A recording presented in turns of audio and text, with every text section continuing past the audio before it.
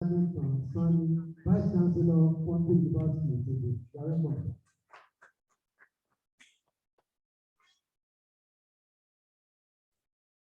One of our resource persons, the person of Professor Amidu and Oloyede, ex-Dean, Faculty of Arts, University of Ibadan. You are welcome.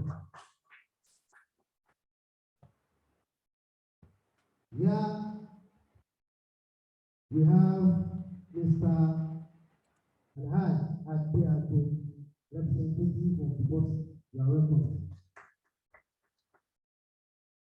One of our resource persons is Mr. Christopher Olu from Library, popularly known as Today Tomorrow. You are welcome.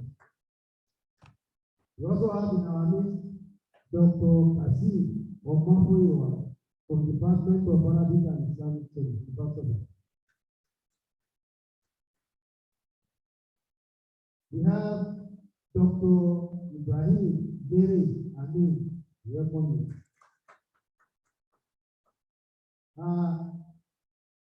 In Yoruba land, there is a particular saying that Ebola Kenya,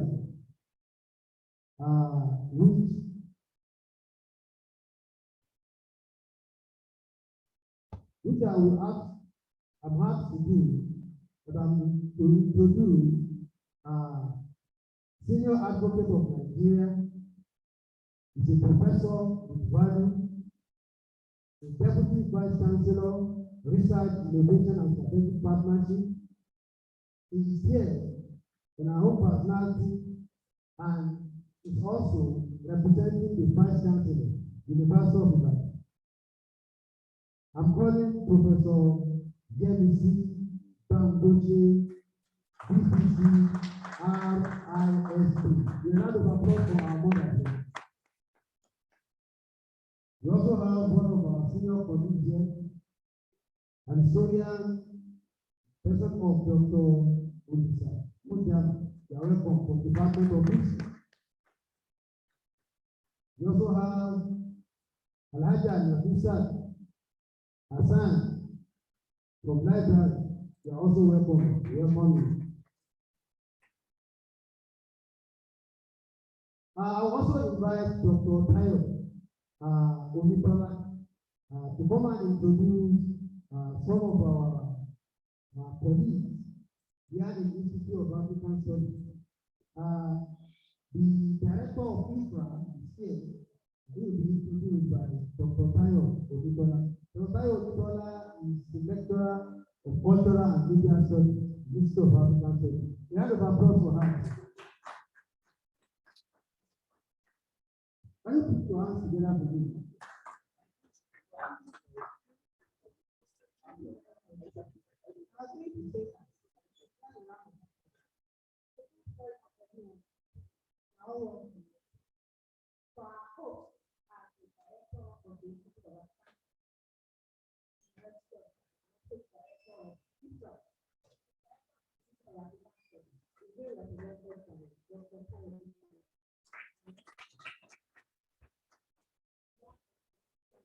I see that executive progress of the postgraduate college in Amidu, Professor and Amidu. At this moment, in which personality approval to whatever the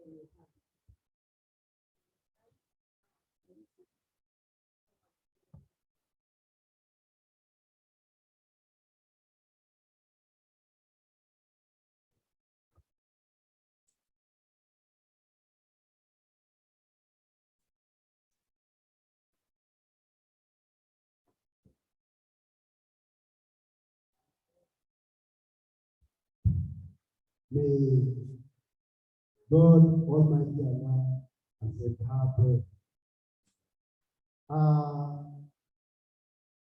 The chief host, as the person that we are going to call to the high table, the person of Professor Oloyede validation.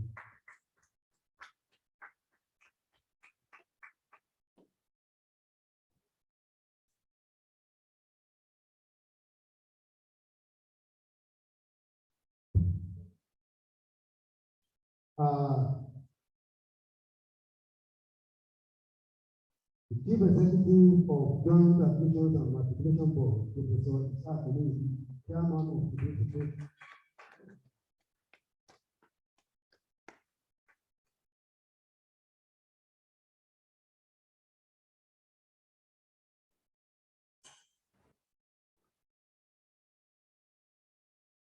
Professor Amidu, Sanni,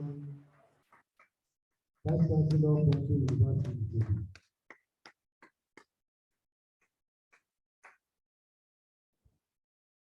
I will plan that we should move to the center to occupy. Our mother, Professor Amidu, please come and sit down with your colleagues. That's the frontal row for the professors. The deputy provost, College of Postgraduate School, University. Professor, I think you are welcome.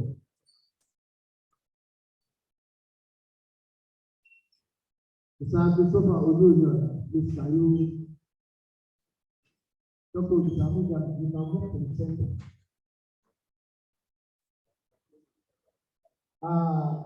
Mr. Christopher Oloyede is taking dual role as a resource person and at the same time representing the Youth Library University. Can you come forward to the meeting? Yes.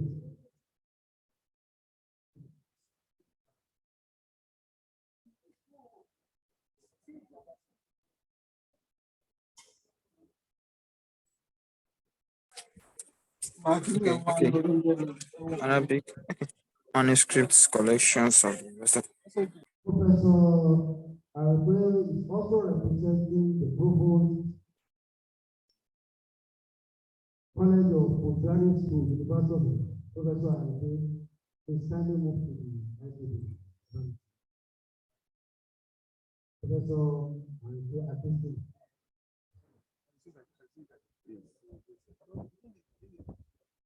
Dr. Kayode Samuel, Director, Institute of African Studies. No, you are old. You are old.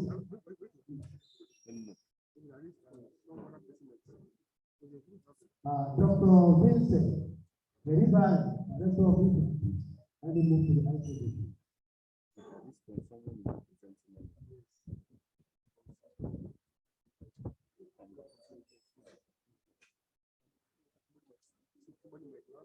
Shall we rise to the national anthem?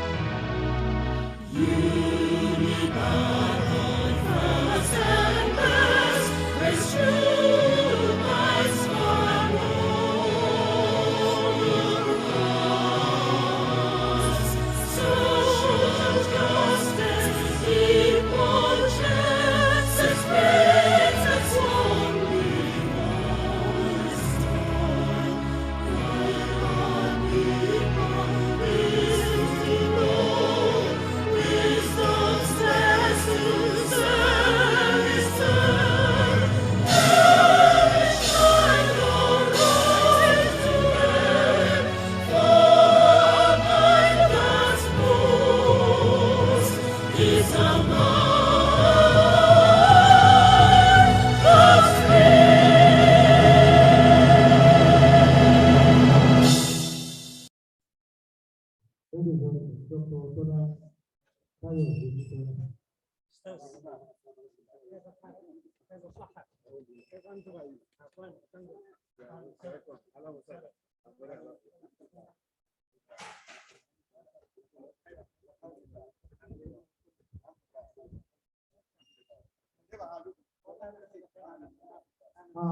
also recognize the presence of Professor Amidu for Osogbo University, Sokoto. Prof, you are welcome. We also have Professor Laban from Osman University, Sokoto. Let us also recognize the presence of the head of department, Arabic and Islamic Studies, Professor Wale Abba. You are welcome. Dr. Ibrahim Olagode Islam from Arabic and Islamic Studies, you are also welcome. Dr. Muhammad Kuyeli Gusala Bukari from Arabic and Islamic Studies, you are also welcome. Thank you very much.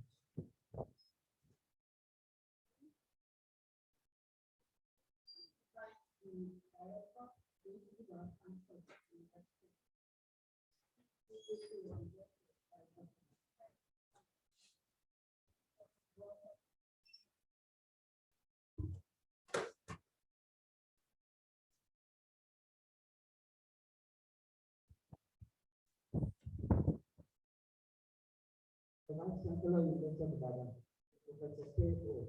Oloyede, FAS, Keynote, represented by the Vice-Chancellor, Research, Innovation and Strategic Partnership, Professor Yemisi Languages, SAF. Good morning. The chairman of this occasion, Professor Oloyede, Registrar, CEO, JAMB, and former Vice-Chancellor University of Illorin. The keynote presenter, keynote speaker, Professor Amidu, Sanni, Vice-Chancellor, Fountain University, Osogbo.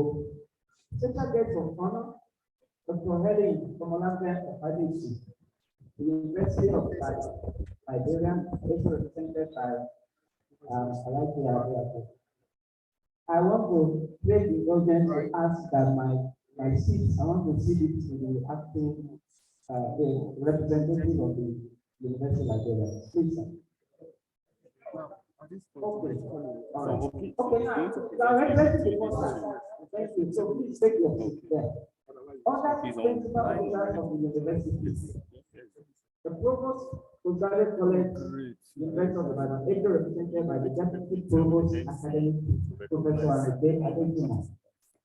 Director IFRA, Dr. Vincent Vice. All deans and directors present here, eminent professors and heads of departments, research persons and participants, gentlemen of the press, invited guests, our dear students, distinguished ladies and gentlemen.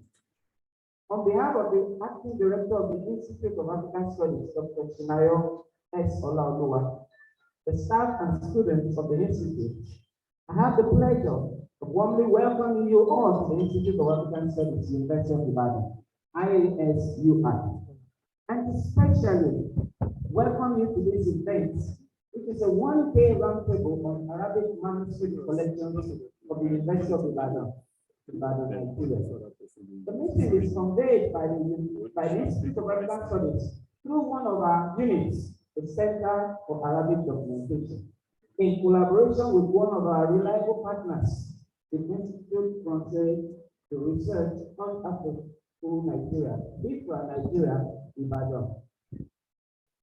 First, I would like to observe and actually announce that the Institute of African Studies, University of Ibadan, will by next year, 2022, be celebrating the 6th decade of its existence and providing excellent service in knowledge production through research, teaching, and publishing on numerous African experiences from the vantage of the multiplicity of disciplines. Institute's solid intellectual building is firmly anchored in our multi and interdisciplinary foundation, which has sustained the growth and expansion of old and emerging fields of studies alike. At present, in the Institute, we run 10 unique academic programs at master and doctoral degree levels. The IASUI has not only nurtured academic programs and win some of them in the university, but she has also continued to build bridges across various divides within scholarship. All these are achieved through incisive scholarly engagement with the nuances and disciplines of African life on the continent, as well as its diaspora. It is within the Institute's broad mandate, intellectual and social commitments in the context of an increasingly globalized 21st century that we strive to initiate conversations bordering on shifts and transformations in social historical processes that embrace innovations driven by the emergence of a slew of digital technologies. The Institute owns a number of centers, including the Center for Arabic Documentation, WADA, ICAMP, CADOC, and Abolu Research Center. It also houses two important organizations and establishments who are partners and collaborators with us, namely IFRA and the Center for Black and African Art and Civilization, CIBA, within its physical and social spaces. The Center for Arabic Documentation, on whose initiative this roundtable is being organized, was established in 1963, a year after the Institute itself came into existence. And this was in response to initial proposals made during the first International Congress of Africanists held in Accra in December 1962, for the creation of a center in recognition of the fact that many of the peoples of sub-Saharan Africa have, for several centuries, used Arabic as official and literary language for many different types of written communication. Secondly, the urgent need to collect and document materials existing in private hands gave impetus to the establishment of the center to the following objectives. One, to hold on microfilm copies of all Arabic documents relevant to West Africa, not only those of historical, but also those of religious, literary, and social interests. In effect, whatever Arabic material is relevant to the study of any aspect of life in West Africa, past and present, is within the domain of this particular center. The center will not only store documents written in Arabic language, but also warehouse all relevant documents in those languages which have been written in Arabic scripts. Secondly, to issue a bulletin at half-yearly intervals in French, English, French, and Arabic, providing information about all new accessions to the center. Such a bulletin might also include articles and communications discussing the value of certain manuscripts, analysis of some of the important documents, and of critical reviews of editions and translations of Arabic texts relevant to West Africa. And also to supply the photostats or Xerox copies of any document held at the center on microfilm to bona fide scholars engaged in research or the academic institutions requiring them for furtherance and teaching for research. At present, the center holds manuscripts of both microfilm and paper form, and embarked on acquisition of more Arabic manuscripts that are relevant to African studies. It is a research center of excellence for scholars both within and outside Nigeria. In Majalatu, Lombuntu, the moribund research bulletin and journal published by the center had served as an important source of information on Arabic documents of West Africa provenance in many years. Proposals for the future include development of an academic curriculum on Arabic manuscriptology and translation studies, which we actually have gotten to a particular stage. We are hoping to move into the specialist stage, and I'm sure the Deputy Provost is here to support us in seeing this to future. Publication of text and translation of many documents, which have already been briefly analyzed in the research bulletin, thus satisfying a widely felt need by historians for these important writings of African origin. Today's meeting is aimed at generating ideas on how the center can play more active roles and find data expressions within the value chain system and tripartite ecology of knowledge, which is knowledge generation, transmission, and sharing, in which to fulfill its core mandates. In pursuance and sustenance of the above objectives, the center needs financial and moral support of everyone of us. I wish to appreciate the support and collaboration of IFRA for fitting the bill for this particular event. Thank you very much for the generation. And once again, on behalf of the director of the Institute, who is unavoidable action, I want to welcome all of you to the Institute of Advanced Studies University of Ibadan, and wish you all participants fruitful deliberations. And at the end, for those of you who will return, I pray for safe journey for you. Thank you all, and God bless.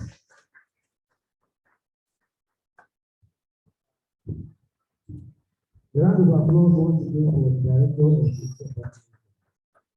Before we go to the next item, let me quickly recognize the presence of our father, professor of professors, the person of professors, the staff of the University of Ibadan.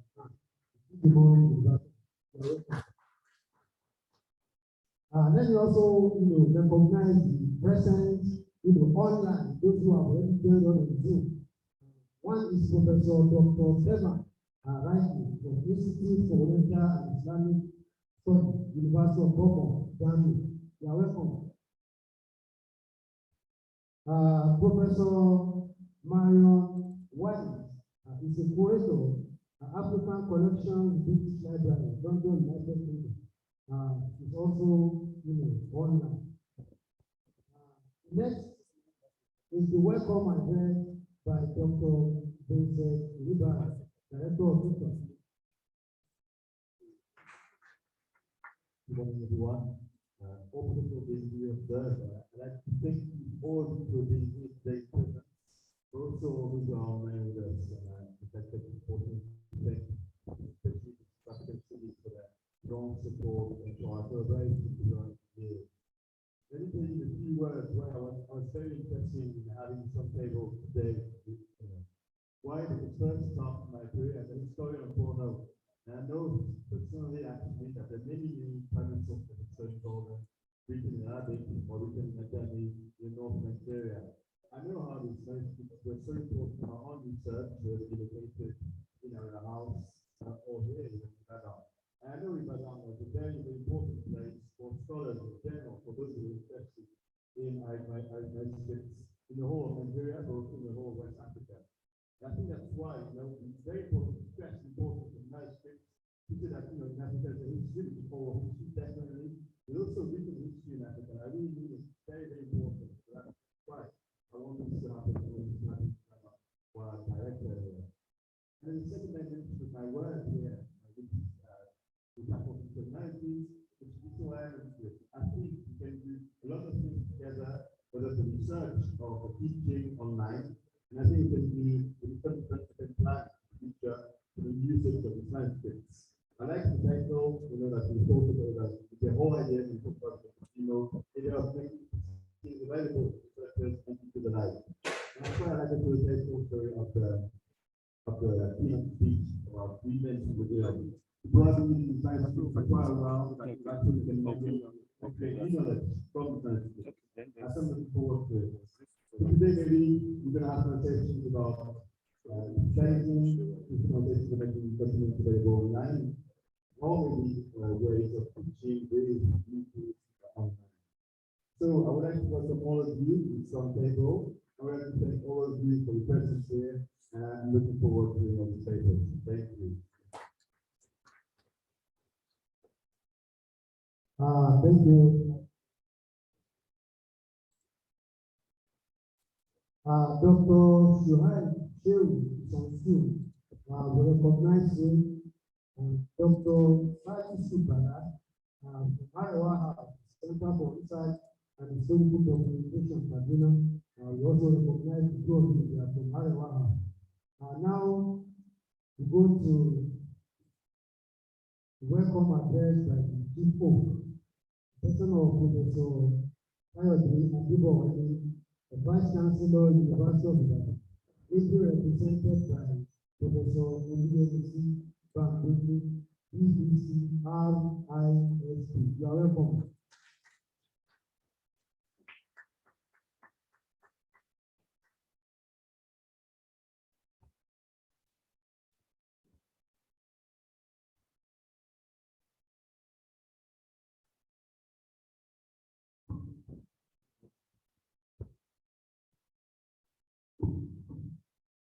Distinguished members of the roundtable, I especially recognize Professor Is-haq, Oloyede, Professor, Registrar of and Chief Executive of JAMB, a former Vice-Chancellor. We cannot stand anywhere and talk about Professor Is-haq, Oloyede, and a round of applause will now be given to you.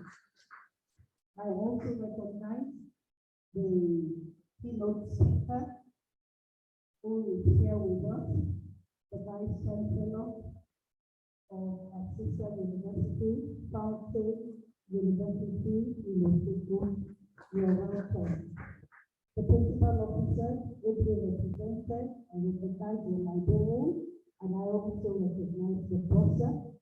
I recognize also our host, Dr. Vincent. Thank you very much for the sponsorship. Without you and your institute, this will not be coming up. I recognize the ICB, my sister, Professor Amidu, who is also here.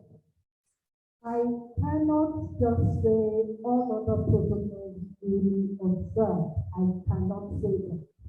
When Professor Amidu is here, a renowned scholar, please appreciate him also. And I cannot also that all protocols being observed.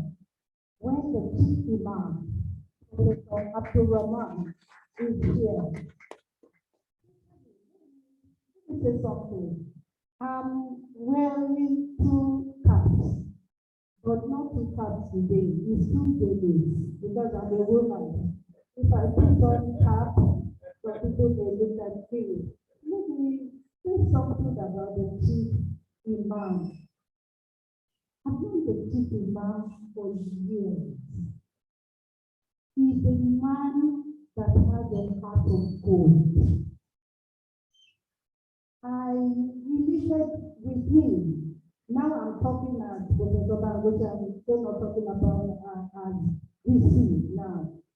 But I cannot just gloss over you. I will know this man anytime I see you. We saw last week and I was saying this man a long time. We have a women's law clinic and sometimes we have issues there and issues that have to do with the media. And when we have issues that have to do with Islamic faith, I just put a call to the chief imam. Chief imam, we don't want to go wrong. We don't want to go against what the Muslim faith says. Chief imam, we have this issue in the Muslim faith involving people in the Muslim faith. And the chief imam, the way he has always handled the cases, they are dealing with fairness, with justice, with equity.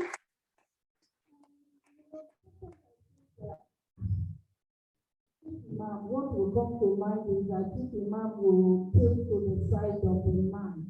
But no, he will do it the way it should. Imam, I celebrate you. Thank you. I'm so sorry, other distinguished, if I've missed anybody of importance, please forgive me. Distinguished scholars that are here, ladies and gentlemen, I bring one greetings from the Vice-Chancellor, Professor K.O. Adeboale, who is unavoidably absent. He is attending to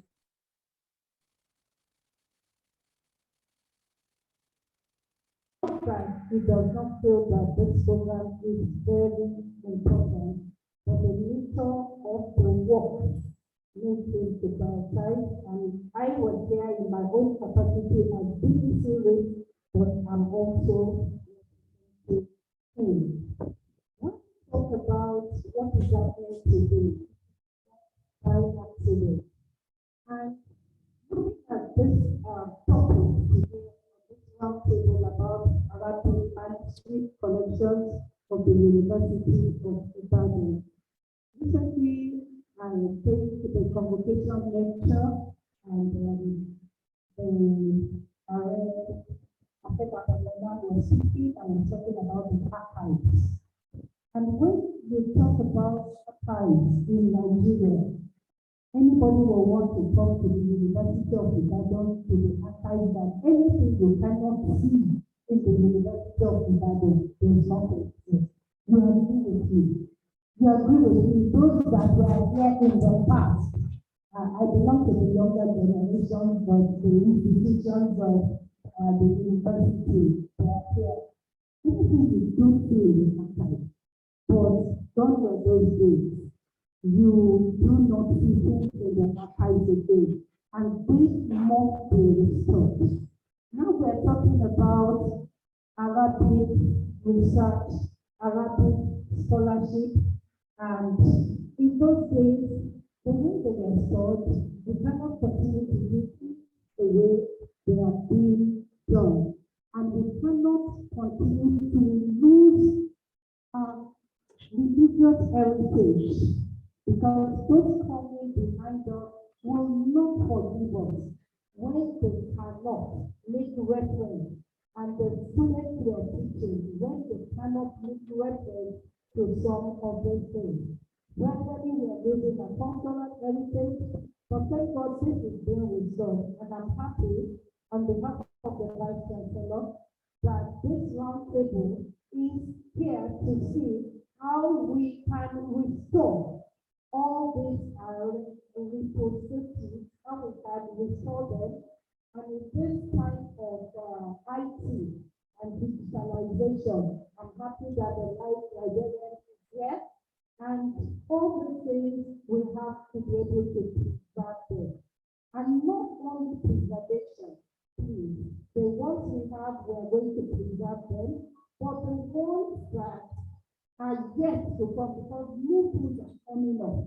Our students will need to be encouraged to make sure that they do research in this work so that we can have rich resources that people from all over the world can come, and when they are talking about Arabic collection, they can talk about it in the University of Ibadan.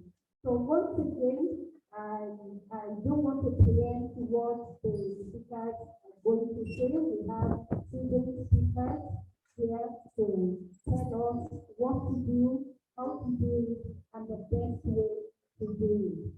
This program, I know that some people came from far and near. For those who came from far, those who have never been in the university, those that are there, please feel at the end of the cool evening. A lot of trees around. Feel free with the community to move around the University of Ibadan, which is the first and the best, and see what we have here. It is not just work. We also have play. This is a zoo, this is a botanical garden. That is where we have things that are preserved. Once again, I welcome you to the University of Ibadan. And on behalf of the Vice-Chancellor, I wish us very fruitful celebration. Thank you.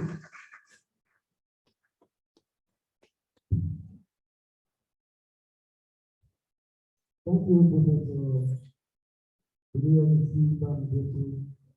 representing the Vice-Chancellor of the University.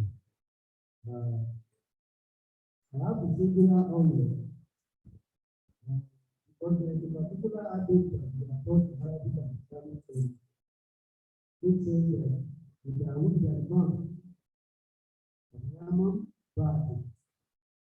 when the water is found, understand that Abidjan is what is not as well.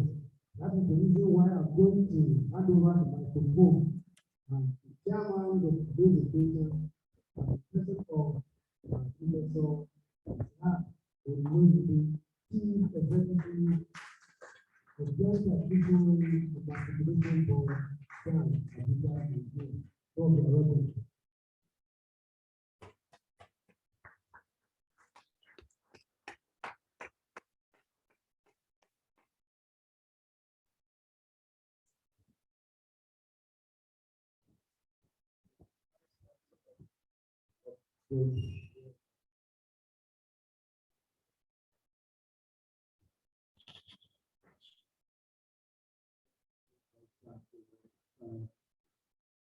Innovation. Partner.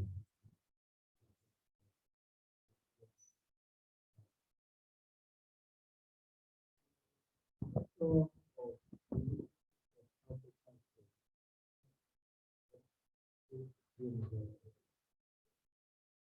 contrary to the Center for Arabic Documentation of the Institute.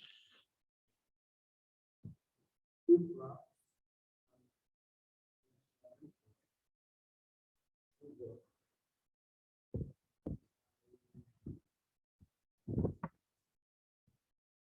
head of the department, the head of the department of Arabic and Islamic Studies of the university.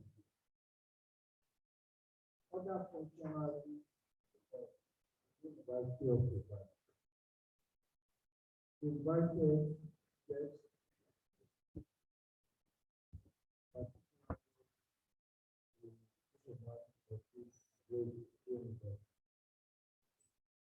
distinguished ladies and gentlemen.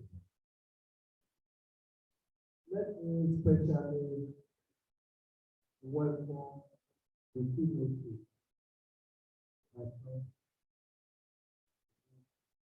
the Vice-Chancellor of Fountain University, DC. Distinguished ladies and gentlemen. Let me congratulate the organizers of this meeting, the founder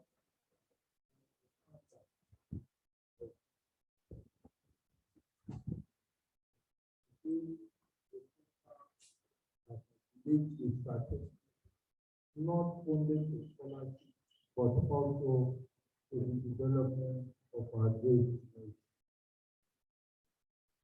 This roundtable has ordinarily as is for everybody who has a sense of peace, who has commitment to scholarship and the advancement of humanity, particularly those of us who claim to be happy. The fact that we are still discussing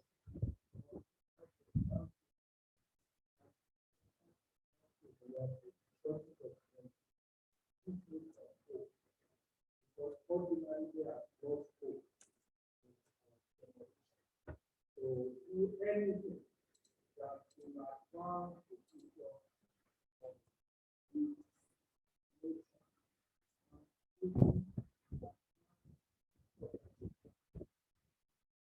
I'm aware that myself, I think that in the monitoring of the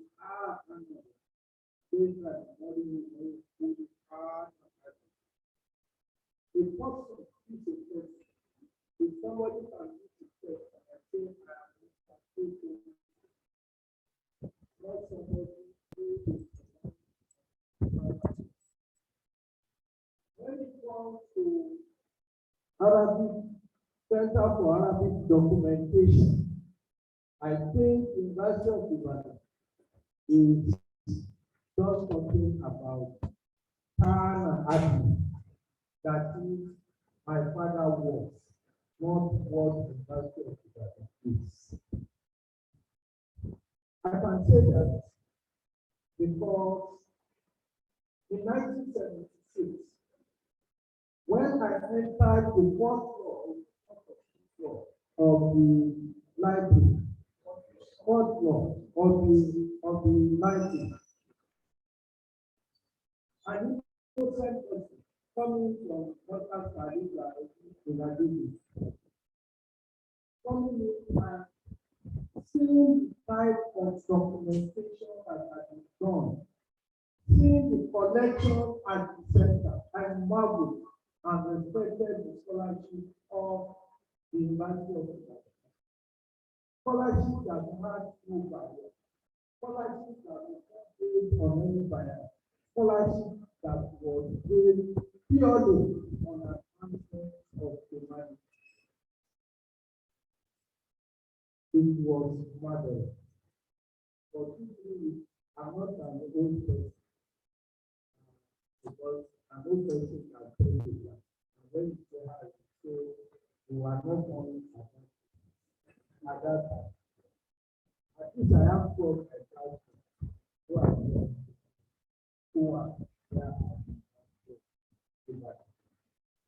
But as a Vice-Chancellor of the University of Ibadan, I said that I worked because of the bastardization of that life. I worked just as I prayed for this. I always thought almost all those who destroyed that global thing. So you cannot understand when I was invited to that, I had to do everything humanly possible to be there. Which are done and taking it of that giving 12 years of the. But because I must register my voice in thanking IFRA and Institute of African Studies for Teaching for embarking on what is like a rescue operation. It is very, very Arabic speaks through ajami manuscript. And Arabic as a language plays a critical role in the transformation of African history and culture, African heritage, from oral to written form. The reconstruction of African history and the recovery of its heritage owe a lot to Arabic language and Arabic.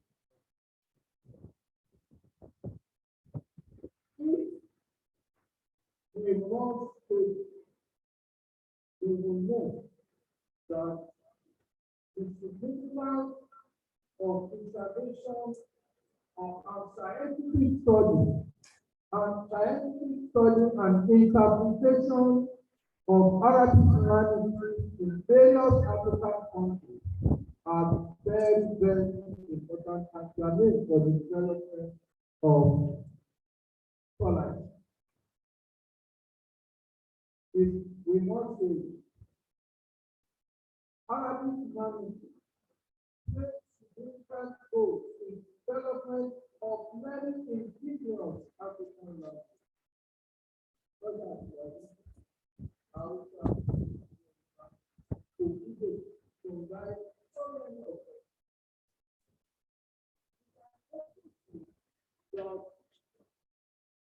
Arabic, through the instrumentalities of the Department of Arabic and Islamic Studies of the University of Ibadan, Center for Arabic Documentation, and a crowd of dedicated Muslim and Christian Arabic scholars, they unique and prominent feature to the magnitude of history.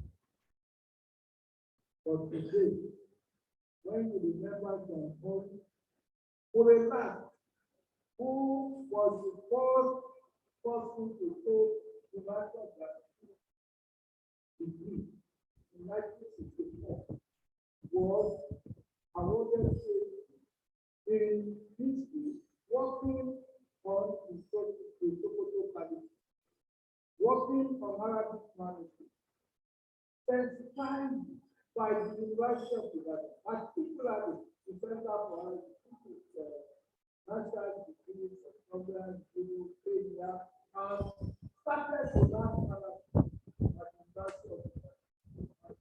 The contribution we have at home to the development of humanity. Not only the development of Arabic and Islam. John Paul, HSCT, data and Professor D.K. himself, Sabine Yoba,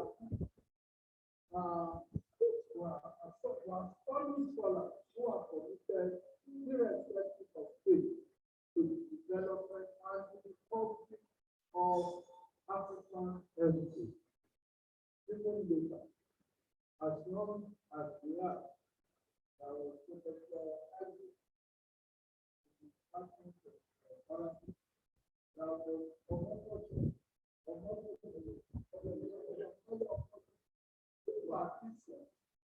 and they contributed in this same university to the development of Arabic.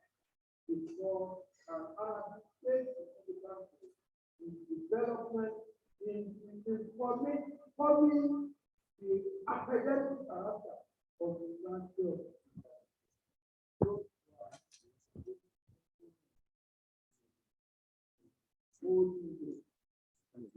And only rely on the fact of the culture of the life and war. When it comes to playing the relevant in the recovery of African history, the construction of African history, the colonization of African history. But now, materialism has taken over. Everybody is interested in economic, political, even issue of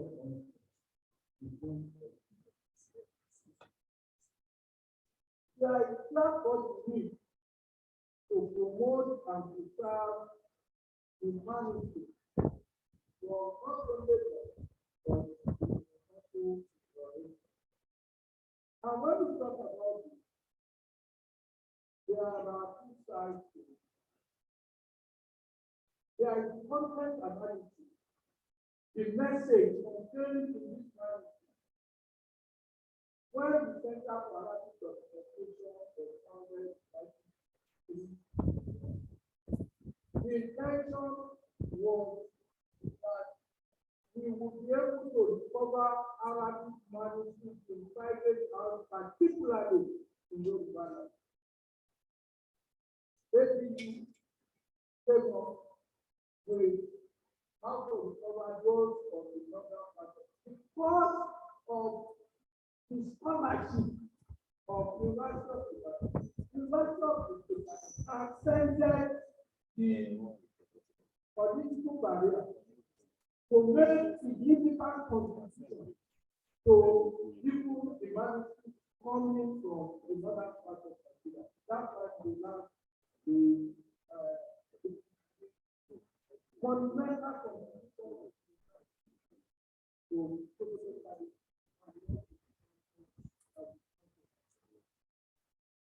but the first side is done analysis of the country. But it's connected to the second part of it is what if I go to the second part? The second part, they are still working. They are still working because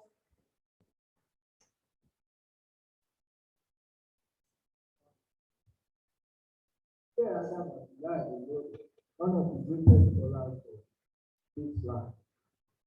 had said that if you claim that your father was sick, I will say yes. But I can also add that the people who back to what white people, those days are left behind. People who are not ready. The job was not abandoned midway for so many reasons. And many, I can use my chest and say 50% of the Arabic manuscripts in Yoruba have not been studied. 60% of the Arabic manuscripts of historical and other institutions are still lying in private hands. In 1976, I was part of the first institution to go into Shaki, in Series, to make photocopies. Something was designed. When money is made available to go and collect the manuscript, make photocopies before they were they didn't cost the value of the life. The first people will steal our money. Make photocopies. We got to return the photocopy to the value of the life. We were, I think, for about 7 weeks. We were sharing all those things. All those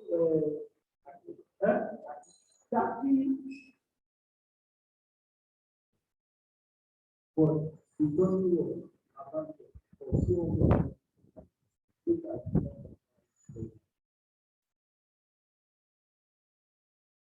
The preservation of the materials gathered, which I regard as less cumbersome and less of people problem, has not become a problem.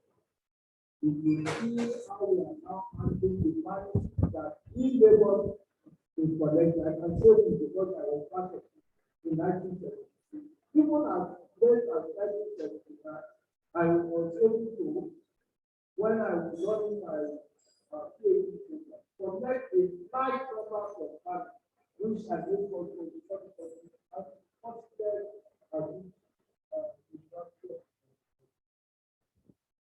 the last time I asked them, how much was it to take their use. So, the second aspect is how to preserve them. I don't believe that they are doing enough in the preservation, scientific storage of the materials we have here. The University of Ibadan, I feel passionate and I complete myself. And I felt I should when the first Vice-Chancellor was thinking the University of Ibadan, and I didn't join her. I was feeling good in me because the one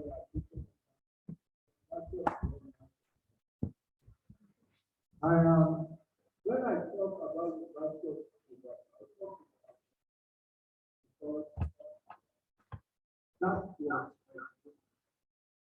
nobody can be more and more than the person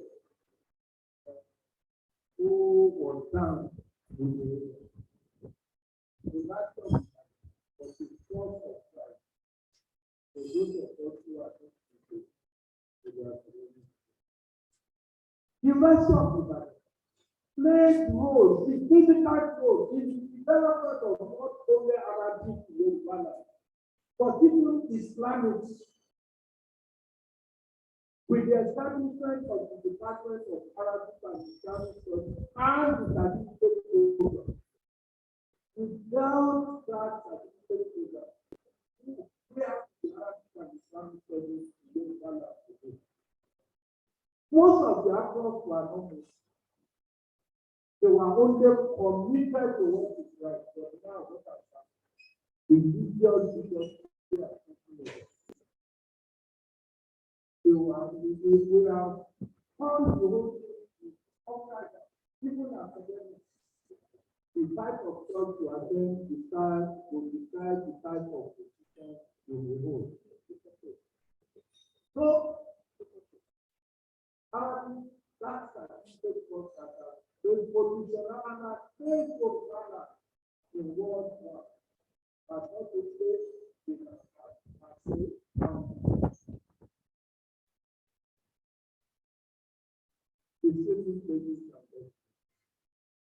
I told you, I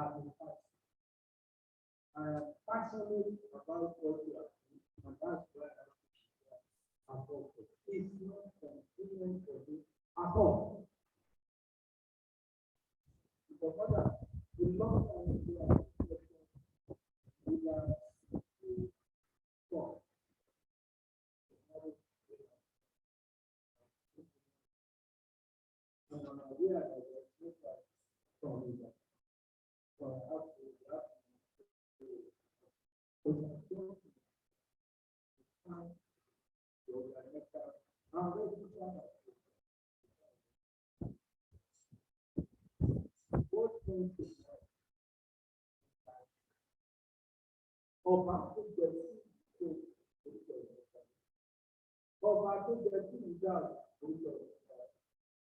somebody who is thinking that the time that there is development, they will never forget.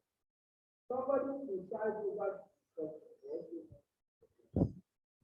I just want to present and when I talk about the disruption the painful disruption of this and explain why that so.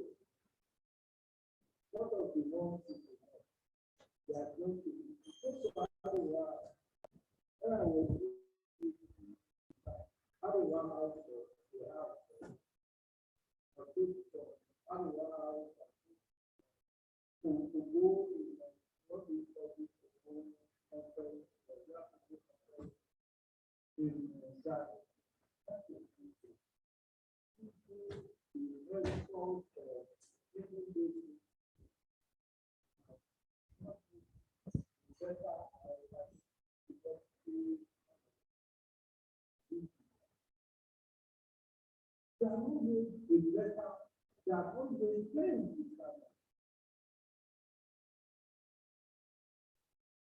and this is more inefficient than using to understand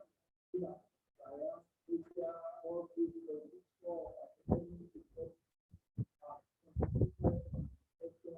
of black monument.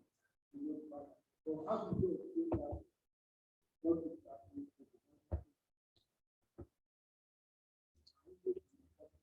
And lastly,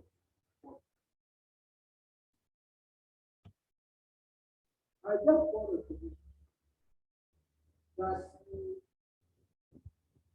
National Arabic Policy Project, which is a paper title, what is the paper title?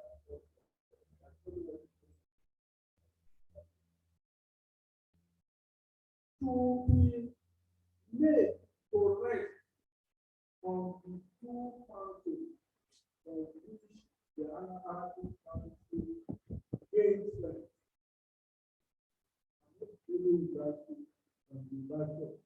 For right places, and because the national was not playing a second team at that time, because the leaders at that time from so many states that were here at the university.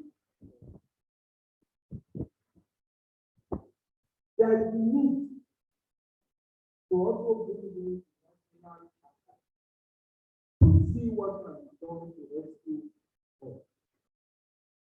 We should rescue the Center for Arabic Documentation Bulletin, which was coming out in the year 20. I can't remember what the following year. But then when I go to the idea, I see and I shake my head.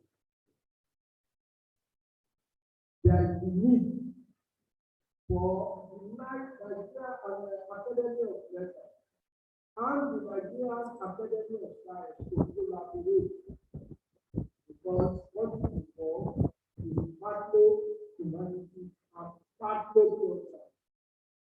Apart from the fact that the content of some of these materials are purely science, that many of the humanity handlers could not even correctly interpret.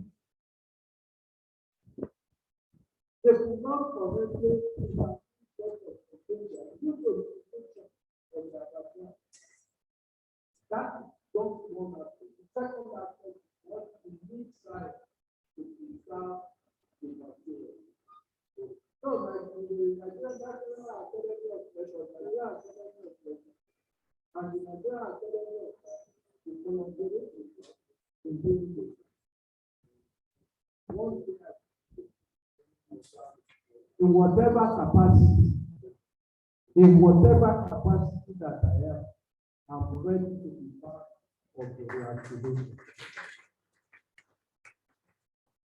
I say it and I give myself because it's not that I was at the University of Ibadan and I was trained on many materials, including the thoughts that maybe I will not be one of the. So we are putting as we need being registrar of that. So the point I'm making is in whatever role that I see God to make me today, I will be ready to go an extra mile in making sure that we rescue this nation from this imminent collapse of the global refugees. Thank you. May God bless you.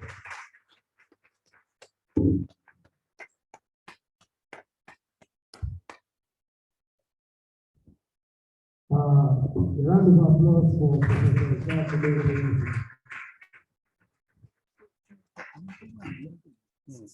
During the course of the opening remarks, our father, Professor Isaac, is online right now, listening to his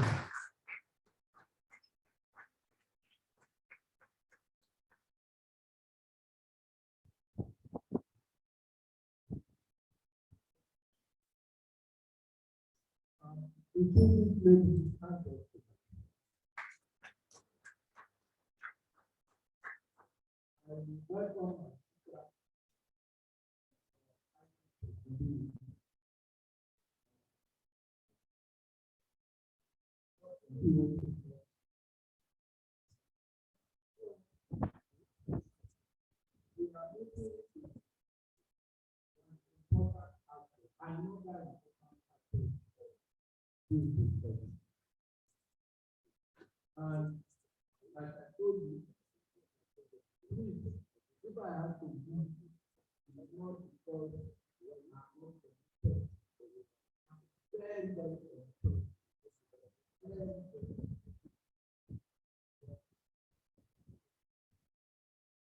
want to like the future.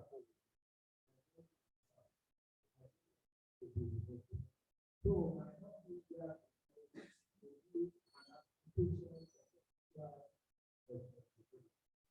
so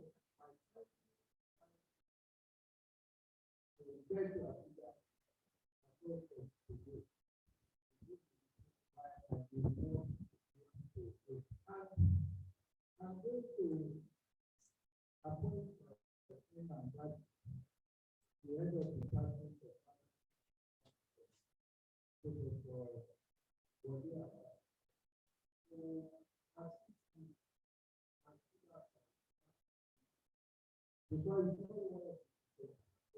and to the organizers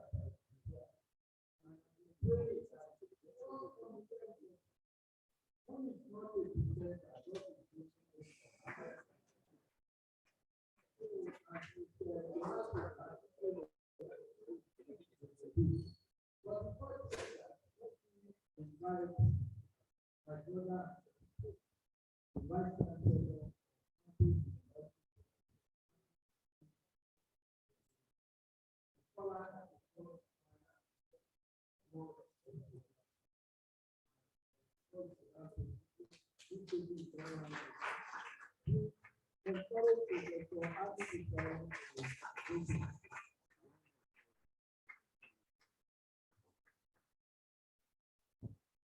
May I also request that the chairman, before he decides to take his friend or UPC to come over here as well. He has done the possible. I want to say that all of us here will actually come down here. He has done the talking, showing. So I just have some slides to show you. I'm not going to do any more. No. He has said all to be said.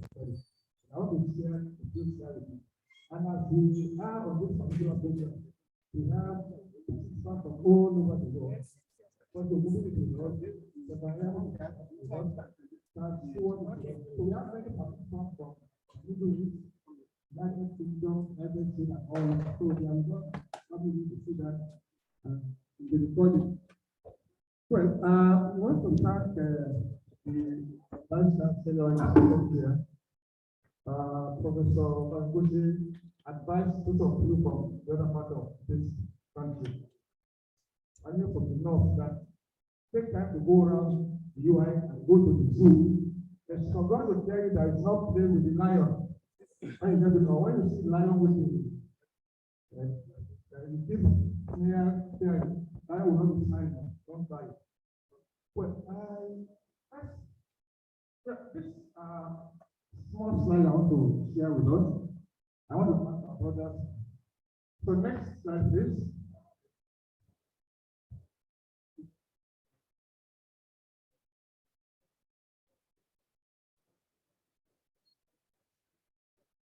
The slide I'm going to report.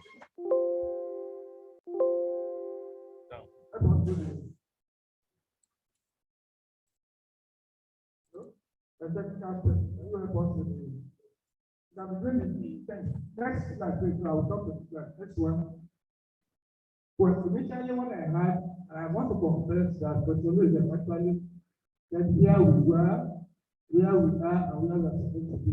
So that's what I want to illustrate on this slide. Next one, please. Next slide. When I decided to this is kind of reinventing the wheel. Yeah, just so that there is a new wave of interest now all over the world, particularly in Africa. This slide you are looking at took place about September 2029. There is this Muhammad studies of Morocco. They have now started an initiative to revive the African heritage, particularly the manuscript. So IAS and CAD will also collaborate with them now. So there's better power in collaboration than individual. So IFRA takes note of this that the work with other agencies and FMOA is one of them. Next one. Next slide, please. Yes, I want this slide to be played. The video clip. I will applaud if the Vice-Chancellor has been here. So already was said, I will nearly check here. That this one we see now will make all of us to screen. I want you to see why that's not the slide for us, and for us to see how the world has actually honored the Arabic manuscript. Please, it's a 3-minute clip, and I want you to, and that will contextualize our further discussion on it. Please play the reflection to that. Now, why is this strong? The commencement exercise of New York University. Ladies and gentlemen, those who are about to receive honorary degrees will now be presented. Senior Vice President Lynn Brown will call upon distinguished members of the university faculty to present the honorary degree candidates. Assisting with the investitures will be Provost Catherine Fleming.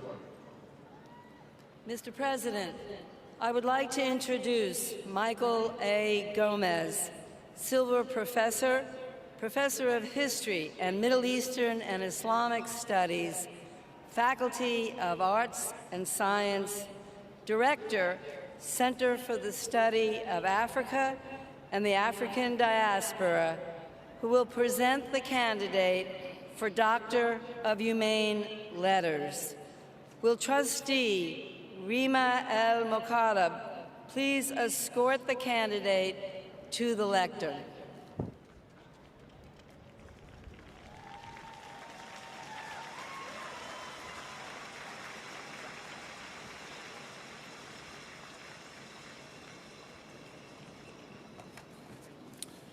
Abdul Qadir Haidara, Islamic scholar, archivist, and librarian, you have devoted your energies for over 3 decades to the protection and preservation of the hidden manuscripts of Timbuktu, dating to the city's golden age in the 16th century, written records of a flourishing culture. These include important religious texts, but also works of poetry, philosophy, mathematics, medicine, magic, history, science, geography, and astronomy. You mastered all aspects of manuscript acquisition and preservation, working many years for the Ahmed Baba Institute to acquire manuscripts long hidden, some moldering in family collections. To house your own family's manuscript collection, you secured a grant from the Andrew W. Mellon Foundation to establish the Mahma Haidara Library in honor of your father. And in 2012, when jihadists torched and ravaged Timbuktu, you led a covert and dangerous smuggling operation to transport hundreds of thousands of the city's manuscripts more than 600 miles to the safety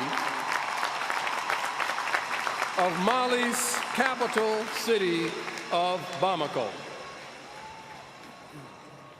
Abdul Qadir Haidara, your courage and diligence were essential in the struggle to save Mali's precious manuscripts, bringing the world evidence of Africa's long-disputed recorded history and the revelation of Timbuktu as an ancient center of progressive thought.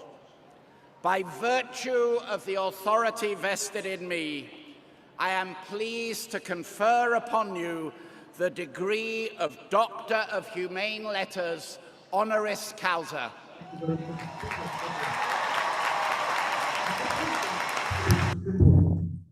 A single individual is given the honor of New University. Ladies and gentlemen, those who are about to receive honorary degrees. Well, so, and that is the lesson we learn from that. Here in Nigeria as well, it has a number of people who have dedicated their entire life in collecting, preserving, repairing, or whatever. And so that's very important for the high manuscript as a talk of knowledge. Let's try this. Now, well, there is now a new interest about the use of Arabic material manuscript for knowledge. And you can see that there's been established that where the entire Europe was still in darkness, Africans, particularly West Africans, have been working very well and writing in abundance. To show that literacy in Africa actually predates even Europe. And you can see from that link that over 40 various forms of writing have been known for close to 5,000 years. So Africa was never in that continent, never. Excellent. Then one aspect of it that I was able to silence our brothers from Morocco, which are also principals of contributing, that a number of Africans in diaspora, Yoruba, Hausa, Fulani, whatever, that have been fetched away through slavery or in past Atlantic slave trade. Many of them were still there, and a lot of their works actually coming on board now. I've worked with some of them. Next one. Yes, some of the enslaved Africans in America today, some of their writings are now coming on board with the same and the study. But I think I want to encourage IFRA as well to take interest in doing that. Next one. Yes, Umar Said, one of the three important persons in the Arabic history. Umar Said was from Senegal in 1777 United States, and some of his works are now coming. 15 of his works have now been discovered, including the translation of Bible into Arabic. Yes, interesting. This is one of the most fascinating things I've seen from the work of Umar Said. The Lord's Prayer, he was the first to translate the Lord's Prayer into Arabic. And something that was very curious about him was that when he was taken to the United States as a slave, when he was asked, somebody bought him a Bible from the Arabic, and that was the thing. Whenever he was asked to read the Lord's Prayer, he would read this, he would try to see, and he would believe he was reading the Lord's Prayer. So he received that to show that he was actually a Muslim, he remained a Muslim on his death, or they were the ones that helped them to translate the Lord's Prayer into Arabic. Next one. Yes, here we are now. From 2 years back, the Ford Foundation, I'm happy and pleased to some of our brothers of the North. The Ford Foundation took interest in preserving the West African, particularly the Iowa House and the Nigerian Arabic Council. And at that time, in 2007, you could see the lamentation of Dr. Oloyede and of course some others. If you read that statement then, 2007, most of the manuscripts of Ibadan are completely damaged, but emphasis mine, and none of the microfilm readers here is functioning. While 3 of the manuscripts at the Center for Art are damaged. Some are at advanced stage of preparation. I'm now quoting the month in 2007. It's 2021. I'm sure most of those things they ever exist at all. It has gone. And the thing was some people consider only to CAP or whatever. Next slide, please.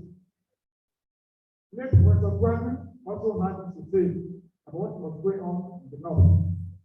He had to visit the cellar in Osogbo, and he was shocked. I was weeping. I was very bitter that most of this, if you see what he was saying there, that was in 2009. Next slide. Yes. Now, when some 11 years ago, this center was celebrating its 50th anniversary. And I think I've given too many clear note speeches that I still lost the keys. I was the one that came around here to give this keynote speech then, and some recommendations were made. That was 2002, 2012, when this university was prepared here. Unfortunately, many of the recommendations given then were never implemented. So I'm going to rehash some of those things again today. Perhaps somebody something out there listening to us and assist. So next one, incidentally, yeah, you can see I see that let us begin to me. This is a folder. Next one. Some of those who are there then are speakers, Professor Amidu, was still talking to the PhD. Professor Oloyede was there. Interestingly, Vice-Chancellor was invited there, who actually wanted to got the other and did a lot of suggestions here. He was able to work on those suggestions. You will see the outcome today, which I think is proud of us. Next one. Yes. See, the center for private system, that was the last one I had. But after I don't know. Okay, now the next one. Yes, this is to be your work room. And I said, here now, I don't know. Next. Yes. This was your active microphone. As of 2016, most of them were almost families. By now, I don't know where they are still there. Because you know, we will tell us whether they are still there or not. This was short. And I want to tell you something that happened, which also pleased me more. After the Ford Foundation assisted the Iowa House, I also got in talk with the Ford Foundation in Lagos.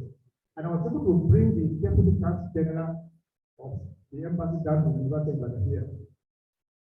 But of course, that's why I say I'm not happy to do this in Australia. You couldn't see the Vice-Chancellor campaign, I tried all I could, bringing the Deputy Chancellor of America to Ibadan from Lagos. But this will not realize the importance of what we are talking about. At that time, we also had just one digitizing scanner at the main library. At that time, they were digitizing the actually latest. I remember that. And also material from Reverend Tutu, the father of the. But I had just one functional scanner, and I was prepared to get them something from the American company. But because the CEO there was not available, he just had to go. As soon as he got back on the 7th of the last month, this month actually, I celebrated the convocation, the month of November in February. On the 18th, I was also here. The other professor was also here. I was also trying to get something for the center here. I tried to reach out to the Vice-Chancellor. He was at the meeting. Send me a note. I hope he's going to acknowledge my note by tomorrow. Just to tell you how essential we have been at the country. I mean, at that level. So let's go on. Yeah, so what we have done in the past and what we intend to do and how the world has moved on where we are still where we are. Go on, don't want to go that how. Yes, if you want to manage or JAMB, this is one of the outcomes of my involvement with the Matriculation in West Africa. And as the Nigeria was the North Africa, many of those materials that were taken over to organizations are not being restored to life through digitization. And what the type of thing we are trying to do for University of Ibadan. So you can see many of those things are some of the things from this thing was being done there at the University of Ibadan. And I think this was to do assist us for us to start something like that here at the city. Many of our own people here are not interested. Unfortunately, that is good one. Next one. So, the person who suggested there that will assist the Center for Arabic Communication and higher quality, let us have a comprehensive catalog first. Let us know what we actually have. That was already was saying that 60%, more than 80% of what is out there is not on record, on record at all.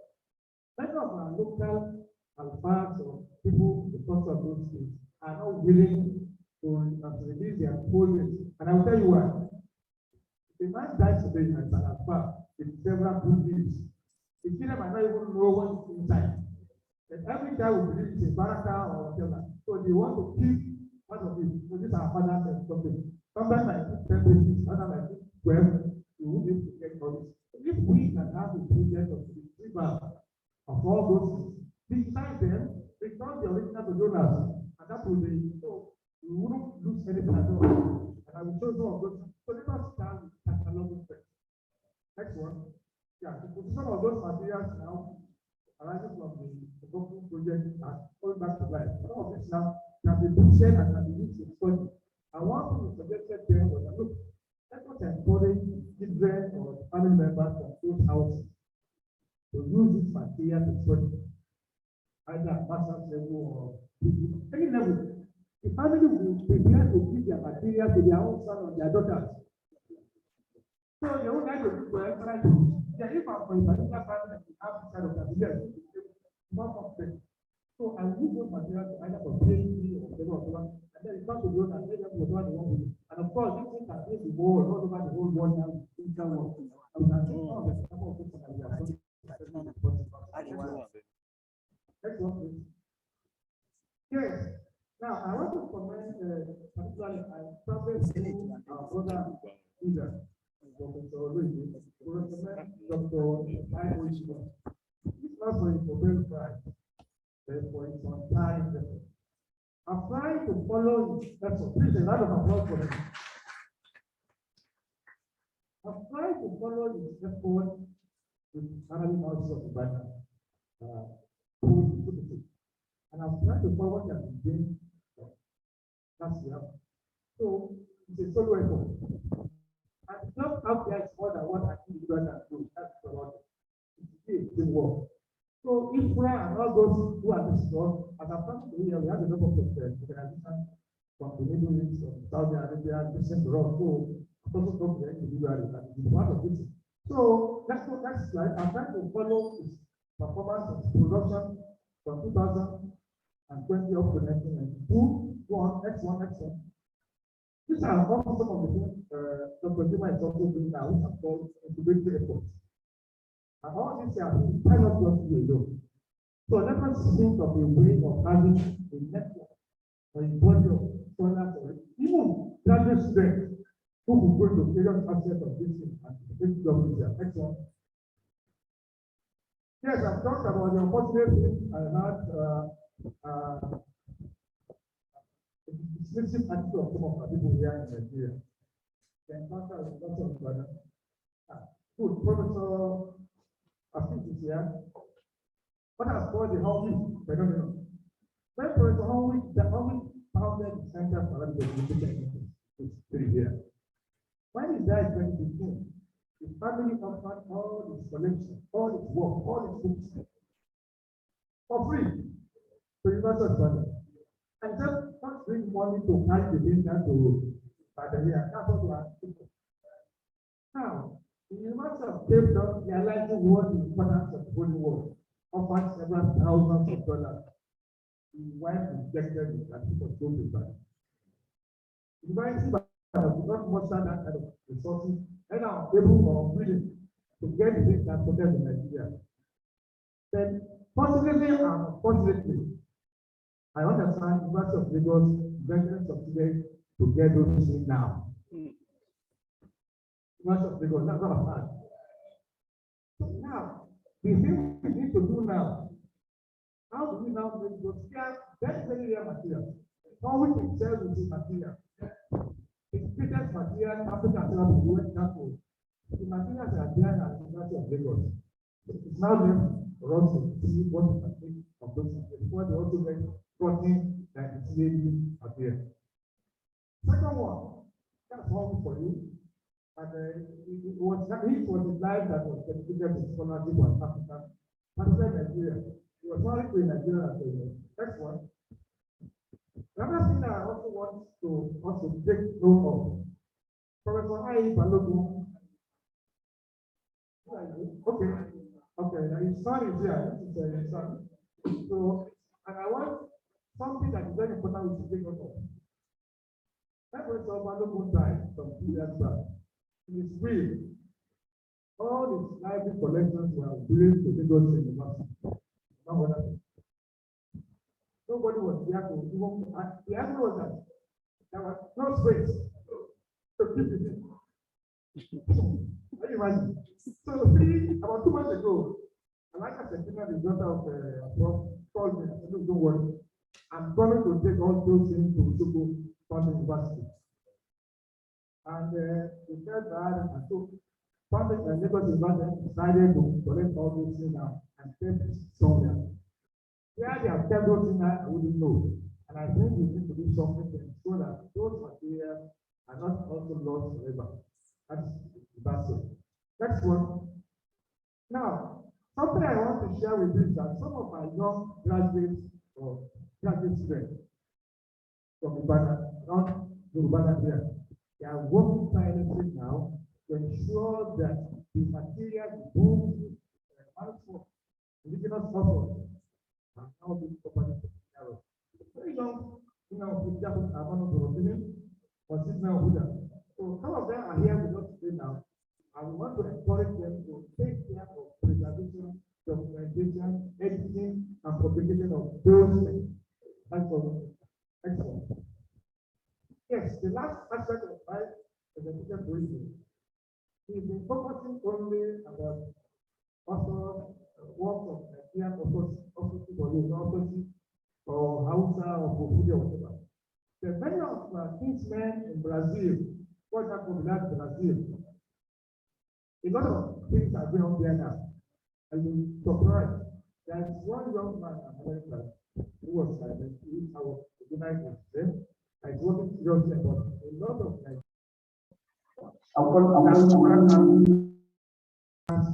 Arabic of Nigerian origin, which they are working on. So let's just show some slides of that one. Go on, next one. Next. I consider it from the 1820s, many Nigerians, or let's say West Africa, were turned to the Atlantic world, outside Fulani, Borno, Bezi, Uganda, Fulani, since 1820, and some of their works are actually coming on that. So what can we do to bring those things back and at least make them available for scholarship? And also serve as sources of history. There is a need to decolonize our history. All those things that we said about us, whatever. It is we who can tell our story better and more correctly. So go on, next one. Yes, this shows the kind of thing that was going on. A lot of Jalabi was going on through the Atlantic world, they died their father's work to that. I can see that. Now, power, how they were using power Quran and whatever during wars or tribal kind of thing. That's the Atlantic world as well, Brazil, what I'm trying to say is that materials are out there waiting for us to work on. And it's not a simple man's work, but it requires a lot of commitment and funding. Next one. This man, this friend from Oyo, a friend, and I was second in Brazil for a long time, called Abubakar. I've not seen something, and a lot of his work and writings are equally there. But yeah, you can see that JAMB also in it's this one Arabic, where the Brazilian language uses the Arabic character, just as we have Hausa, Yoruba, something and other. Yeah. And of course, one aspect of it is how these things are used to teach young students at children at school. We also use the facility of JAMB to teach out those of you from the northern part of the country, remember that years ago, they had something, the evangelist, was using the ajami to propagate the fire crusade in Kano, before he was very serious to them. That's what it is. Yes, well, and I think that there is something else that this is the oldest Yoruba ajami poetry activity today. So if I have people going to get it from Badamasi, Illorin there, from Ibadan. And there is a lot of this material out there where others will use the Arabic letters to write local language. And you can see something peculiar here, how the Arabic partial system, the language system of Arabic is also being used by Yoruba singers and writers. And this one is like one Rahim. Now, this is one Tony Lalubari, Tony Bagara.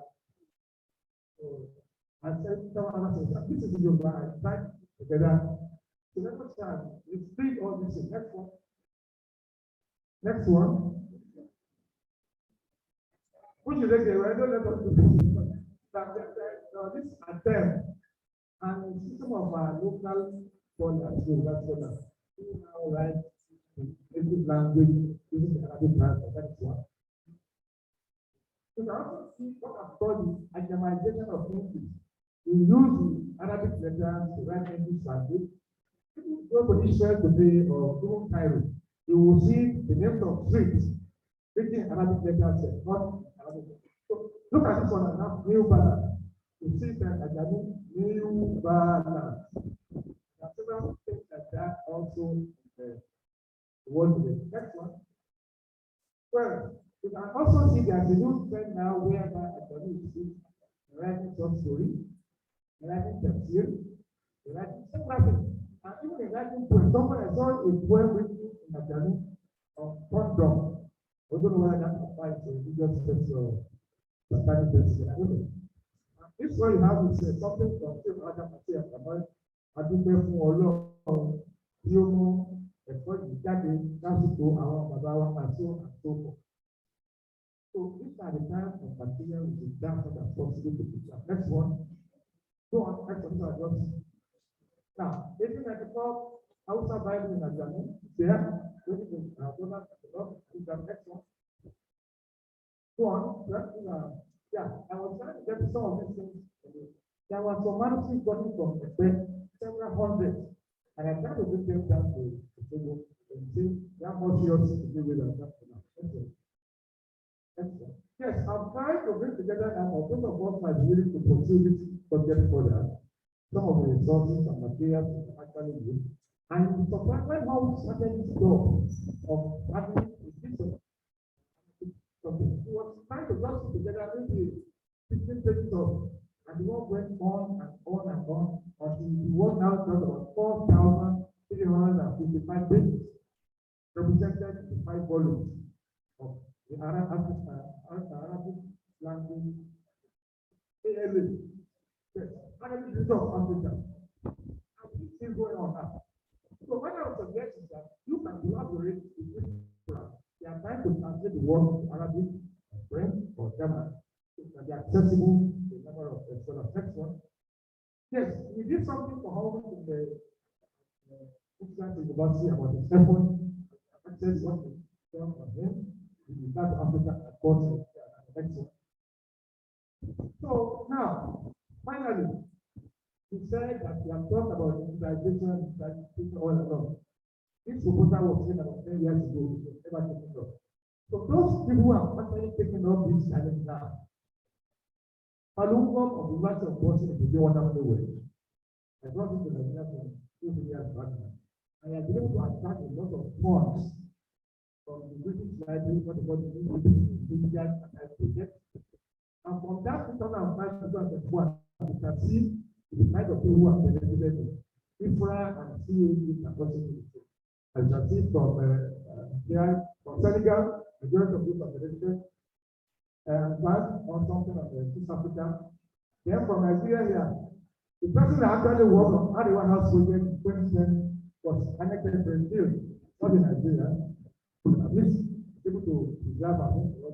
Of course, MN from Illorin did a lot of jobs from 3 years ago. So we too can also give into that one. This is start from somewhere. Let us get some of our own manuscripts we have, get them inside and get from them. Next one. Okay, yes, these are my proposals and recommendations. I hope, inshallah, this is 2021. Yeah, all those that are around the 2021. I hope before the day to come and do another keynote address. When I have to repeat all these proposals. Some of these proposals I'm saying here now were said some 10 years ago. Nothing has been done. Sometimes you want to ask yourself, maybe you never can see somebody in somewhere. So I'm thinking that the housing material now is really large. What can we do? Like so Arabic program. So that happened now, I have to die after 7 years of war.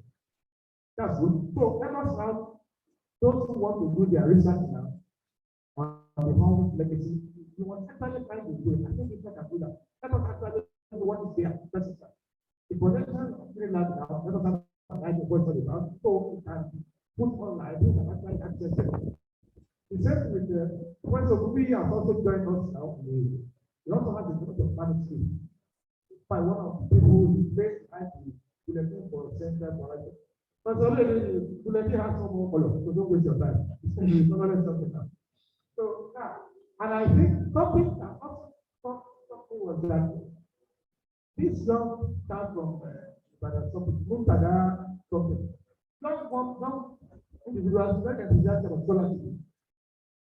They should the IFRA see it to find a way of taking them on board. They can go to assist very much to get most of this day. It's a good project, several hundred pages, wonderful work. So they will be able to assist make this project worthwhile. Then our local people here, let us talk about technology, training of our local conservators and provisionals. Now, let us also find a way of benefiting from international. There are several resources here. I'm happy by your wife is going to join us from British Library and several others. So we want to do something. Let's begin the next one. The resources, well, some resources that you can access. Some of those things, the first one, resources, the next one. Okay, the brief once the reading material. Next one. Next one. Next one. Lot of time. Next one. Okay, thank you very much.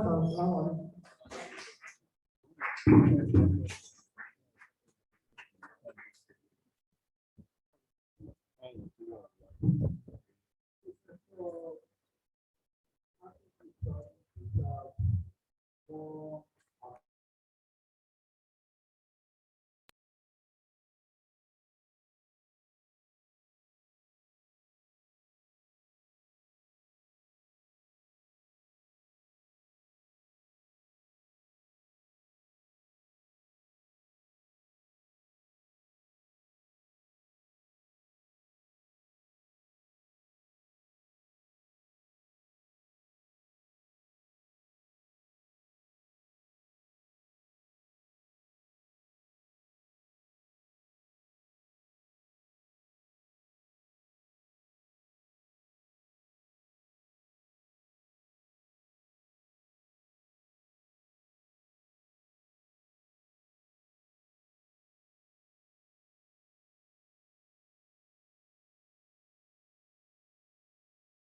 the work.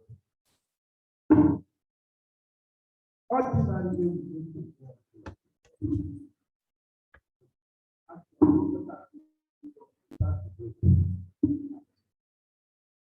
I think in order to use the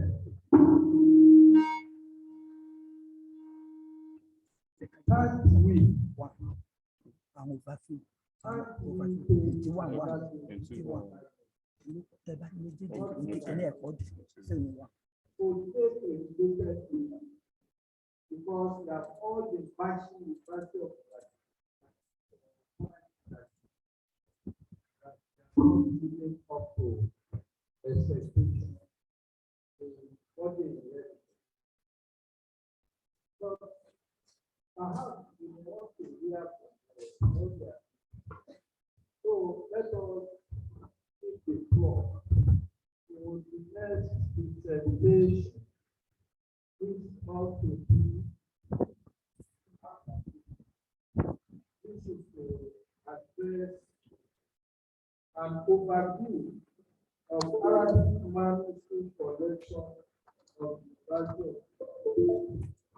by Amidu of the Bible. Dr.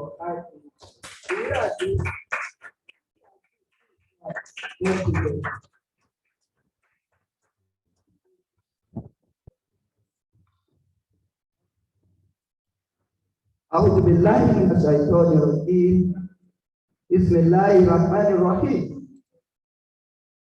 The chairman of this occasion, the chief host and the host, all the invited guests, our resource persons from Sokoto, from Kaduna, from London, from Sanni who are online.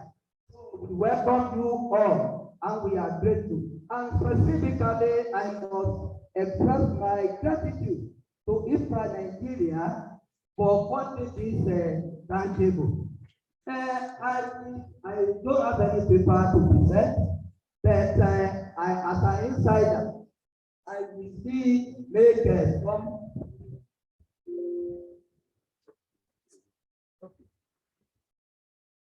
Yeah, as been confirmed by the earlier speaker, what I intend to do is not the general overview of Arabic language at the University of Ibadan. University of Ibadan, precisely, we have at least two major repositories of Arabic manuscripts. The first one is Keynote Library, known as UI Library there. The reason why I mentioned Keynote Library before my own view is that University of Arabic collection started in 1954, and the CAD started in 1963. That is why I mentioned them first. Then the second repository happens to be our Center for Arabic Documentation, a unit of the Institute of African Studies. Now, as the Keynote Library, I will discuss through all our collection as we are seated there to see whether what people have been saying are good or not good. We are going to find some of them. Then let me just say this.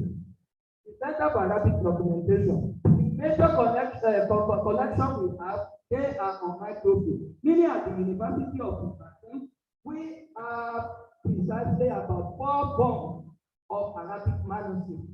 There are some that are microform, either microfiche or microfilm, and the other one original manuscript in the handwriting of the author or in the writing of the copy. Just near photocopy. There are some that they are photographic copies of those manuscripts. I will first of all take us to. I will not bother ourselves with historical background. We have been saying how the whole story started.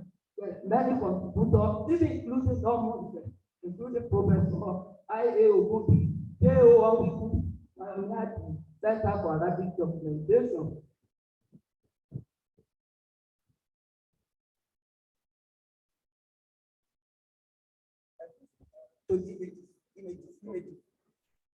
Yeah. As the Canadian Library, as rightly observed by our chairman of today, in fact, as early since inception, when we get to the main library of the University of Ibadan, the first area that the science student, the engineering student, everybody is the fourth floor of the University of Ibadan. Because there was a central air condition there that to the extent that even the Arabic, because we did that, this is the entrance for that means that we have Arabic, we have math, and manuscript. What that means is that because Arabic means that we are having all other Arabic newspapers focus on the particular subject matter, science, everything we can think of. Then we have math, and lastly we have manuscript. Not only Arabic manuscript, but there are some Arabic manuscripts also kept in that the fourth law of the university. But today, there is an index that based on that index, when you open that up, you now see the arrangement they made. So that they arrange all the Arabic collection at the University of Ibadan according to the alphabetical order of the author, one side, and the other side, alphabetical order of the title of the book. Let's today, what is that here? The location of Arabic manuscript, majorly at the Benediction Library, we made three major areas. The first one is where we are talking about, and it happens to be housing the office of the deputy librarian, etc. So at that time, so here we see our from copies of Arabic manuscript. Then we now come to the year book out, and the internal use of the library as we are talking about. That is where we can go. That is why here we have one of our Arabic manuscript. You can go on. That is the entrance of the University of Ibadan and the translation. That is the key example. Housing Arabic manuscript. Now this is that. The major area we have work of Arabic manuscript is that where we call real book correction. It's not accessible to non-staff of the class because it is real material, including Arabic manuscript. As we can read, Arabic manuscript on available in 20 numbers. Few people have access to them. That is why they accessibility to those materials. Now, we are now going to the center of Arabic. But before that, let's say at the University of Ibadan, there is a center at basic. We call it microfilm boom bed. It houses over 1,000 manuscripts from microfilm. But over decades ago, there is all of the manuscripts or microfilm, they were completely. And the readers, the microfilm readers as well, they are not functioning go where they are. We must ask ourselves a valid question. We are now talking of 1954, when they have collected all this material, including microfilm, including manuscript. 1954 to this time, so many years, about 67 years, even those who collected those manuscripts. What now if they are going to access them now? What we have, and this we consider different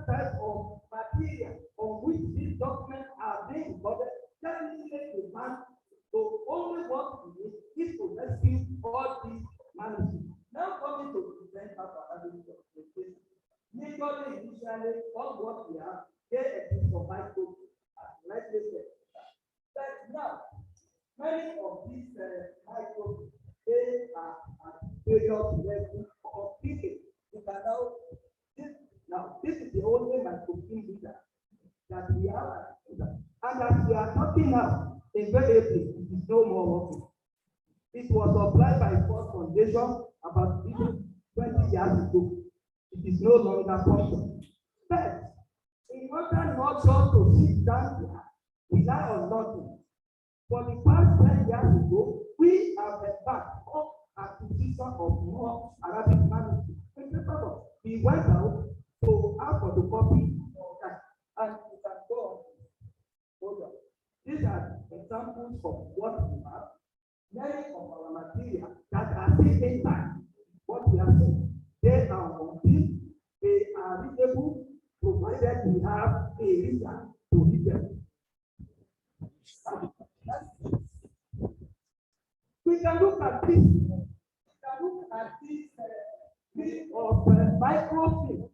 We can notice something like a shadow. Yeah, that is a sign that they are so at the point of decay.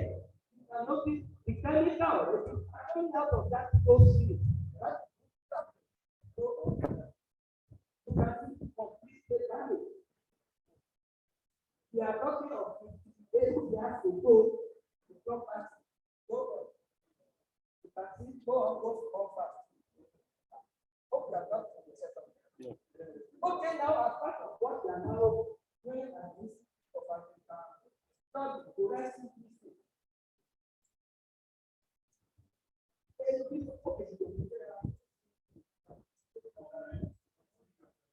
Online. Yes, well. Okay, is that an online? It's online. Yes. You can go on that.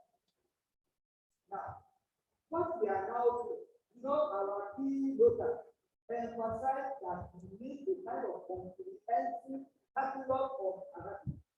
Secondly, through the effort of humans, the manuscripts have already started working in that direction. But the problem we are having, in order to abide with modern day way of talking Arabic, technically, we are following that one. And already we are working. This is just a phase. You cannot describe for me, I call it an annotated catalog of Arabic manuscripts at the University of Ibadan. What I have in mind by that, meaning all the collection and the beneficial library and our own, we are matching it together in a single catalog. And what we are doing, definitely for beneficial library, their class mark is a 2/assessment number of their collection. We are at the center, we have CAD/assessment number in that order. That is that we are not together. But what we are now supplying on each one is more than merely seeing precisely the other. Because if we are criticizing earlier scholar who made it, go back to that one. For instance, the typical example is an elegy composed by Amidu of Oloyede, or one of his teachers, invariably, when we go to Allah, Arabic literature in Africa, edited by economics and before they have included that particular work. So, say Amidu who knows man and Kojo, on that one, as part of our this book at the bottom of that, I clearly said that contrary to what those scholars said, by attributing that particular entity to another person, I show you that Manuscript happened to be who died in 1938, and Amidu died in 1971. So, and there is every piece of evidence to show that Amidu and Badawi both practice. So that is that of thing we are now doing. And what the capital has got to the advantage. In fact, I pray that before the end of this year, it will come out that yeah. As part of the effort of documentation, we reach out in addition to what we have on microfilm to collect hard copy manuscripts from people outside there. Many copies of the Arabic compact. This is the big example of what. this particular document was retrieved from one scholar from Ibadan in the Mako area. So this system. And if you look at this particular document, it's a type of birth certificate being used, if ever before we call me or the European for whatever purpose. And now, this is how we look at this critically. Critically, if you look at it, in fact, culturally, historically, everything to show that these people, and we are following that they are regular, they are better. It's somebody. They don't even read meaning to this. Let me place it also. That this is a beautiful example of that activity. Look at the top of the thing that is up there. It signifies the time that a particular basis was born. And that is somehow like 5 minutes to 11. The next question one may ask is that when we say the 5 minutes to 11, this is one here for it. At the bottom of that one, that's something that and that's the key element. That is exactly that really was on. Look at the center. That is Uber. That's operated by those officiating inside. Then at the end of the day, you can see many. The person was born on that year. And the name of the person was boldly written at the bottom. And that is after that. And now, 1952, the person wanted to show us how Bible Arabic is. You can look at the margin of it. There are some points. They are not a mere drawing. They are symbolically indicating of historical facts about Africa. There were some points there. They wrote where the British West Africa point. British West Africa point. They are now telling us that there has been a particular point in time when British territory Nigeria and there are four territories Nigeria, Sierra Leone, Ghana, and Zambia. So they are under British colony there. That means we have been using the same one at a particular and 1952. Even at the time, such a baby was born, but we don't have more currency of our own. That we are. These are some of the things you cannot go to the last slide. Now, what we are trying to do now is more or less a comparative overview to compare what most scholars were able to produce in line with what is now available. This is how in Nigeria generally there are two major things that are recognized. One is the producing a certificate that is the one that's being produced by local government area of Matriculation, and the other one is by population review. And you can now see that of local government was established number in 1954. The arrival of population review 1988. You can now see if a scholar is going to produce that certificate, if they produce up to 1,000, it does not look alike. And they will be studied in nature and context. Unlike the other one we have, if you obtain one this year, it will still remain the same thing until eternity. So then, I need to offer that observation. I'm happy that the representative of the new University of Nigeria is here seated, and I know he conveys the view, the mind of this of God's body to them. Number one, it is disheartening that as Benedict Library, where we have bulk of Arabic manuscripts, especially the hard copy. I'm not aware, it's not even the nature where the federal people don't have.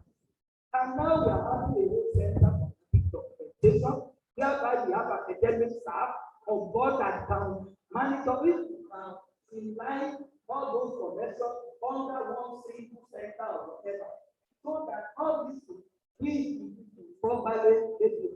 And finally, sir, as part of our effort, you know, people when our teenager was speaking, there are many factors. There are many factors that all these things they seem to be factors. This is not what it is. Why? Department of Arabic and Islamic Studies, they encourage students to work on a particular Arabic manuscript that nowadays is very active. That's why at the Institute of African Studies, we are now working vigorously to make sure that we develop a curriculum at postgraduate, because at the institute we are running postgraduate program. So if we can now just develop that curriculum of methodology and translation, definitely we will be having our own students, and we will now be a position to instruct our students to go on field, to go and connect more manuscripts, and not only collectors, but to be working on those manuscripts for posterity. Ladies and gentlemen, I think this topic, this is our topic about. Assalamu alaikum warahmatullahi wabarakatuh. I think today's day of truth, and I'm happy that brother, head of department of Arabic is here. Yes, we have external threats, but they have also shown that we have internal threats. I believe that the Department of Arabic and Islamic Studies, particularly other than that, we need to do what we can and gently and exactly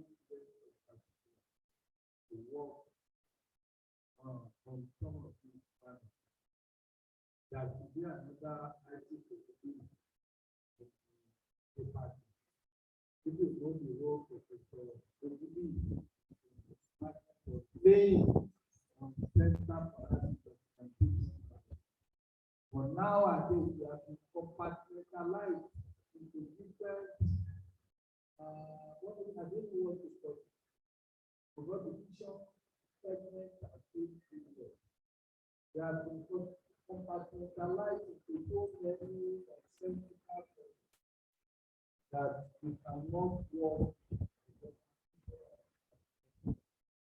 I was talking to and I saw somewhere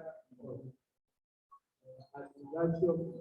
I hope I saw a department of something of cyber security and faculty of I hope people are no longer talking of particularly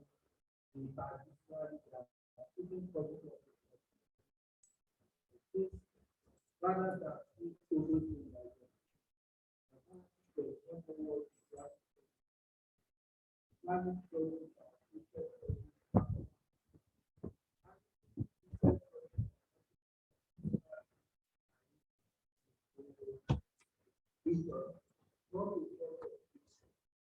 Issue that need to be beneficiary of so many lecturers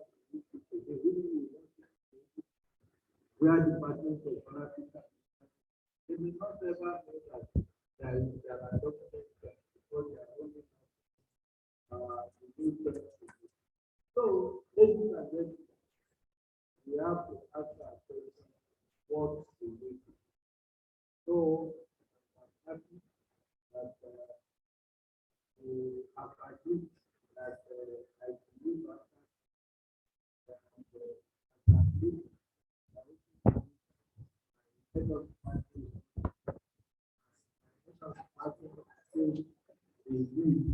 in every way to share the other two sections. So here we are going to and I urge you that let us maintain respect. Only God knows who will do. Only God knows. The message is expected trust. Please let us, as we now go out, show that there is a break of it. Quality of Israel.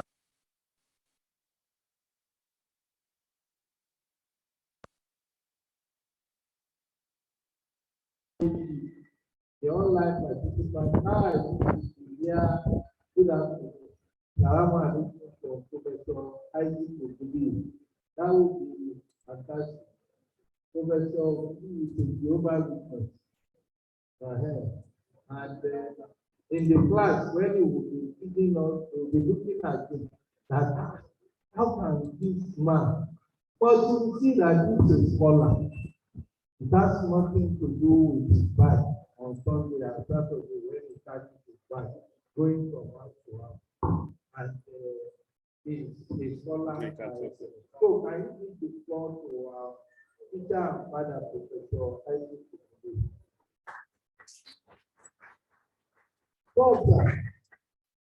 Hello, good morning, everybody. Salam alaikum. Can you hear me?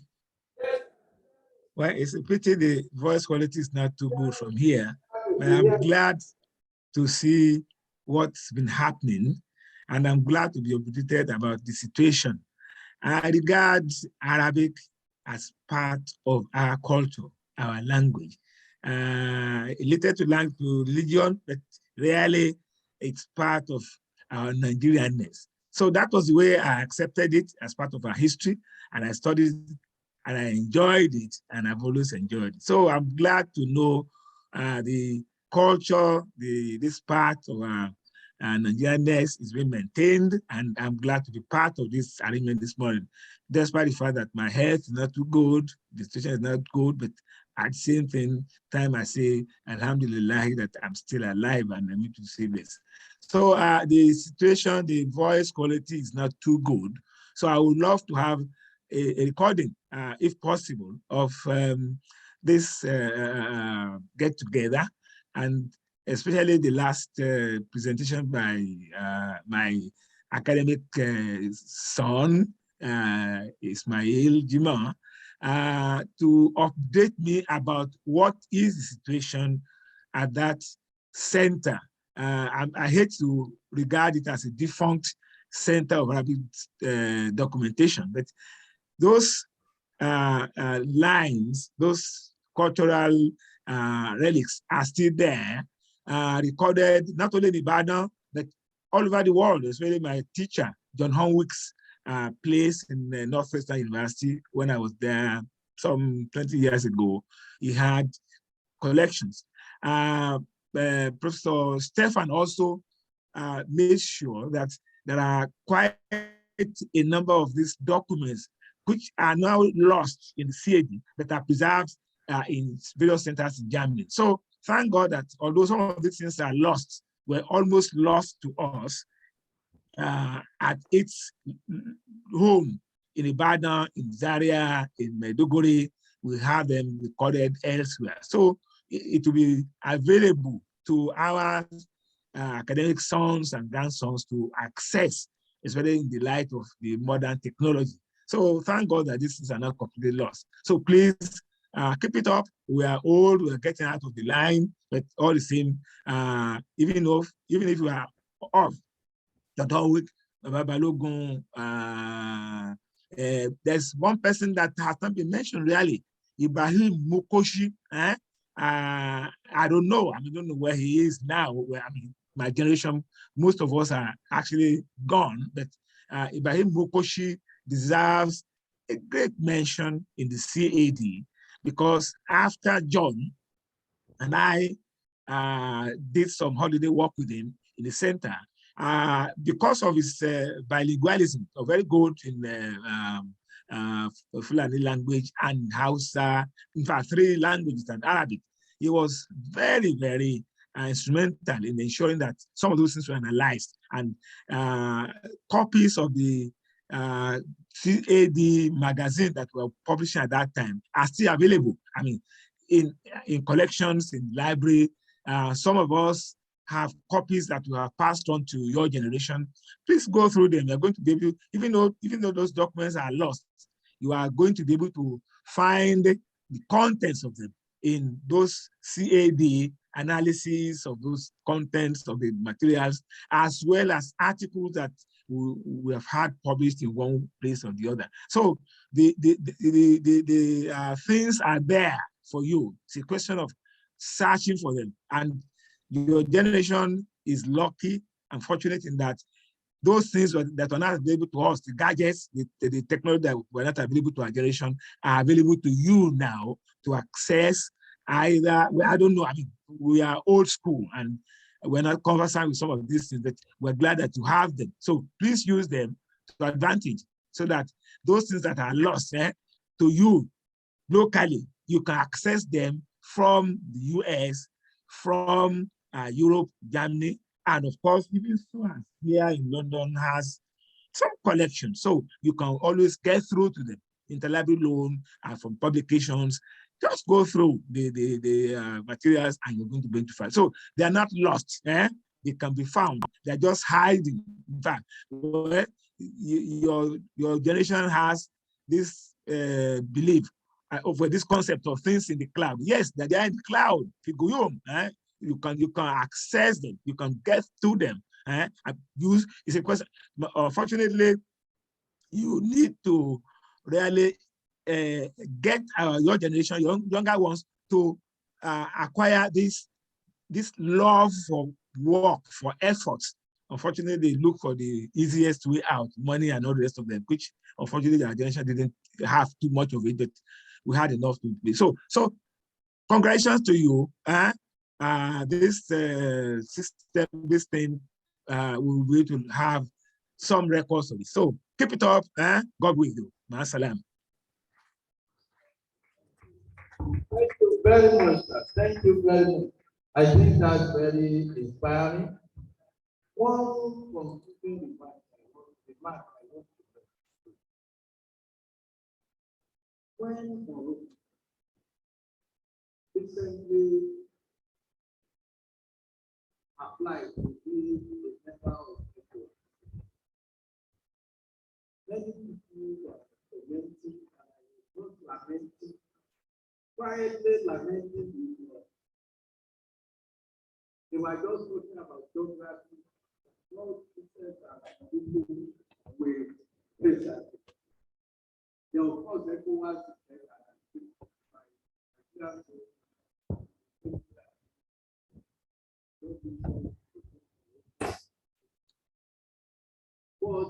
what Morocco has failed to achieve for it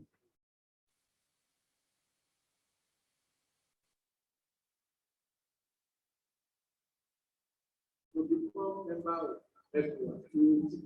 When Morocco is going for the government who academic. You see the steps Morocco is taking now. Most of our material we go to Morocco to get recently. The Keynote. That's why I brought this file. This is the file. This is the file of the program that Morocco actually brought scholars from all over West Africa and brought some from North Africa. Very it was that expensive in Abuja. They are not asking you to post it. They are coming in and giving the materials they are collecting. The next generation will be begging for former member of one. We're giving the power, academic power that we have through their foreign effort. It is not just allow this transient voting against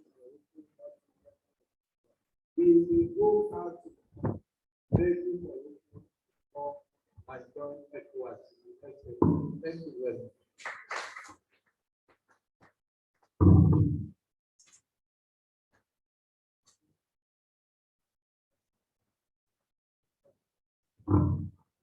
What's the next answer for the speaker?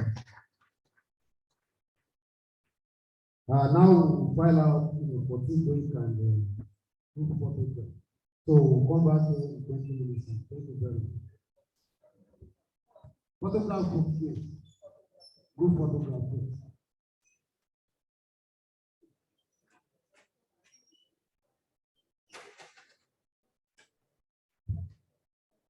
The online participants should join us in 20 minutes time. Dr. Oloyede, Stephen Rockwood should join us back in 20 minutes time. Mario Wallace will be the next presenter. Suleiman Alagoban should join us in 20 minutes. Thank you very much.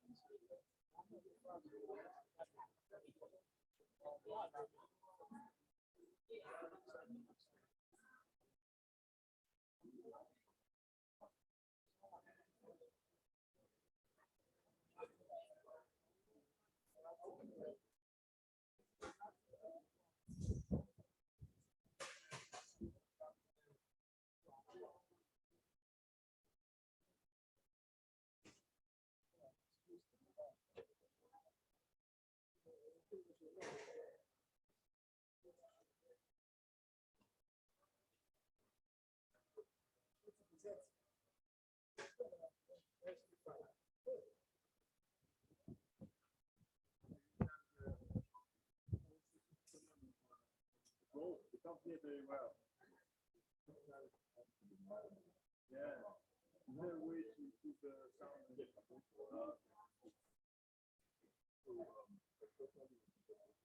Yeah, the start one.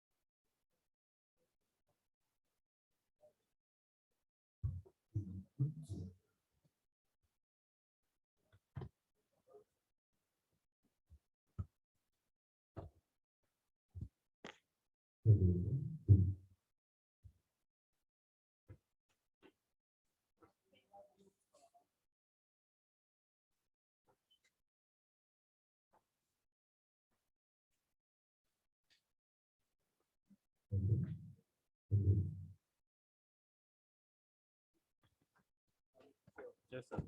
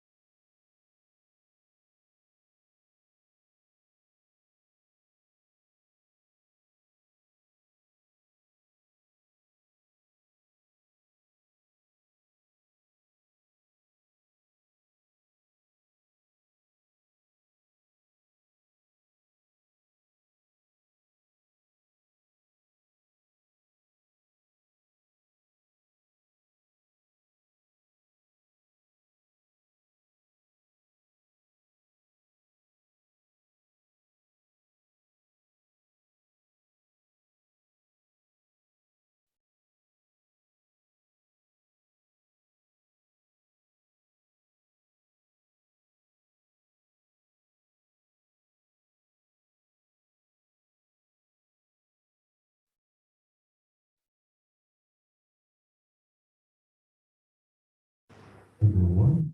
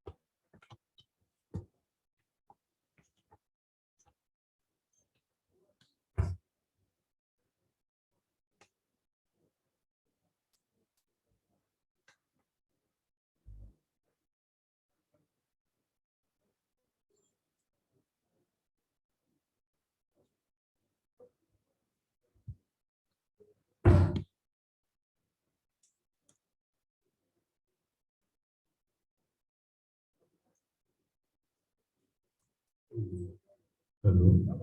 Hello. Hello.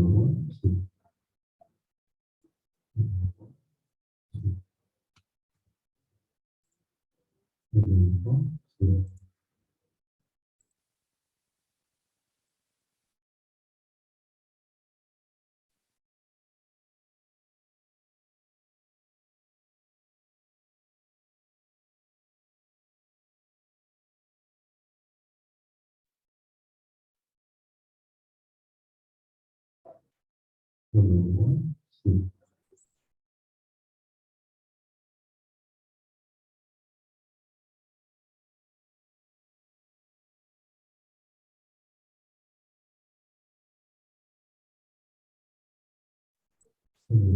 Hello.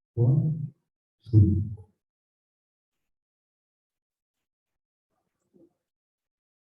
Hello. 1, 2.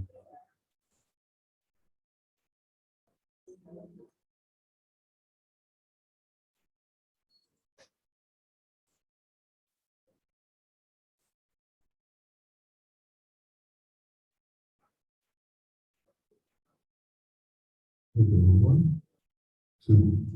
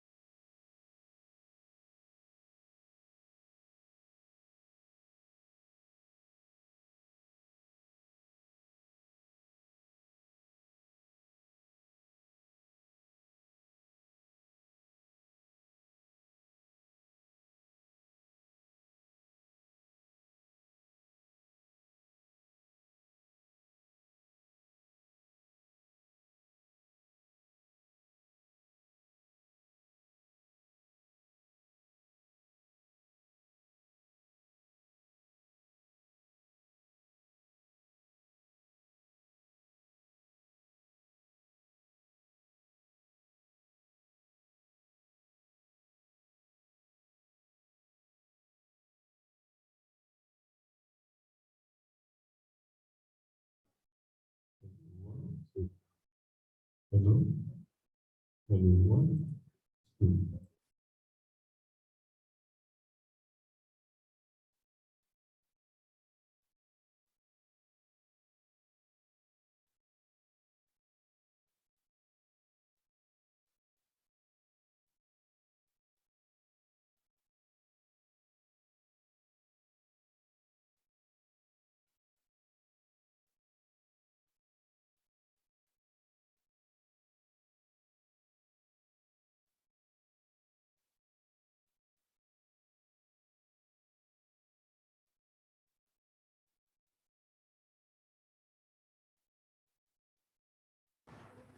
Hello, 2. Hello? Hello, 2. 1, 2. 1, 2. 2.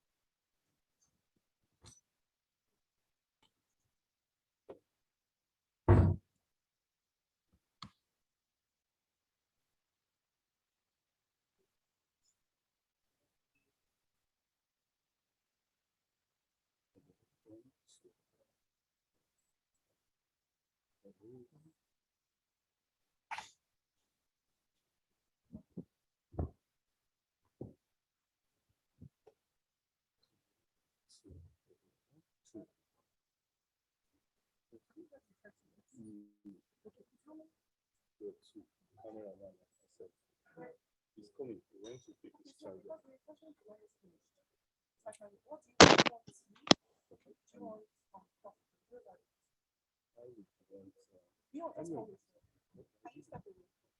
Just give us a thank you.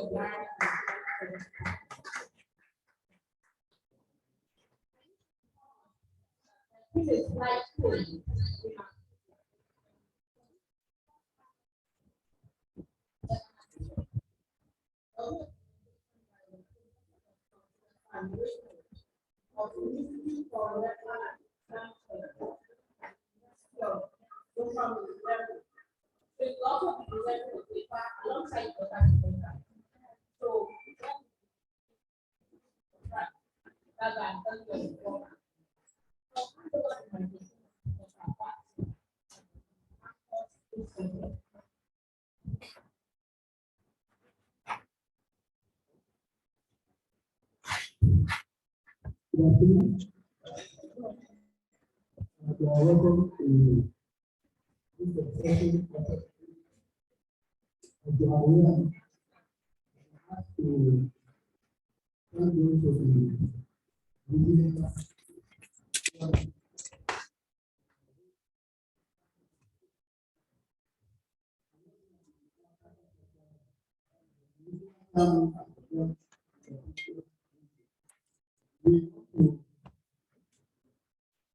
this session. Start to be presented. And we had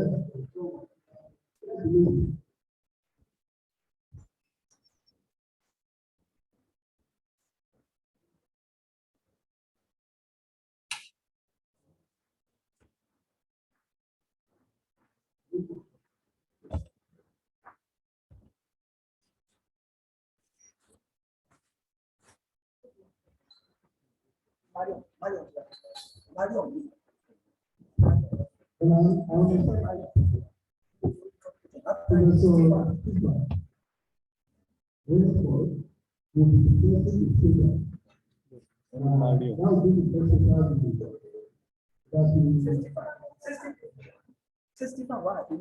I want you to do now is send message to them. So who's presenting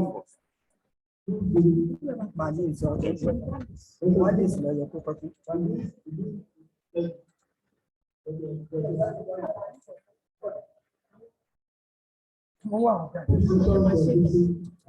Say they are not available. Oh, yeah, at the only time. No, send message to her. So let's.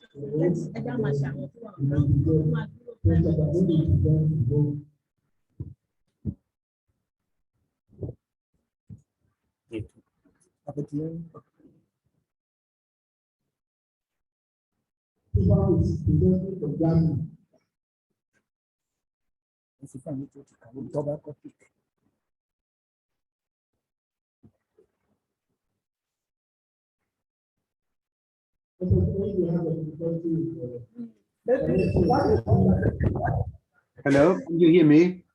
Can you hear me? Yes. Do you hear me? That is Hello? It. Do you hear me, please? Yes. Yes. Okay.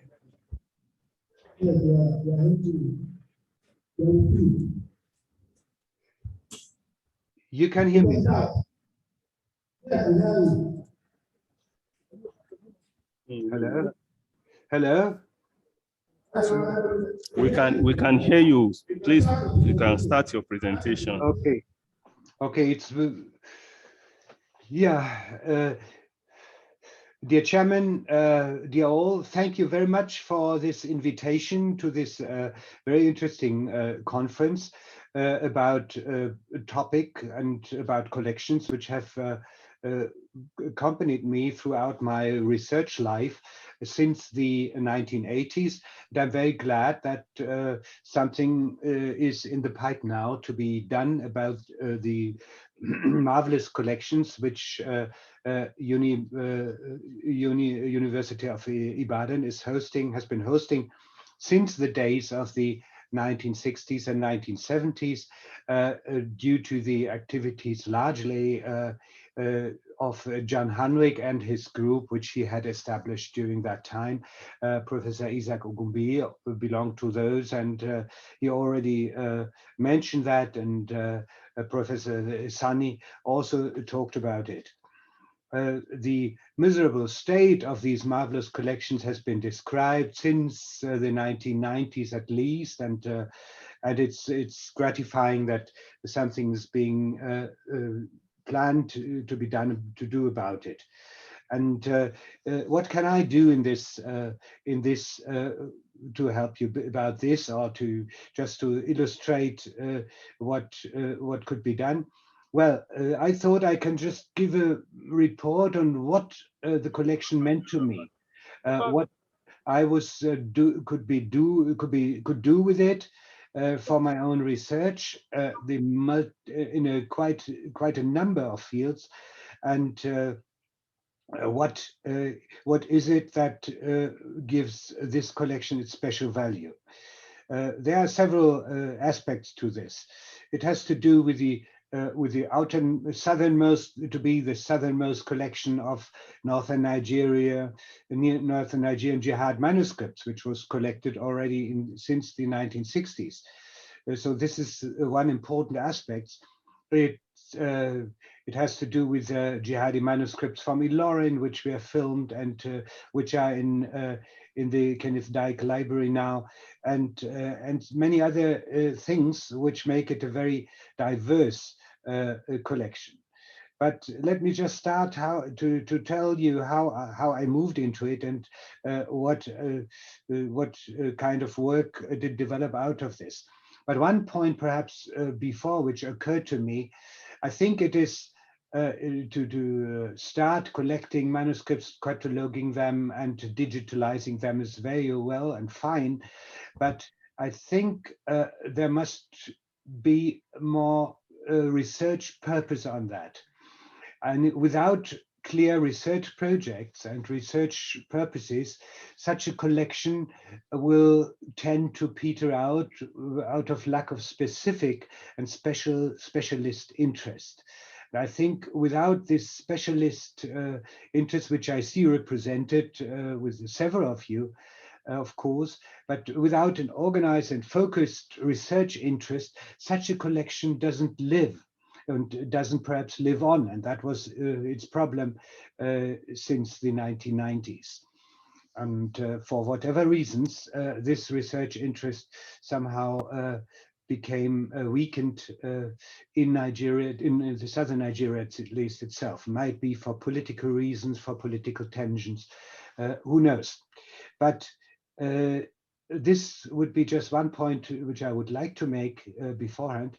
A research purpose or a set of clear research purposes should go along with the collection and digitalization of manuscripts. Now, how did I come to learn about it and how did I come to work with it? This started for me, some of you know, in the 1980s with a research project in the University of Bayreuth, which I was part of, on Islamic learning and education in Nigeria. That was my part on Islam in modern Nigeria.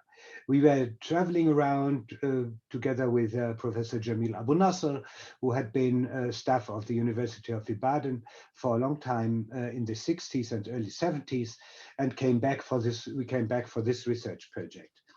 We started in Kano and then went down to the south via Illorin to Ibadan and Lagos. And Ibadan was an important part of it.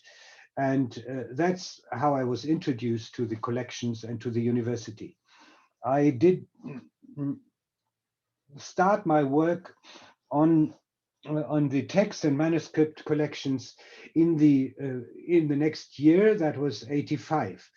And that was in fact when I discovered the wealth of the collections of the CID, of the University of Ibadan Library itself, of the Department of Arabic and Islamic Studies, and also, that was also important for me, the Herbert Macaulay collection, which included a good number of Arabic materials out of Macaulay's contacts with Illorin and with the emirs there, and of course, with the Muslim communities in Yoruba land.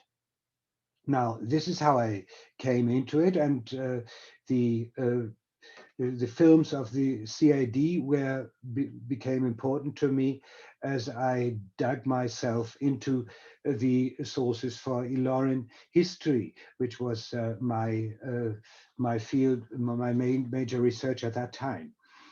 I discovered with the help of the guardian of that collection at that time that there was a good deal of poetry from Illorin and from the Yoruba cities which had been in contact with Illorin, and I got deeply interested in that material. My first transcripts and copies were made then. And at the same time, in the University of Ibadan library, where I found a good number of manuscript texts from the Yoruba world. And it's one thing which I'm still thinking of getting more into, and which deserves a closer studies definitely, is the versification of the Wazir Bida, the famous scholar who was Wazir in Bida and had been scholar in Illorin and in Lagos before, and became very famous among the Yoruba Muslim communities. There is his versification of Barzanji's Isha'a, the Fi Asharat as-Sa'a, a very interesting text on the Alamat as-Sa'a, on the eschatology, which he amply commented himself.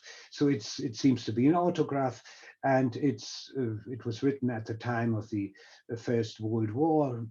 So you can imagine that eschatology was something very topical at that time.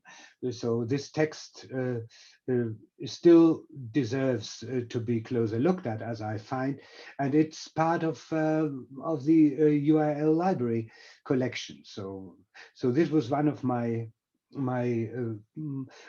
points of curiosity there. And there were many other things. There were family collections of jihadi manuscripts from Illorin in that collection, and so on, as it was very broad.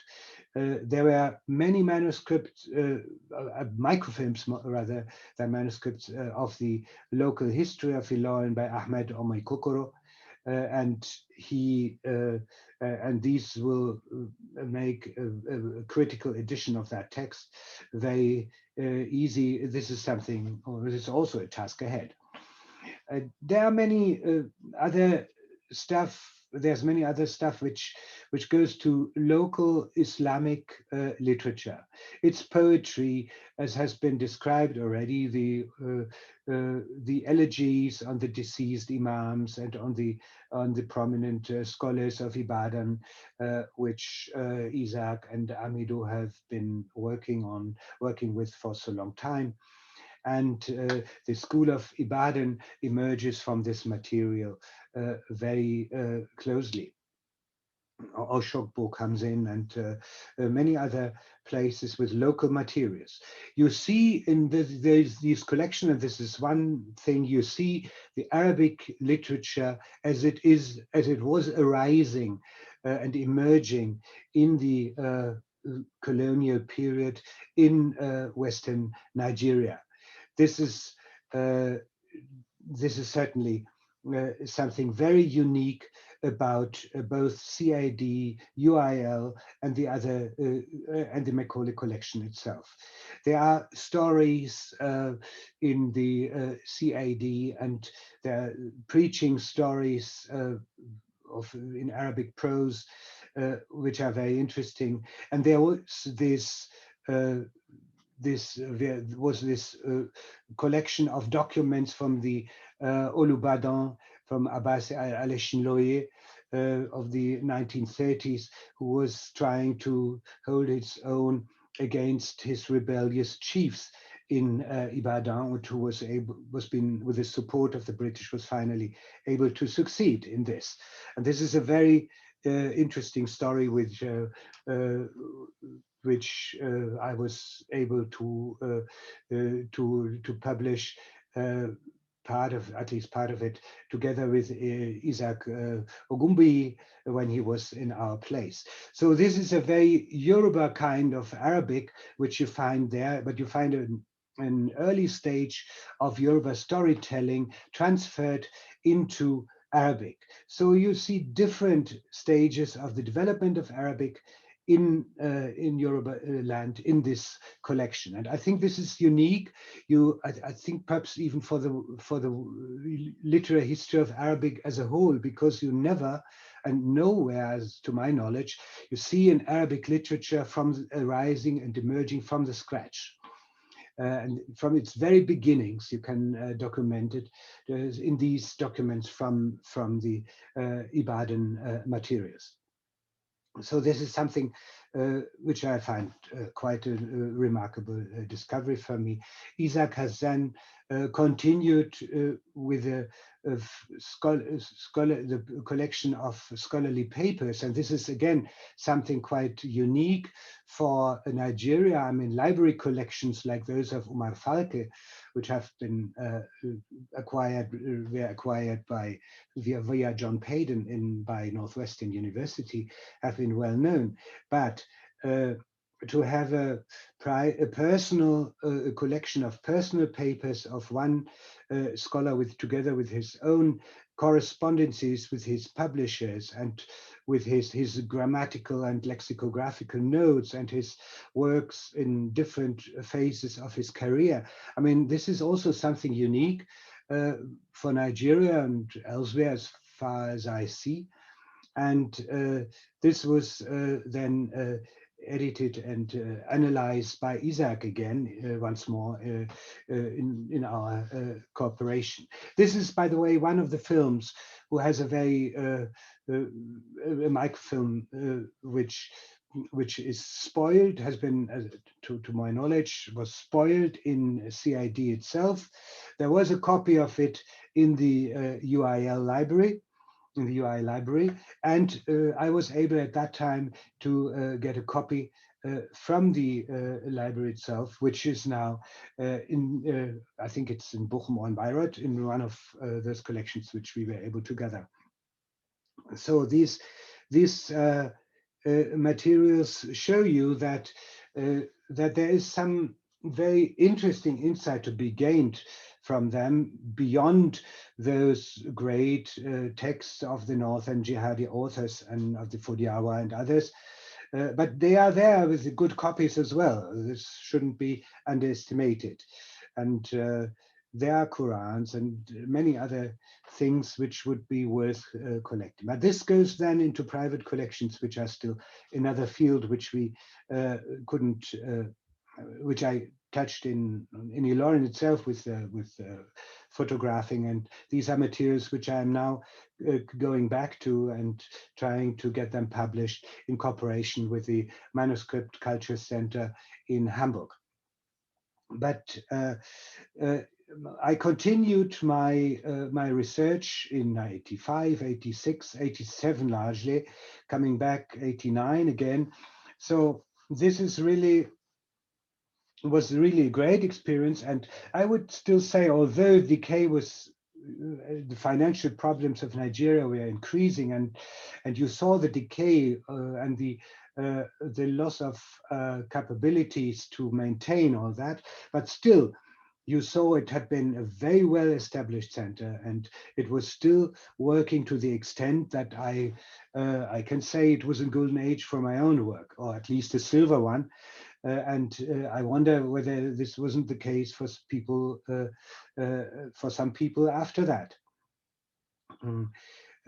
Now, I just gave you the idea of these materials. You have the, if you categorize them, let me repeat this. You have the large collection of Fodiawa and Northern Nigerian Jihadi manuscripts, which have been present with microfilms in CID and UIL and elsewhere, printed, neatly printed sometimes and readable.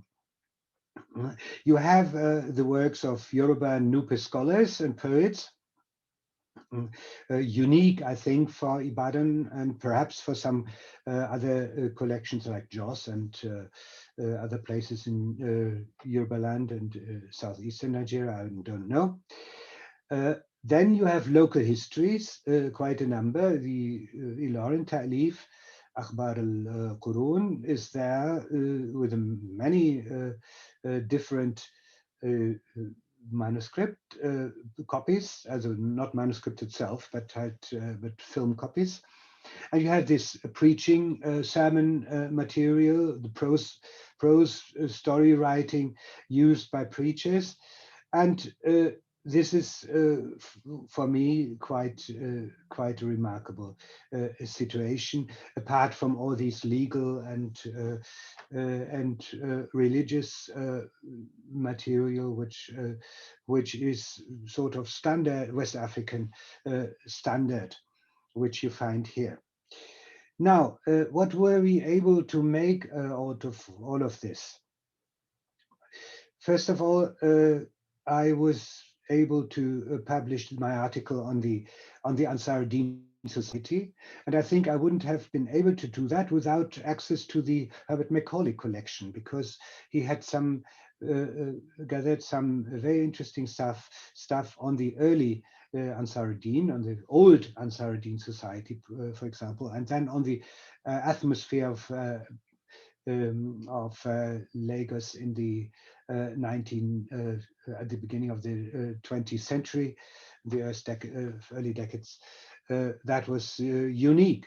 Even the letters to the Emir of Illorin, or the Emir of Illorin writing to Macaulay, and also the Eleko of Lagos had an Arabic letter there, writing correspondence with the Emir of Illorin. So you see, there was something going along there. This was my first thing which I could make out of these materials. Then again, in cooperation with John Hanwick, whom I had met in Ibadan first, and then we had to travel together for quite some stuff, and came to a collaboration over ALA, over the Arabic literature in Africa.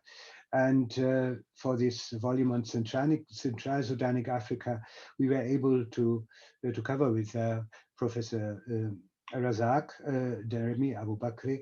We were able to compile the articles on Yoruba land, Arabic literature in Yoruba land, in Nupe, in the different cities and city-states, from Illorin down to Ibadan, Lagos, and Osogbo,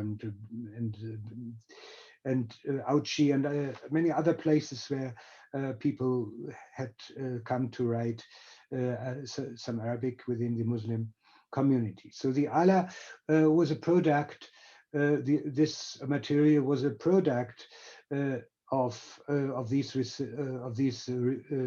inquiries, and I think without the materials in Ibadan, it would have been very meager. We were gathering other things afterwards, but that provided the basis. And in fact, one could say that John Hanwick had made use of the Ibadan materials, which he had very often organized to be gathered for his grand activity to compile a literary history of West Africa. Now then, my history of Islamic learning in Illorin, which appeared around 2000, was also owes a lot to the Ibadan materials, be it those letters which we found, the poems, the full oeuvres of poets who had been in contact with Alpha Yakubu Ikirun, for example. Imam Akbari Gidoma had sent a whole collection of poems to Alpha Yakubu Ikirun, and it could be found in his own collection, together with older persons from with older poems from Illorin. The prose, preaching, and other stuff went in there, as well as also the history of Illorin. And the fact that some of the jihadi manuscripts from Illorin in University of Ibadan Library were from a family collection, from a family which I had come to know in the meantime, gave it double value, of course. You saw what people in Illorin had been collecting in their own families. The next thing was a cooperation with Professor Ogumbi when he was invited to Germany. We brought out its history of the rebellion of the Ibadan chiefs against Olubadan Abbasi, and made it a longer article. And the second part of this, also in Sudanic Africa, was about Ali Shinloye's strategy to pose himself as a kind of caliph, as Amir al-Mu'minin, in his contacts with northern rulers and with the Islamic communities all over Yoruba land. So this was his strategy, which never became known because it didn't go very far, but it could be observed in his letters from what was actually his chancery. I mean, this collection in CID 302, I think, was a real chancery of an Yoruba Muslim Oba, with these stories and with these letters to other rulers. So these are very, very unique materials, as we found. Now, this is then we worked on Imam Yakubu Ikiron together with Is-haq Ogumbi. So this is another way getting very close to the biography of a Yoruba Alufa, with his different traveling activities, his activities as a Jalbu Malam, as a Jalbu Alufa, and also his interest in learning English, in collecting English words, and in writing modern Arabic, collecting stories which he apparently wanted to use for teaching when he founded his Nawar al-Islam Society. So you saw the activities of a reform-minded Arabic, quite well-versed editor of Arabic, local Arabic material via Al-Halabi in Cairo, and his correspondence with his publishing house, and many other things which show the reforming and enterprising spirit of the Yoruba Alufas of the 1950s and 60s. Now, the last stage, perhaps until now, has been my publication activity on Arabic literature and Arabic manuscripts from Illorin, which I published in different occasions. And I'm now going back to this manuscript business, and I'm looking forward to cooperation with Ibadan and with you, should this materialize. I'm thus very much interested in your activities and in keeping contact with you, and in preparing a cooperation on the local field in Nigeria, if there is a point, if you see some opportunity to do this. And thank you very much. I'm glad for this opportunity to speak to you. Thank you very much. Thank you very much.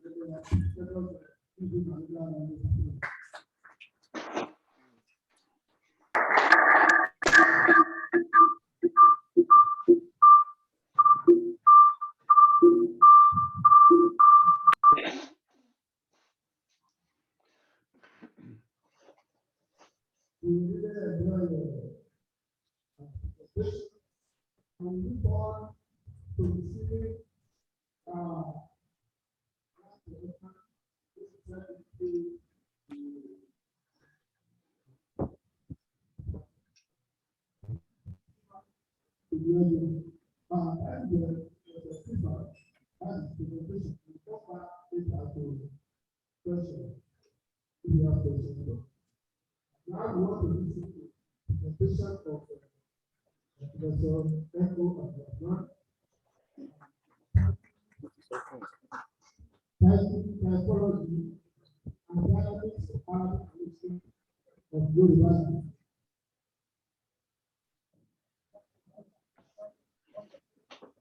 Okay, one line. What is so fun? 20 minutes. 20 minutes.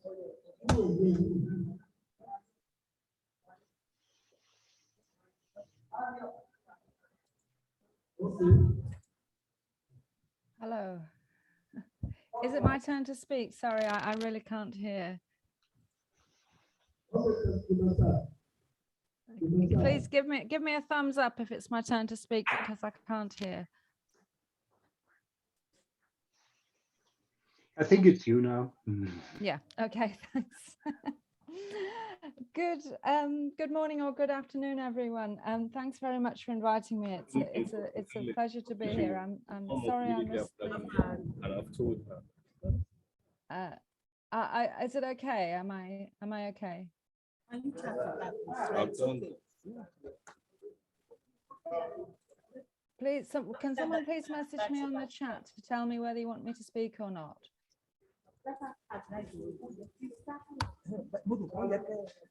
Yeah. Okay, I'm getting a thumbs up from Vincent. Thank you. Okay, great. Sorry, I'm hearing all sorts of things, but not what I need to. Okay, well, thank you very much for inviting me. It's a great pleasure to be here. I'm sorry I missed the earlier prompt, and I'm also sorry that I haven't been able to hear the speeches. So I was hoping to engage a bit more with with what people were saying about the manuscripts, but I've not been able to follow very well. I just wanted to say a few words about myself, and then I'll attempt to share my screen. I'm the lead curator for Africa at the British Library. I'm not an expert, I'm not an Arabic expert or West Africa. In fact, I'm a historian of Namibia, but I have worked quite extensively with the British Library's West African manuscripts. I've visited Nigeria a couple of times, and I curated a major exhibition on West Africa a few years ago. So I do have some understanding of the manuscript. So hopefully some of the things I say will be useful.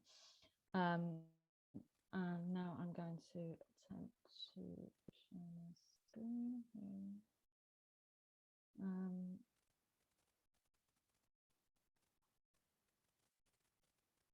So hoping that you can see that all right.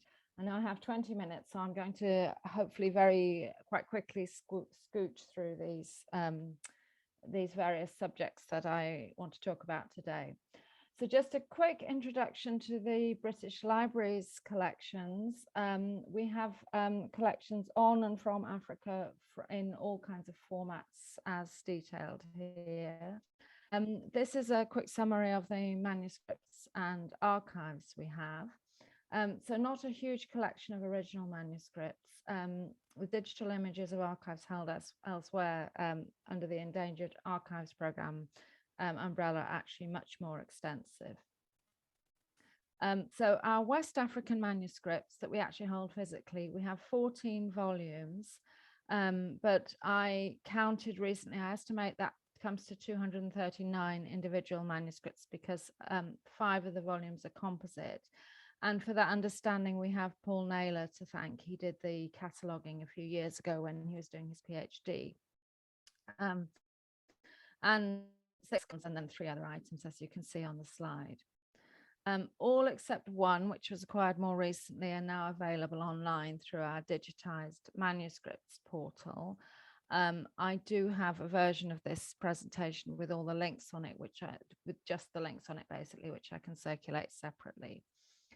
And this is an example of a digitized manuscript online. This is the main entry, and then here are a sample couple of folios from that manuscript. Just to say quickly about our catalogue, Paul did the entries for that catalogue. This is a sample, this is an example entry, and that catalogue is available online. You can go and look at it. Endangered Archives Programme, and I did see that Professor Sanni mentioned this earlier in the work that's been done in West Africa. There's a lot of interesting material on there. I'll talk a bit more about them when I come to talk about funding opportunities. I thought it might be useful just to have a quick think about preservation, and then maybe preservation access. Libraries have their own standards and those ways of doing this, but I thought I could just maybe show you a few photos of what we have done and do in the spirit of information sharing. This is just a screenshot from our website with the message, prevention is always better than cure. And there are a number of really useful guides to different aspects of preservation on our website, which you can just download. So I think that's quite an important message about preservation, that people, the public might think that it's all about expensive paper repairs, but in fact, keeping things in good conditions in the right sort of boxes, basically acid-free, and storing in a way that protects them and doesn't cause further damage is really the most useful thing that archivists and librarians can do. So just a few photos of some of our collections. This is a very small manuscript of number squares, which has been kept in its original case, but encased, also put into specially made buckram box. You can see there's an opening from the manuscript. It's been preserved as the loose leaf text block, like that. This is a Quran. You can see it's in a phase box, which is specially made to the right size. And the main quality of it is that it's acid free. And this is the phase box open. And here is the text block, loose leaf, as you can see. This one has quite an interesting history in that it was bound, as some manuscripts were when they came into the British Museum Library, the forerunner of the British Library, 100 years ago or so. Some manuscripts were bound. The covers fell off this one, so we decided to disbind it, returning it to something like its original format, although you can still see the marks of binding in the text block there. But we preserved, in the same box, we preserved the boards as a history of what had happened to the manuscript. This is a Quran that we acquired together with a carrying case, and we made a special box to keep both the case and the text block safe. It really has got a sort of super duper conservation that you probably won't need for most manuscripts. But this again, here again, it's in the text block is in a phase box. Each leaf is encased in an acid-free folio. You can in an acid-free sleeve. You can see it reflecting the light, and here again you can see that, because when we acquired the manuscript, the leaves were glued together. The paint had fused between the leaves. And we have done some paper conservation on it, which you can see a little bit here. But mostly we haven't needed to do that on the West African manuscripts. This is an example of a composite manuscript that was, I think, without looking it up, this one is from Senegambia. It's numerous manuscripts within the same volume that were not originally a volume, obviously, but were bound in the British Museum Library. So just moving on from our collections, and as I said, I'd be very happy to answer any questions, but best to put them in the chat. So just a few thoughts, really. I mean, I'm sure these are discussions you have as well, but to think about preservation and access, because often people think that, or the public thinks that they are opposites, that you either preserve manuscripts nicely or you let people have access, but you can't do both. And actually, I think, so something like this, access on the one side with the green, document handling, readers and digitization, and then preservation, collection, security and storage completely on the other side with the catalogue in the middle. But actually, I think it's more complicated, really. So to give access, one thing we need to do is allow readers to handle the documents, because obviously you can't, any access requires handling. And so training readers and indeed new staff members to handle with care is obviously really crucial. The UK National Archives has a really good, I think, guide for readers on its website, which I've put the address for here. Something we do at the British Library is we use snakes, these little heavy white marker things you can see to keep the pages open so we don't have to put our hands on them, and foam wedges so that we're not stressing the spine of a bound volume, but things are at the right angle to see. So in the reading room, obviously these are things that we might think about, and I think handling collection security, they're very important for preservation, but they're also, I think, the bridge to allow readers to access manuscripts. Obviously, the catalogues are extremely important to both preservation and access. And I've just listed here a few ways of making metadata, so catalogue records available online. There are lots of different options, I think, in doing that. So if you're looking at doing that, it's not always necessary to do it through it's not always necessary to do it through your own institutional catalogue. For example, if you digitize with the Endangered Archives Project, the metadata would go online with them. Yes, so just to move on now, and hopefully I'm within time, I'm rushing through this, to digital projects and funding. So to think about really digital projects in relation to access to our sort of opposition that I set up between access and preservation, which I'm arguing isn't necessarily as much of an opposition as people might think. How does digitizing records relate to the question of access? Well, obviously, it's going to give, once the records are available online, it's going to give you vastly increased access. And it might mean that your originals are used less if you have fewer on-site visits, which could be a good thing from the point of view of preservation. But on the other hand, some archival repositories have found that their online presence actually increases the visibility of their repository, which means for those archives that have actually had more people turning up, which in some cases has been seen as an advantage, because one anxiety about putting records online is that people won't get on-site visitors, but it can actually have the opposite effect. So that's really complex. And the other thing to really throw in here about digitization is that digital preservation is of critical importance. In other words, you may have things digitized and available now, but how are you going to ensure that they remain available in the future as the technology changes, and it changes, as we all know, at an extremely fast rate. So there are connecting to strong infrastructure might be really important for that.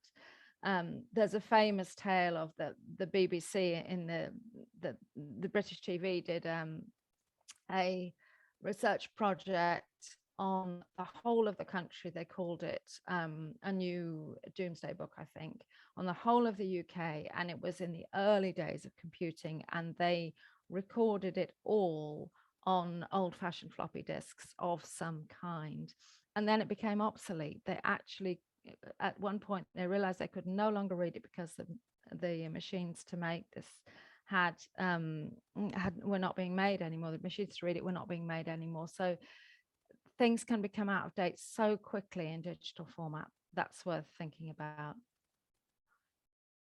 I have 5 minutes left. Thank you very much. Okay, so I won't.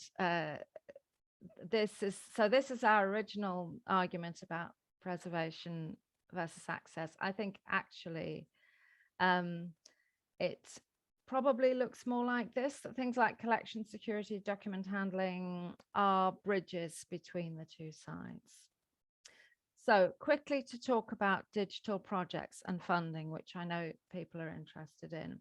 And I think planning digital projects, there's lots of questions that are sort of initial questions, if you like.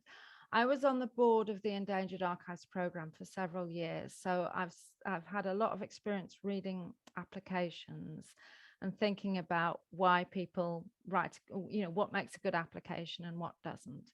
So here are some of the questions that I think are important to just think about when you're thinking about making a digital project, whether or not it's a funding application. And they go on to page 2, staff skills and training, the financial model, what do you want to use, and digital preservation again. I think the key thing for a successful digitization project is planning and preparation.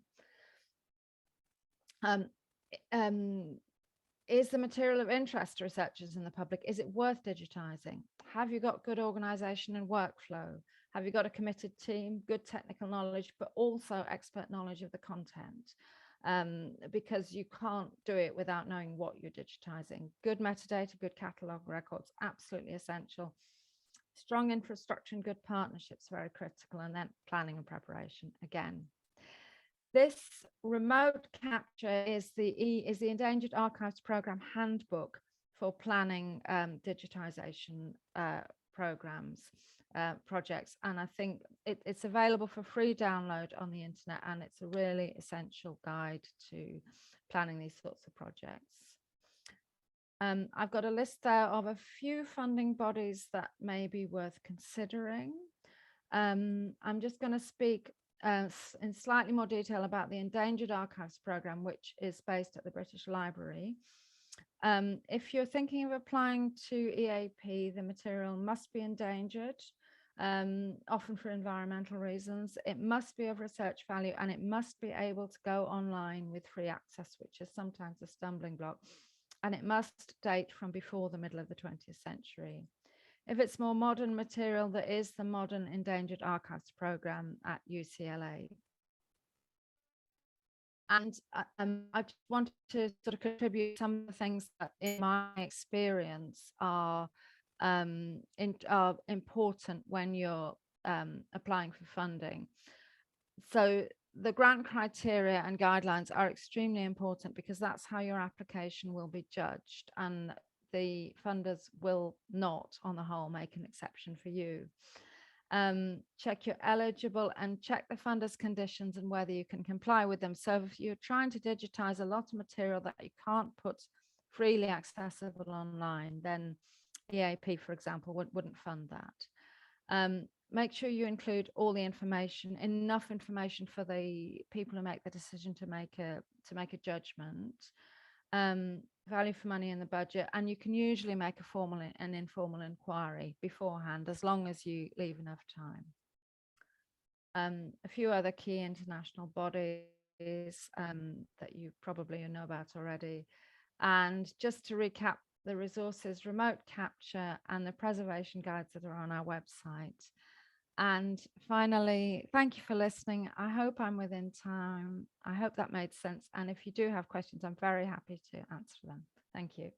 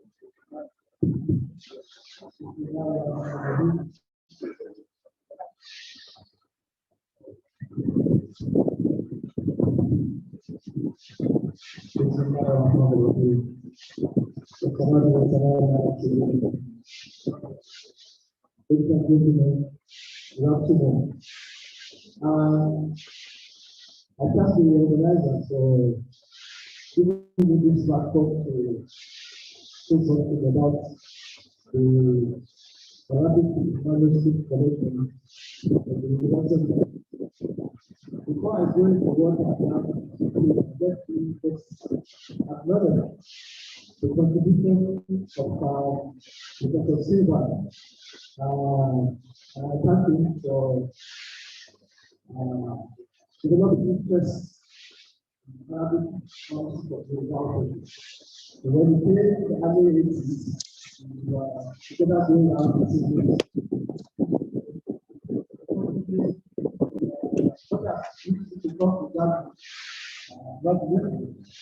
I remember so good told me that Silva said he wanted to see you.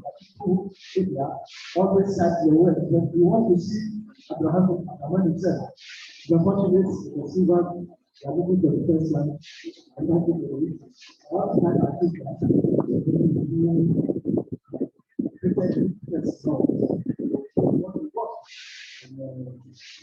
writings of ideas. And before I go to the real work, let me respond briefly to some comments made by Chairman and Keynote speaker, friend and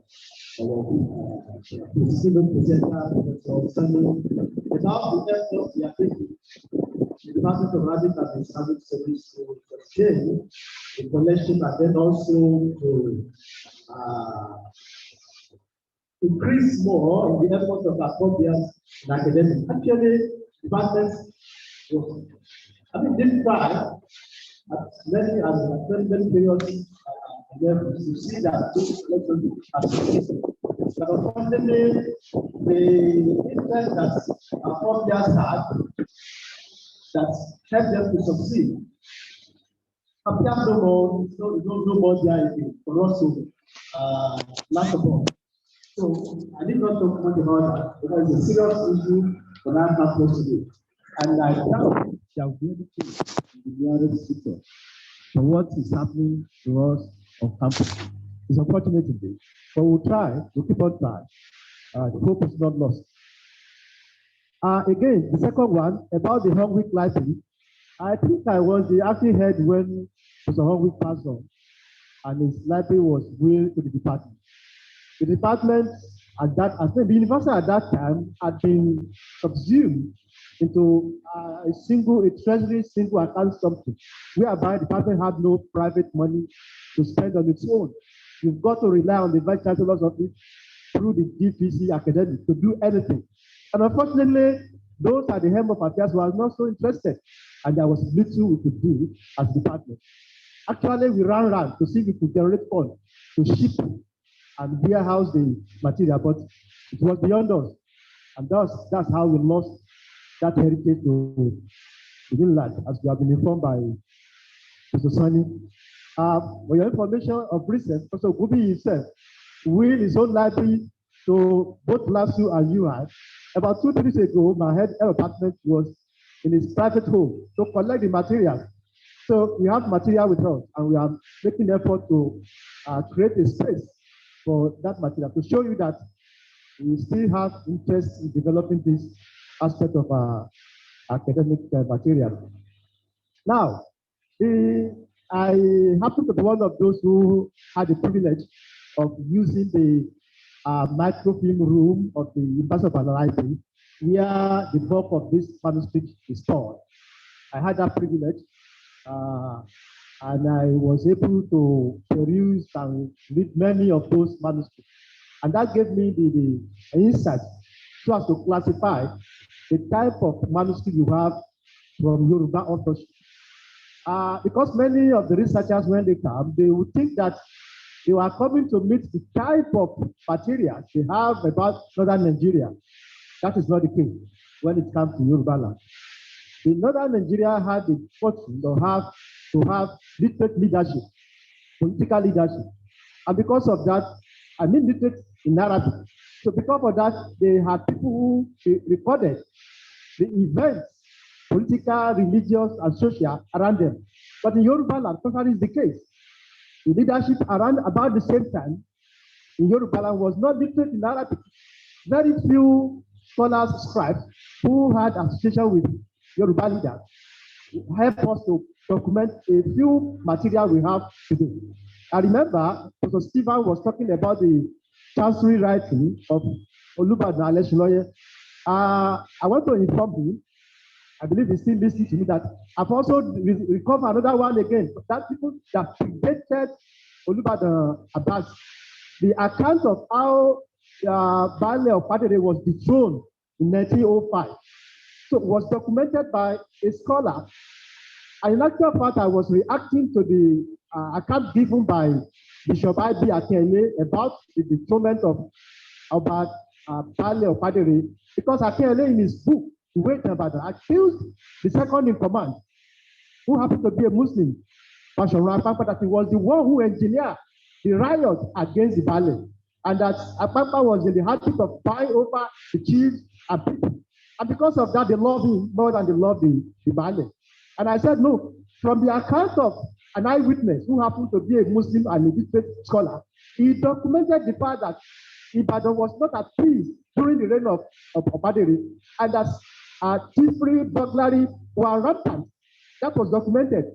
And how the riot started, it described the riot, how it started, and eventually how Allah mandated or commanded the Baale to go and commit suicide. So I debunked the argument that no.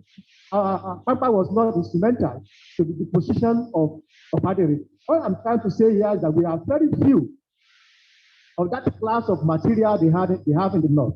You know, because of jihad writers, you have a lot of manuscripts talking about the politics, about sociology of Hausa land. But here in Yoruba land, most of the writings we have document more of religious content, more religious issues.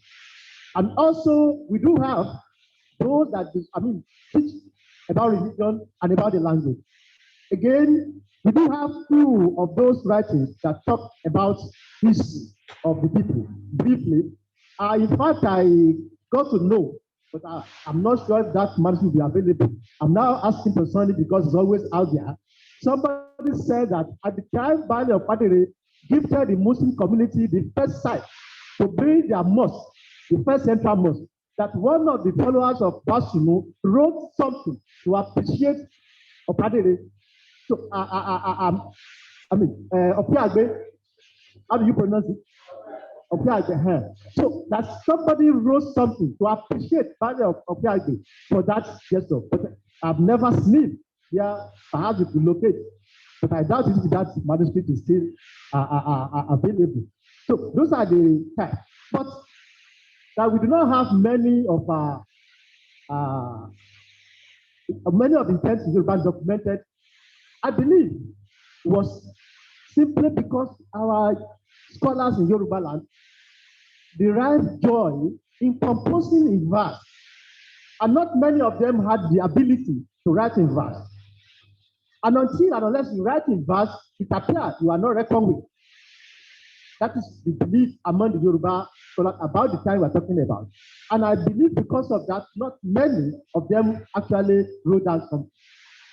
So that denies us, rob us of the opportunity to inherit many of documented accounts about events in Yoruba land. Then number two, you remember those who are familiar with Yoruba history, and in particular the Internecine War in Yoruba land.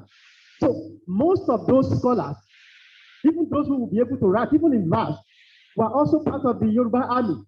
So they were not available to sit down and write anything. And you know, Yoruba was lasted years after years. After this year, the war of Banamu, the Kiriji war, this war, that war. So they hardly had time to write down and put something down. Even the war they participated in, we couldn't see them in writing for us to know how it went on. But we still know that actually they were actually involved in the Yoruba wars. For one of the reasons, let me mention this, it was reported that at the turn of one of the soldiers was to become the Imam of Ibadan. But he was a fighter at Kiriji War. So he was commanded over there as the Imam of Ibadan to show you that actually they were actively involved in the war. And in actual fact, their involvement created the interest which Yoruba developed in Muslim, because after the fall of Oyo Kingdom, the Yoruba people were against the few Muslims around that they were instrumental to interpretation of Fulani jihadists and the Borgu warriors that destroyed the Yoruba Empire. So until they find that Yoruba too, Muslim too, were involved in liberating Yoruba land, then they shift their attention to Yoruba scholars and they began to love them. And because of that, they were able to penetrate and assert their influence. Let me quickly run through what you come across. If you are able to go through the manuscript, this is what you are going to find. A large portion of those collections are on religious teaching, how to practice the rules, the laws about religious observance. Mostly, those are the manuscripts the collectors were able to collect and were able to store in UI library. Then again, under that, you have this the writings on Madhu Nabi, the praise of Prophet Muhammad. Actually, most of the writers has one or two writings regarding the Madhu Nabi, praising the Prophet sallallahu alaihi wasallam. And again, most of our scholars here, perhaps for cultural reasons, they did write on Rasa, that is elegy. You see, the Yoruba custom that places premium on the rite of passage. That also influenced our Muslim scholars too. So when any of their scholars, any of their colleagues or teachers pass on, they will have something to write, to say about it.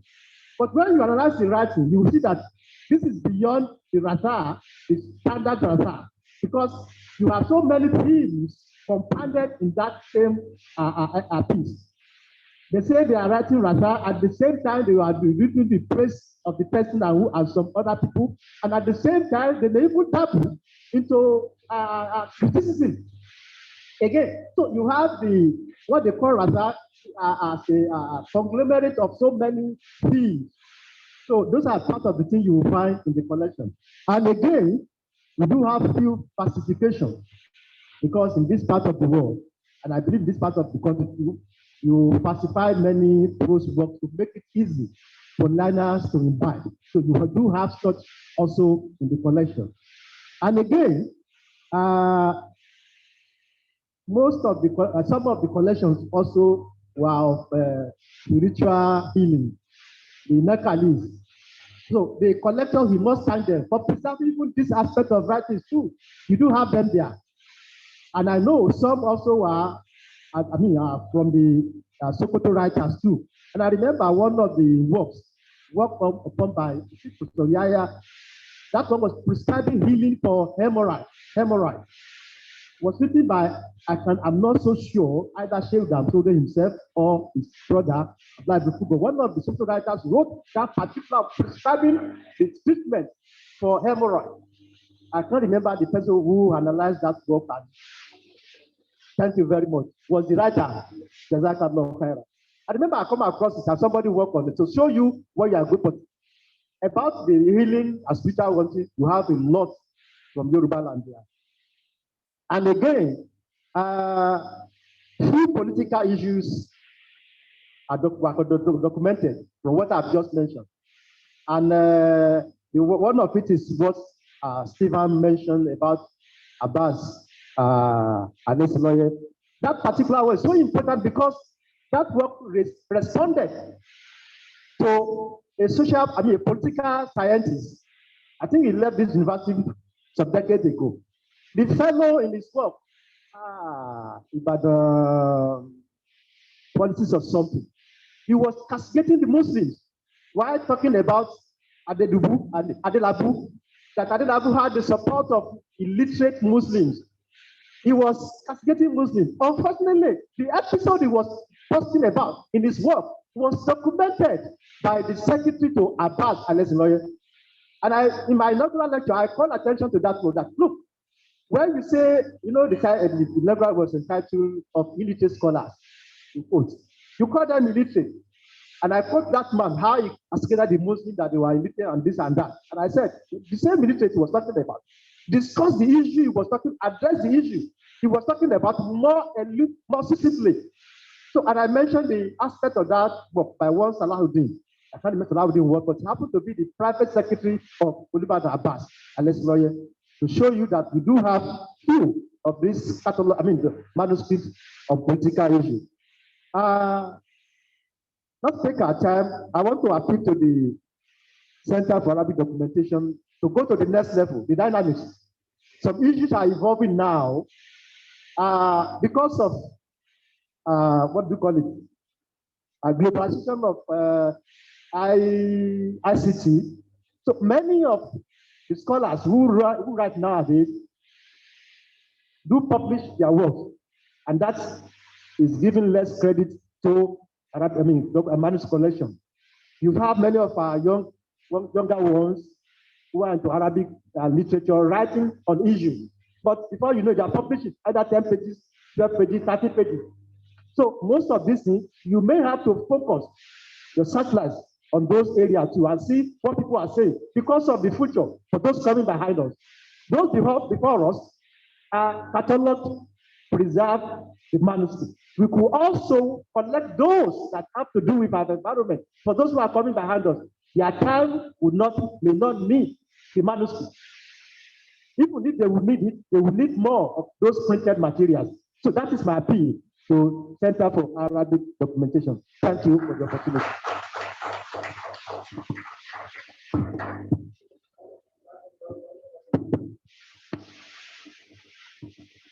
Thank you very much. I think we have enjoyed the presentation. Actually, anybody reading his thesis will know that he works seriously on the ulama of Ibadan, and a lot of his publications center on that kind of area. I think we should keep our questions because there will be time for question and responses. We now go to Professor A.M. Bunza from respondent Podio University, Sokoto. His topic is historical origin and development of Hausa ajami.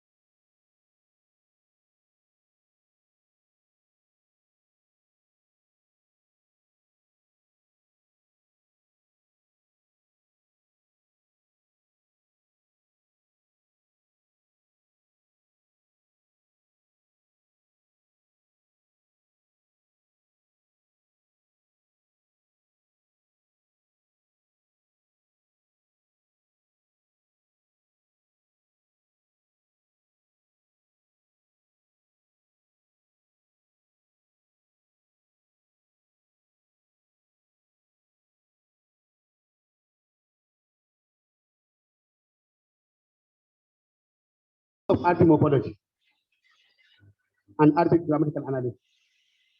So in Hausa, the word was brought directly from Quran because Quran talks about ajami in the text, saying that if this book was revealed into an ajami, it's revealed into Arabic language. So after the definition of ajami, then I came to the place of ajami in Hausa language. In dealing with Hausa ajami, we have two steps, which I perhaps think they are available in most African languages, but we need to know it from today.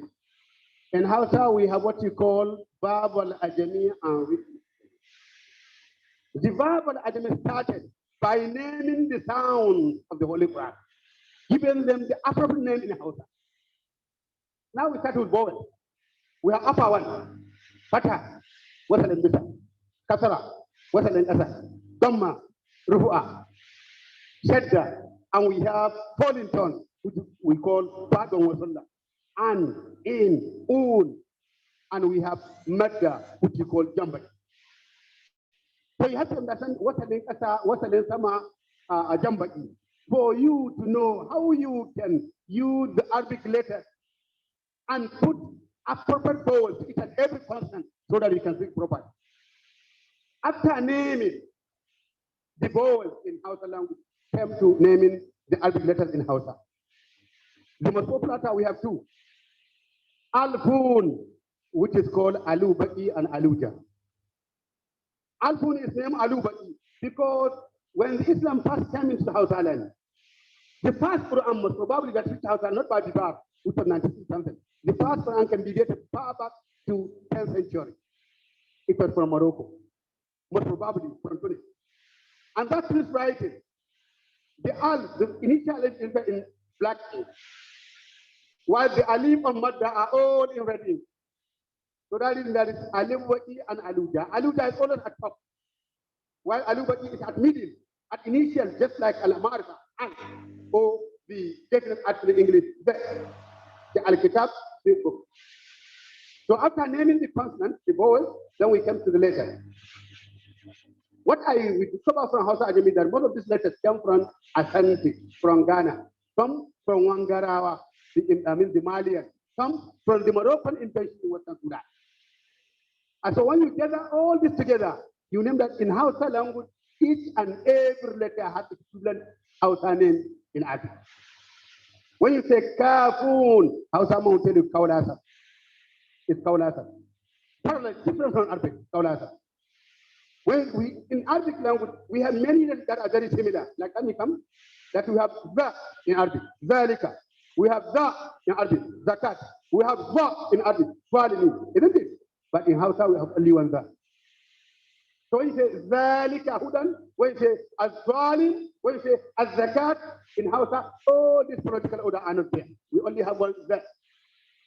Like in Hausa, in Arabic, when you say Ta, Sinu, you know we have Sinu, Ta. We have Fa, Badu, isn't it? And we have what? Fa. In Hausa, we also have one sin, Ta. So Ta, Fa, Ta are all of them as Ta. But Ta with double dot is called Sincha. In Arabic, we do have many. We do have many that are seen there forward. In Hausa, in Arabic, we have La, that Lam and Nahia. And we have God, which is very odd in African language, very difficult to find equivalent to Da, Da, wala Dali. So in Hausa, we have only one La, and we have only Da in Sokoto dialect, which was influenced by Islam because of Da in Arabic. When we came to word of Ghainun, which is not even present in which even when you go to Egypt, they don't have God. They have Jah. They say Yom al-Jumu'ah, not Yom al-Jumu'ah. Sorry, I'm not from Arabic department. I'm from Hausa department, but I wrote my PhD for about 20 years on the same area, same issue of urbanization of knowledge. So when I was in Egypt, when I was system professor in Egypt for about 3 years, I understand most of them can just say Yom al-Jumu'ah, they say Yom al-Jumu'ah, because they don't have Jah. So when you come to Hausa, we have Ga, but not Al-Ghainun, Al-Huruf Baqiyya, as in Ga in Arabic. We have Ga, as in Gumi, Ga in Gwandu. But when that Ga is written, in the middle of the letter, it used to be written just as a saddle of horse. That is called Angaili Kafa, meaning a word very close, similar to saddle of the horse. And Ainun, which is Huruf al-Qiyya, is named Amba Kiwofi, meaning a sound that looked like a foolish when he was dumb. His mouth open. Then it's called Amba Kiwofi. When it comes to the Ha'un, you know we have small Ha, H, and we have Ha. They are also like ear. In Hausa, that one Ha is called Hababa. But that small H is called Hagari. But H with thought is Ka. And Hausa call it Hagarami Mairua. Each and every thought is named Rua. So when it comes to Sinun, it's Sin Ara Mairua. When it comes to Yanun, Ya Mairua. And all this Rua are the new category. Mairua. So, I mean, these are named because all this decoration in the Holy Quran were not done during the Prophet Sallallahu Alaihi Wasallam. All this was done during what? Hujjat in Yusuf. It was Hujjat who used all this in the Quran. Before, Quran is without any power. You just read an Arab. If you're not Arab, you can't read it. But during the reign of Hujjat in Yusuf, he realized that many people are making mistakes while reading the Holy Quran. And he invited Sahaba by then to sit down and find possible ways of making Quran simple and so that it can be readable even to non-Arab. From there, then we move to the proper. The proper ajami is when a senior student are attending their lecture before teacher. If they are informed of any translation, they can write the appropriate meaning in Hausa by the side of their book, or just within the content of that area. Gradually, in some years, this ajami developed to be a form of writing. It was not uniform by them. That is, it was named ajami Gagaramashi. Gagaramashi means that you can write it now, but when you are asked to read it, you can hardly read it because there is no standard of writing. But later, with coming up endorsed scholars, probably from Persia, ajami was developed into a book form. Like Baru Ua Ubaga Marai, it's a very popular book. Like Muse, it's a very popular book. My dear listeners, when I was doing a study about Muse, I was in India, New Delhi. I went to a bookshop and saw a copy of Muse. The same copy, without any change. I was in Germany, there's a similar paper. I thought I should come with paper. I made a copy of Muse in the market in the bookshop. The same Muse with many Hausa, comments. So I learned, most likely, these materials are likely from Persia, from Mali, from Sankore, and they migrated to the Hausa land, to Yoruba, and to Igbo land. But many of these, Muse is an Arabic manuscript. Baruwa Uba, Kitabul Bacha, Yasin Mai Sarka, Urhu Mai Sarka, all these are with text. Later, there are many ajami manuscripts in Hausa in memo correspondence from one kingdom to another. And one of our teachers here brought an example here, which I would like to make which I would like to comment on. All this Diana, good for all this Diana he mentioned. We published a paper recently last 2 months in Germany. I'll give you a copy. All these Diana he mentioned are there in Hausa ajami, like date of birth, like debts, like time to pay. To pay for your, if you are a slave, what is left for you to pay the money. So all these are being used and be preserved as a charm. So how someone two are a good charm, that charm is not also medicinal. There are many information in the charm. If you can get charm, one charm and open it, the charm will tell you his name, where he came from, his age, and when he say his tax. So the charm is more of information than protection, the medicinal. It's more of information. So if you go to to Norwich University School of History, I was there. Many slaves with terms were open, and I would cover all the terms are information. I said, this man, his name is so Mr. So from social local government, from social country. He was brought from here to here, and all the information were properly reduced into writing. So after the terms, then we have poems, which are adjustments in Kadria, Tijaniya, all these are in action. And we have thousands of them. Very unfortunately, all these documents are not documented. As we mentioned by our teacher, are not documented at all. If you can just, when I was writing this paper, I think it is necessary for me then to go back to Kano and get some information, because I'm going to face the challenge of the first and well-known university in the country, University of Ibadan. I went to a friend, I asked him that I would like some material about Hausa ajami. In 20 minutes time, he brought to me more than 300 times, more than 300 of different. Let me just inform you. We have Ahadari in ajami. We have Idiya in ajami, I come with you. We have Risala in ajami. We have Askari in ajami. We have Muqtadar Khalil in ajami. And we have the Holy Quran in ajami. The whole Quran in ajami. What is most unfortunate is that none of us scholars pay heed to go and write about it. Get them collected. Get them documented in Ibadan, which I believe is ever blessed. It's ever blessed. Get them here documented, so that whenever somebody needs anything about how he can get it. I interviewed Professor Ibrahim Makoshi before coming here. He was mentioned by our teacher. Makoshi told me to go to Islamic Center. I was there, nothing was there. So all that was destroyed. I told Makoshi, what about your collection? He said, I left money to Hanwi, and Hanwi is gone. I contacted Prof. last about this. Last asked me to come back here, Ibadan. This is the only way I can get. So I thought by then, after writing my paper, I came to the home of knowledge. I will not go out here until I got all the other documents in Ajami, just to have a look at it. So almost all the experts are telling me to come here, all the experts. And I'm hearing a sad news that these are at badge of distinction. Very unfortunate. Mokoche told me to be here. Last told me to be here. I asked of Bibar, it's gone. But last told me, all I need from Ajami, or anything other than just Ibadan. Ibadan are there available. Last of 10 PhD here and 1968, he was the first person to go to PhD here in University of Ibadan. Still alive, more or less. Still alive, very active. He gave me even some location where I can get something at the but he told me to go to Arabic department and get it.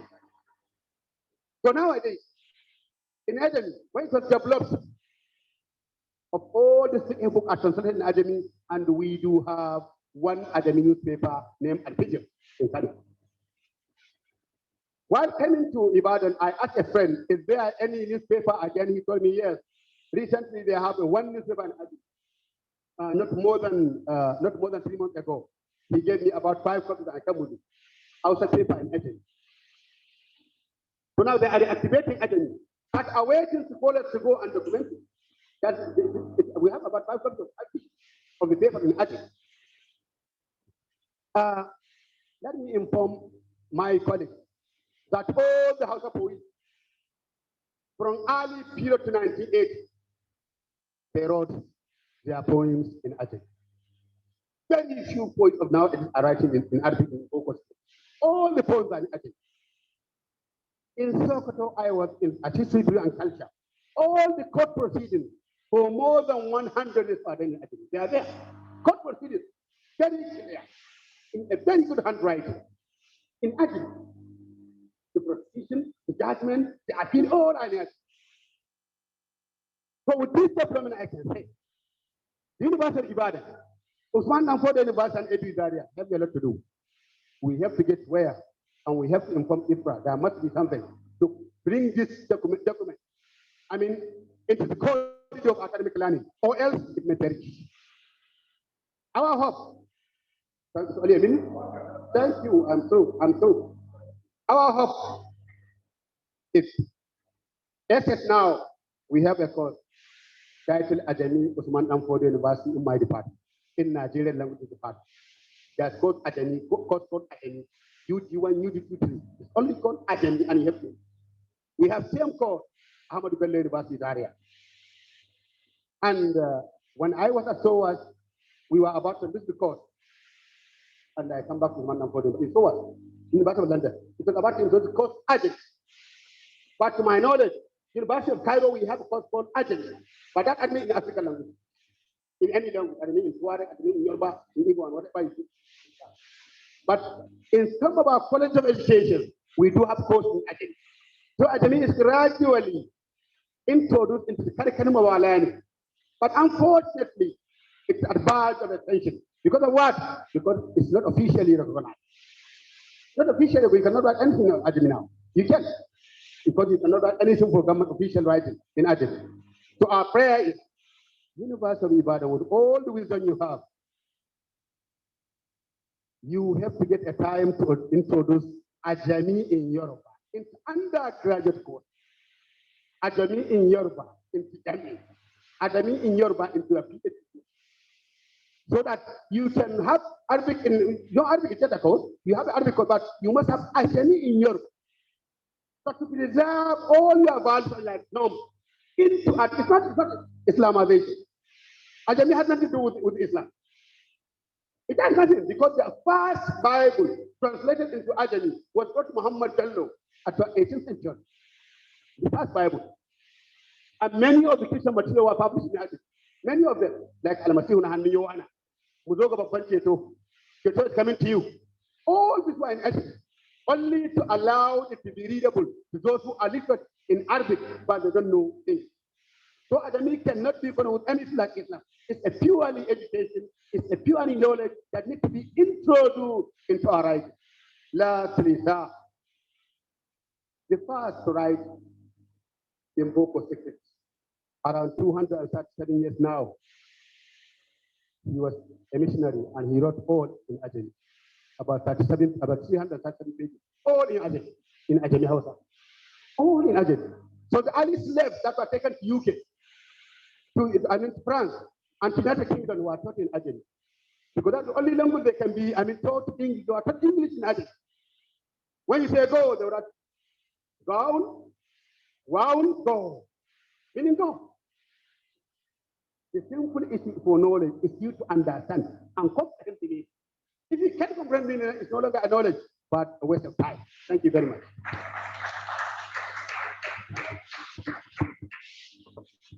Thank you very much. You can do better by giving this applause. Thank you very much. That's one of the benefits of having this kind of discussion. And I want to assure the last presenter that the department will look into that. If you have it in Sokoto and in Zaria, that we have a paper before we have break for lunch and Zuhr prayer. The paper is going to be presented by Mr. C.O. Ola. It is titled Profiling Arabic Collection in Kenneth P.K. Library, a prelude to resuscitating an ailing legacy in the University of Ibadan. This is a very good paper. I think it will be in response to all these allegations about our library. Thank you very much. Let's give a round of applause because it will be a response. Thank you very much. Thank you, Chairman. Ladies and gentlemen. My name is Oloyede. I'm a deputy librarian. By way of introduction, I just like to profile the establishment of the University of Ibadan and that of Kenneth P.K. Library, which was done the same day, and how John Harris, a New Zealander, started the library and worked hard to lay the foundation of Kenneth P.K. Library. The library has grown in leaps and bounds, servicing 19 faculties, academic centers, and units of the University of Ibadan. It has 4 major divisions and a branch library that is equally regarded as a division. They are the collection development, technical services, reader services, special collections, and the medical library. Our main focus in this discussion is special collections. The library houses a number of special collections. The special collection is headed by a deputy university librarian. It consists mainly of Arabic materials, maps, and manuscripts. As the library system grew and advanced, special collections also increased and expanded to include most materials that have their access window at the reference section of the research library in Kenneth P.K. Library Complex. They are newspapers and magazines.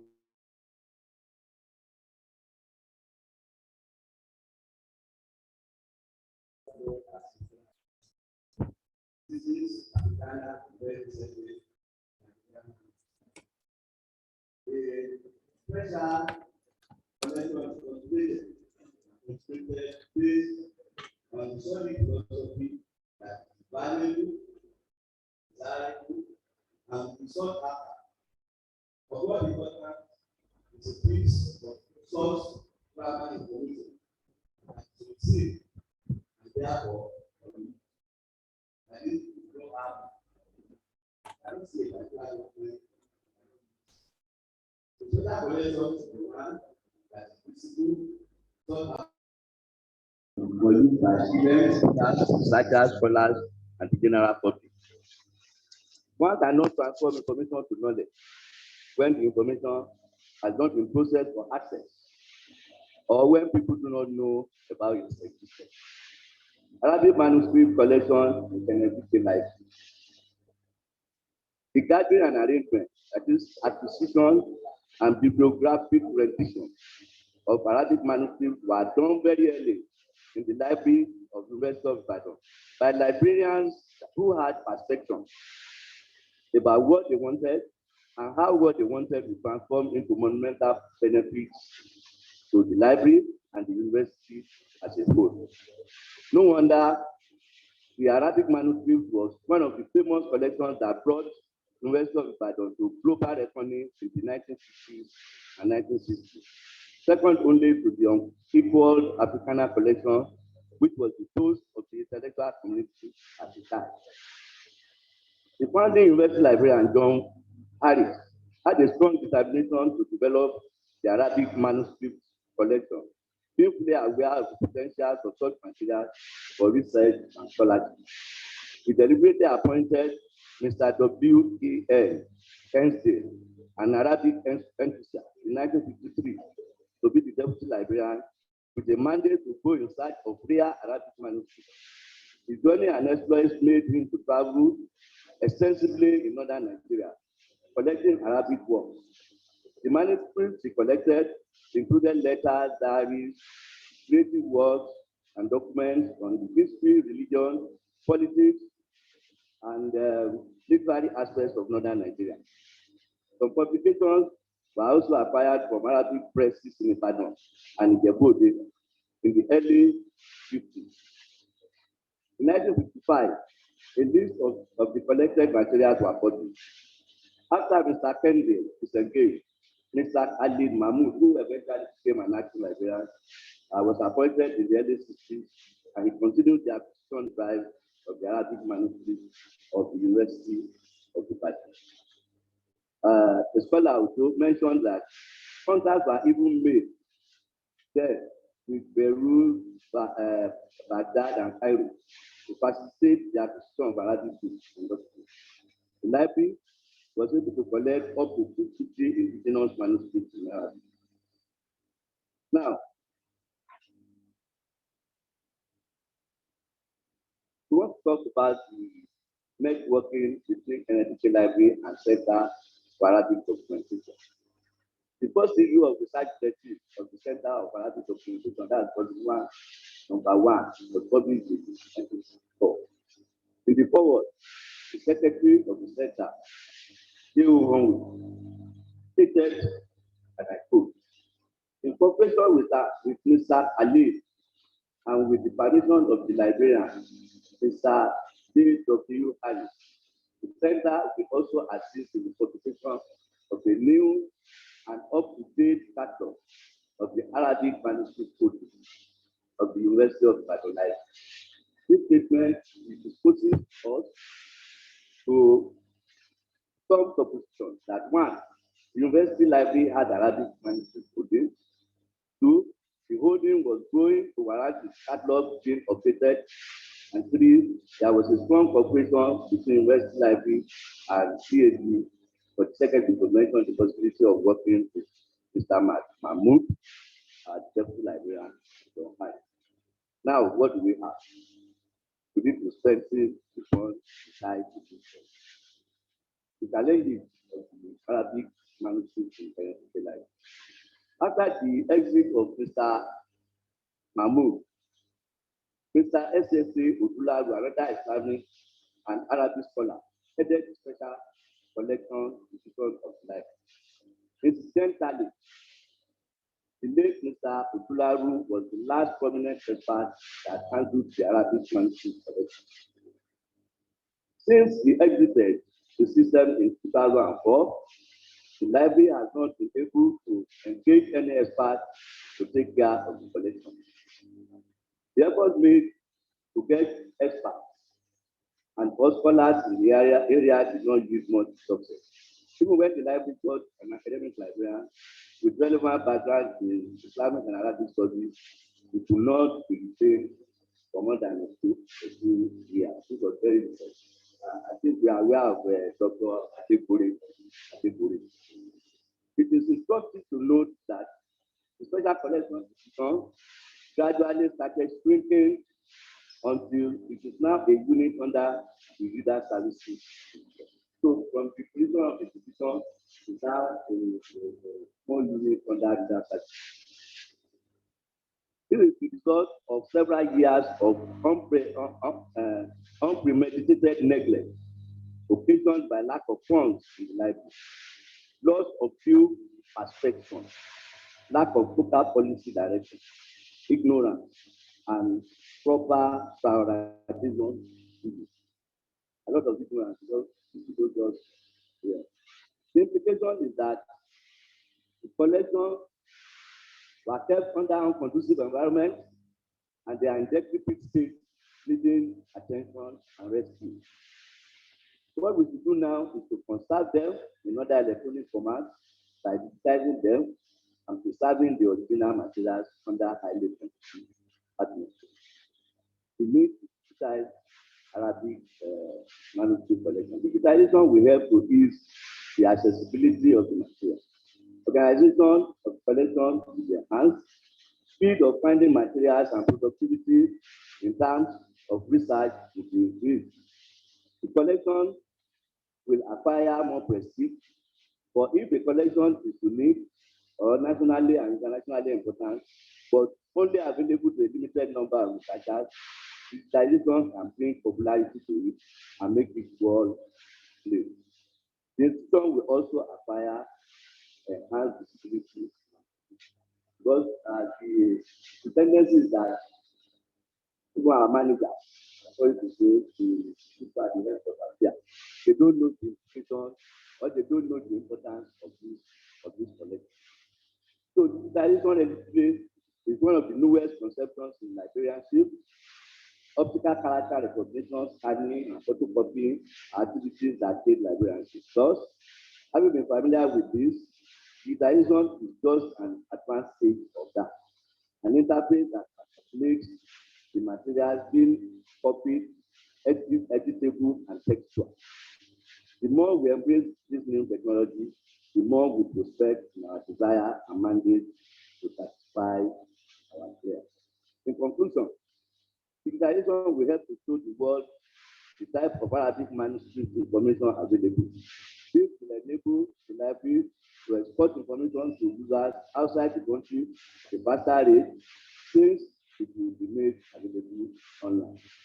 On this, Connecticut Library, IFRA, IFRA, and CAT need to have a handshake and advanced networking with organizations nationally and internationally who share our vision and are ready to partner with us. Thank you very much.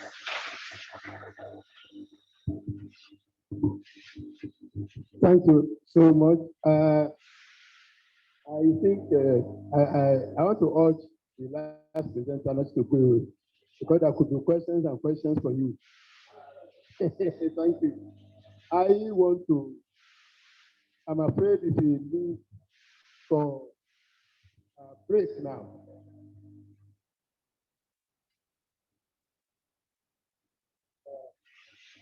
I'm afraid if we leave for break now and we come back, we might reduce by 50%. That's unfair. We did a thing like that in the morning. When we were to go for a break, the then chairman said that we should join at least a paper. But now, I want to propose that we quickly deal with the rest papers and we finish up, then we leave. Then we reduce the time of presentation, say to 10 minutes each, so that the other presenters will speak to their papers for 10 minutes. If that is carried, then we move on. As approved, Director, as we discussed with you, we want to compress the thing. Is this okay by you? Okay, thank you. We move on and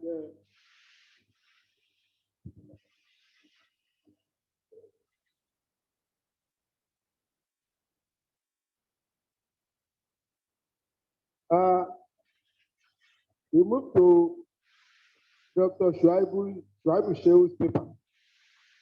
It's titled An Analysis of Ajami Manuscript in Jones Museum. Is that right? Is it online? Okay.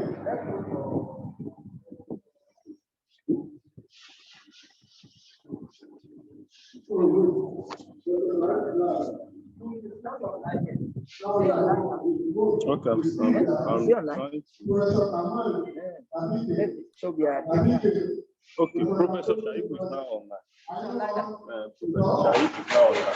Can we call him? Please.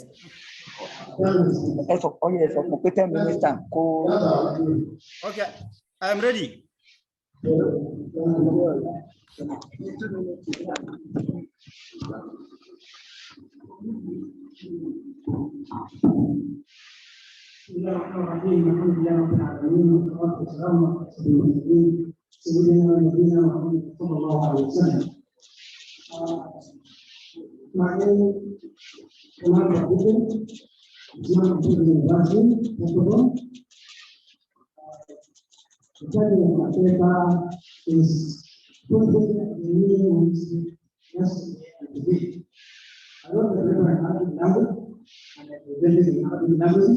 Since we are under the Department of Arabic, I will take your start with we are talking Arabic, and let me know without hearing any things from Arabic language. I will present my paper in Arabic language.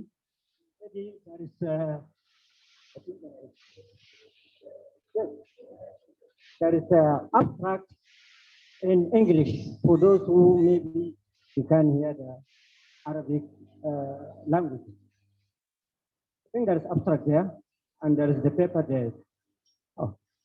على كل حال بسم الله الرحمن الرحيم والصلاة والسلام على أشرف المرسلين صلى الله عليه وسلم.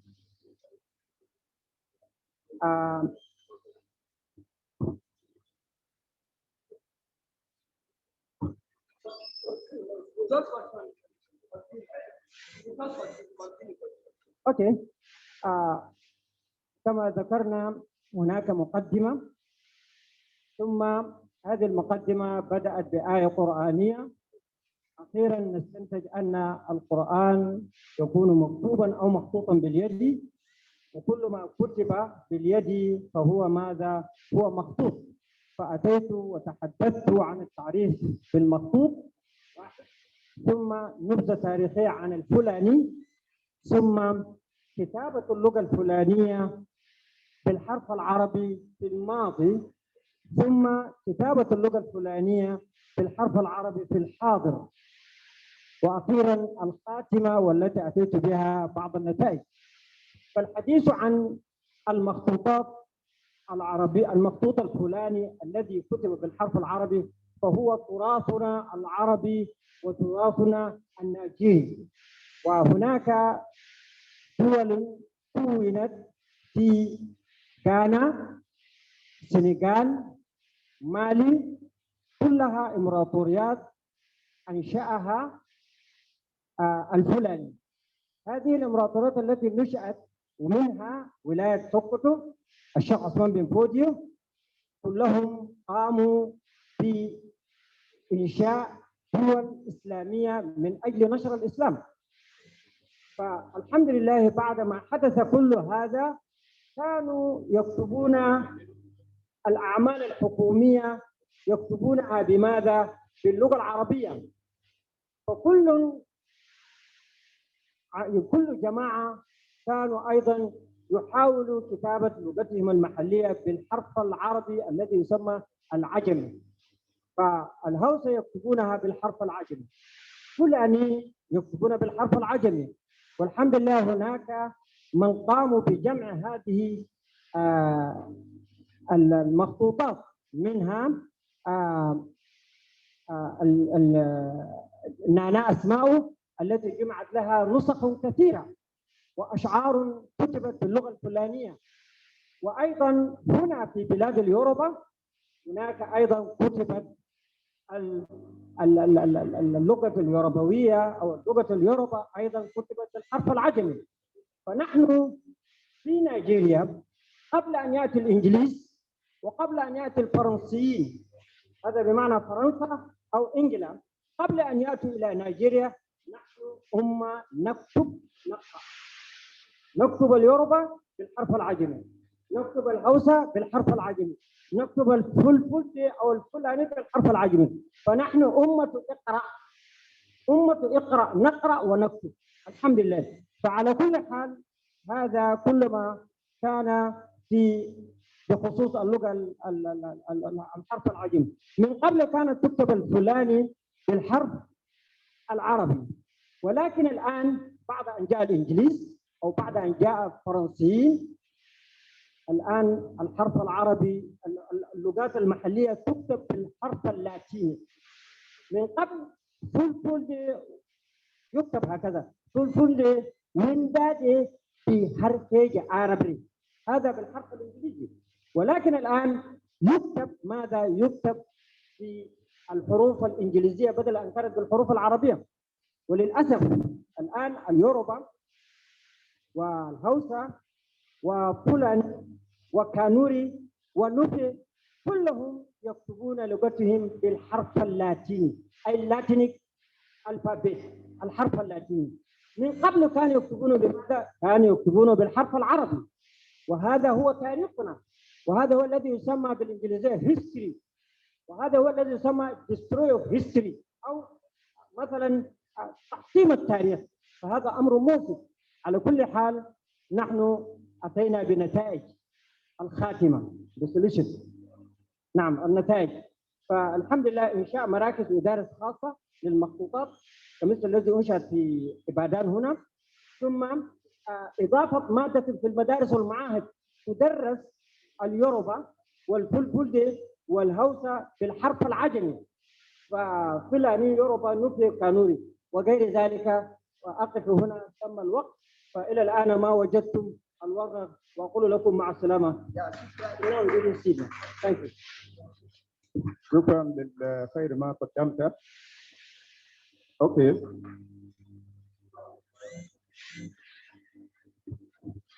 اولا اشكر المحاضر الذي ألقى المحاضرة صراحة يعني قد استفدنا منها، وشكرا لكم.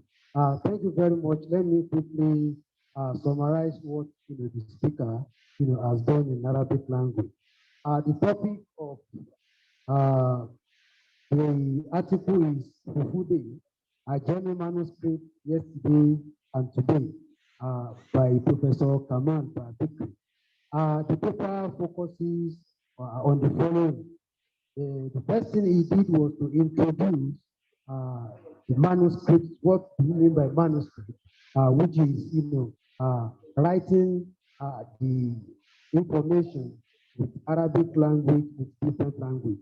He also, moved into the history of Al-Fulani, that is the people called, Fulani, found in West African countries such as Ghana, Mali, Senegal, and even part of Nigeria, like Osogbo.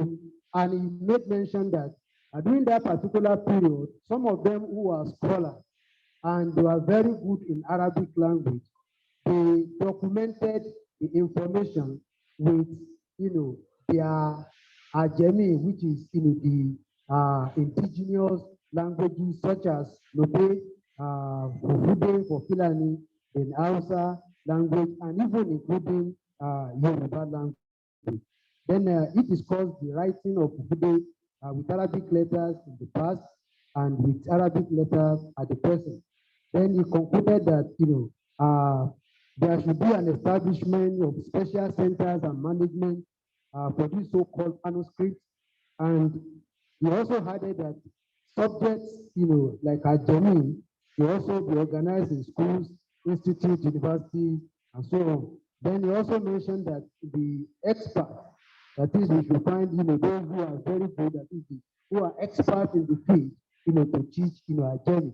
These ajami in various fields. It could be in Yoruba language, it could be in Igbo language, it could be in any language, spoken in our environment. Then he finally said that the federal government of Nigeria should set up a day each year, and that day should be called the Manuscript Intellectual Heritage Day. Thank you very much, Mr. Speaker. We benefited a lot from your paper. Thank you very much.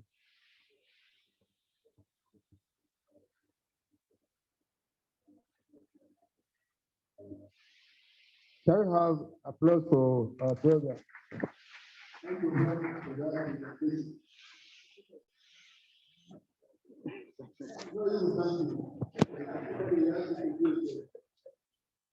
Now we will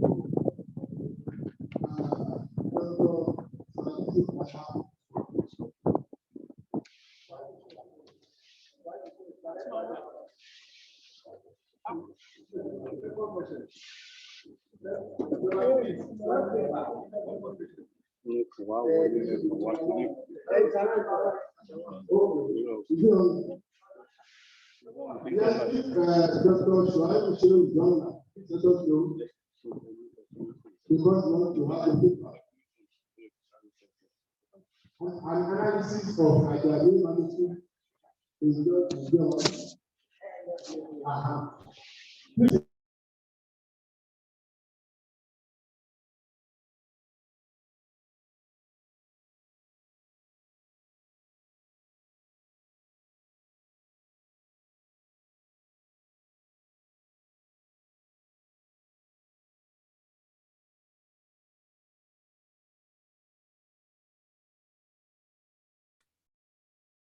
Hello.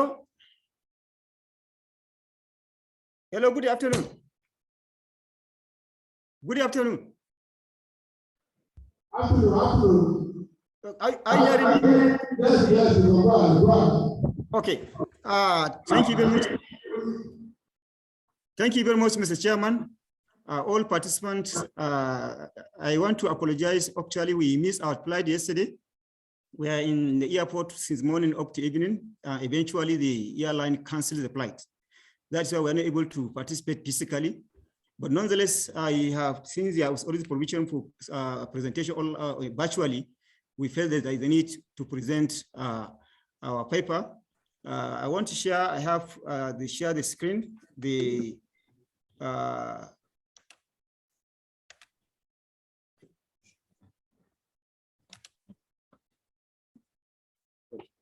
okay.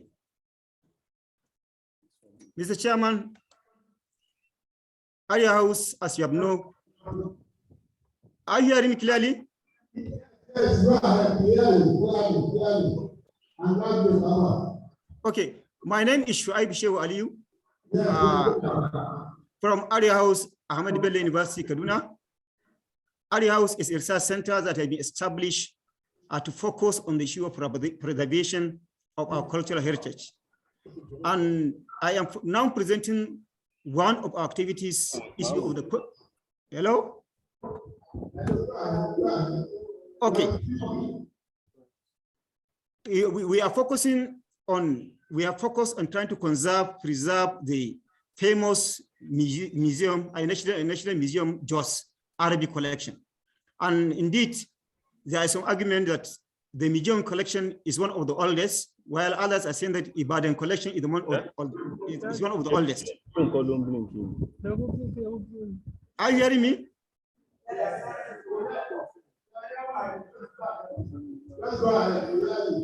Okay, so Jos collection is one of the richest and large collection that has been collected during the colonial period and deposited in the Jos Museum.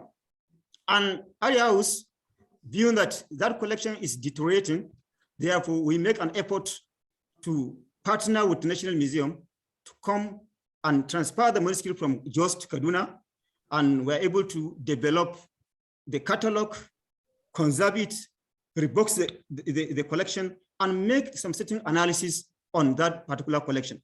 Because what we have discovered, that particular collection is very rich, but because of certain factors, that actually are not being assessed by so many other researchers. One, because National Museum is not a research institute. And secondly, since it was being deposited, there was no professional Arabis or Kiratu that has been actually archivists that was been saddled with the responsibility of preserving and conserving the manuscript.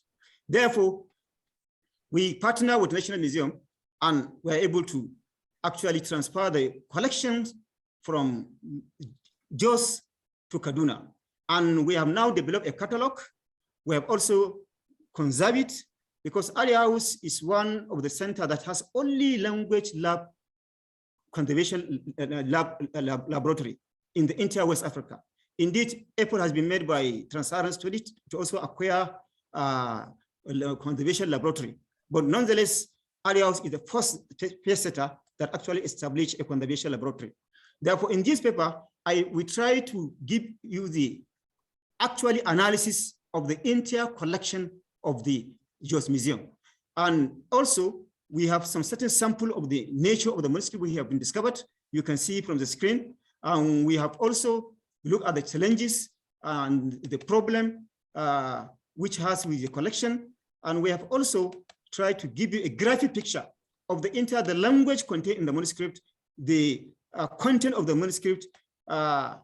Because of time constraint, if you look at this, the manuscript consists of poems and prose. And the poems is the largest collection inside the manuscript. And secondly, if you go to the next line, you can see the language based on the Jos Museum manuscript. We have the Arabic, which is the largest. You have the Hausa Ajami manuscript. You have the Pulpulde manuscript. You have the Kanuri manuscript. And you have also the Yoruba. Unfortunately, we felt that there is a need for the Nupe manuscript. Unfortunately, there is no one single Nupe manuscript. And secondly, if you look at the content of the manuscript, we have analyzed even the content in terms of the nature of all the manuscripts that have been contained in the Jos Museum. You can see that it contains so many other aspects: Quranic sciences, issue of history, issue of astronomy, issue of medicine, issue of mathematics, magic square, and so many other things. Actually, philosophy, it covers a wide range of different disciplines. And you can see we have graphically, we are able to actually analyze what is the percentage of each number of the different disciplines contained in the manuscript. A part of the issue of the language also, the content, and a part of it was also the ajami. What are the percentage of ajami in the manuscript? Then we are able to make all analysis. And we have discovered that the ajami, if you take all the Yoruba, the Hausa, the Kanuri, actually is a small portion compared to the large volume Arabic. Also in the manuscript, we're able to discover so many other Quranic that actually dated to about 300, 400 years ago. Indeed, in the manuscript, we're able to discover the Yumpa Quran. The Yumpa is one of the Goribi ruler that fought with Usman Ampodio. His Quran that has been used by Yumpa is also preserved in the Jos collection. The only unfortunate aspect, most of these manuscripts are still undated. There was no date, only very few on those one which has been written by Muhammad Tukur, actually who was written on the issue of medicine, Islamic medicine, or the prophetic medicine that has been also been dated. But most all the manuscripts, particularly those written by Muhammad Bello, Abdullah bin Fodio, and other scholars within the West African sub-region, they only been dated. And a part of that, we have also analyzed within the Ajami manuscript, because those one, we have seen the Arabic nature of the Arabic, the content of the Arabic manuscript, but also within the Ajami. What is the nature of the content of the manuscript in the Ajami manuscript? We're able to discover the varieties of content in the manuscript. Some of one has been written on issue of theology, issue of history, issue of magic square, issue of grammar, issue of philosophy, and so many other things. And particularly, the major aspects that actually drive most of the writing of the Ajami is the issue of astronomy and medicine. Is very, very significant. There is a bulk of manuscripts written in Ajami, in astronomy, in medical sciences, which have been written in Ajami, and particularly within the Hausa and Yoruba Ajami. Then you can see also the nature of some of the manuscripts that have been discovered, because some of them actually are virtually has virtually been deteriorated. Therefore, when we transfer the manuscript, and you know that Area House, as I said, has established a conservation lab, and that conservation lab, which has been with the assistance of Dr. Amidu Boy, who assisted in providing the funds in 2013 to establish the language lab, we deploy the services of one specialist from Connecticut University in America, Mrs. Biddle. She came to an Area House. She trained our staff in paper conservation, on the preservation, and also of how they can locally develop boxes. And we have tried in this particular aspect to rebox most of the manuscripts that have been the just museum collection. And secondly, I want to give in brief the major description nature of the manuscript and the number of categories. Particularly Arabic literature, we have about 114 manuscripts. Islamic monotheism, we have a 145 number. Then the Quran sciences, actually, which I have said, now we have the Kanimbu manuscript, which has written in Kanimbu language, which was the ancient language of the Kanuri people. You see, then there is Impa Selkim Gobir Quran. Then you have about 5 or 65 copies of Quran, which has been written in local languages. Then in Islamic sciences, then you have Islamic jurisprudence speaking. Also, we have about 281 manuscripts. Then we have aspect of history, which have about 80 manuscripts. Then issue of asceticism and mysticism, also we have about 48 number of manuscripts.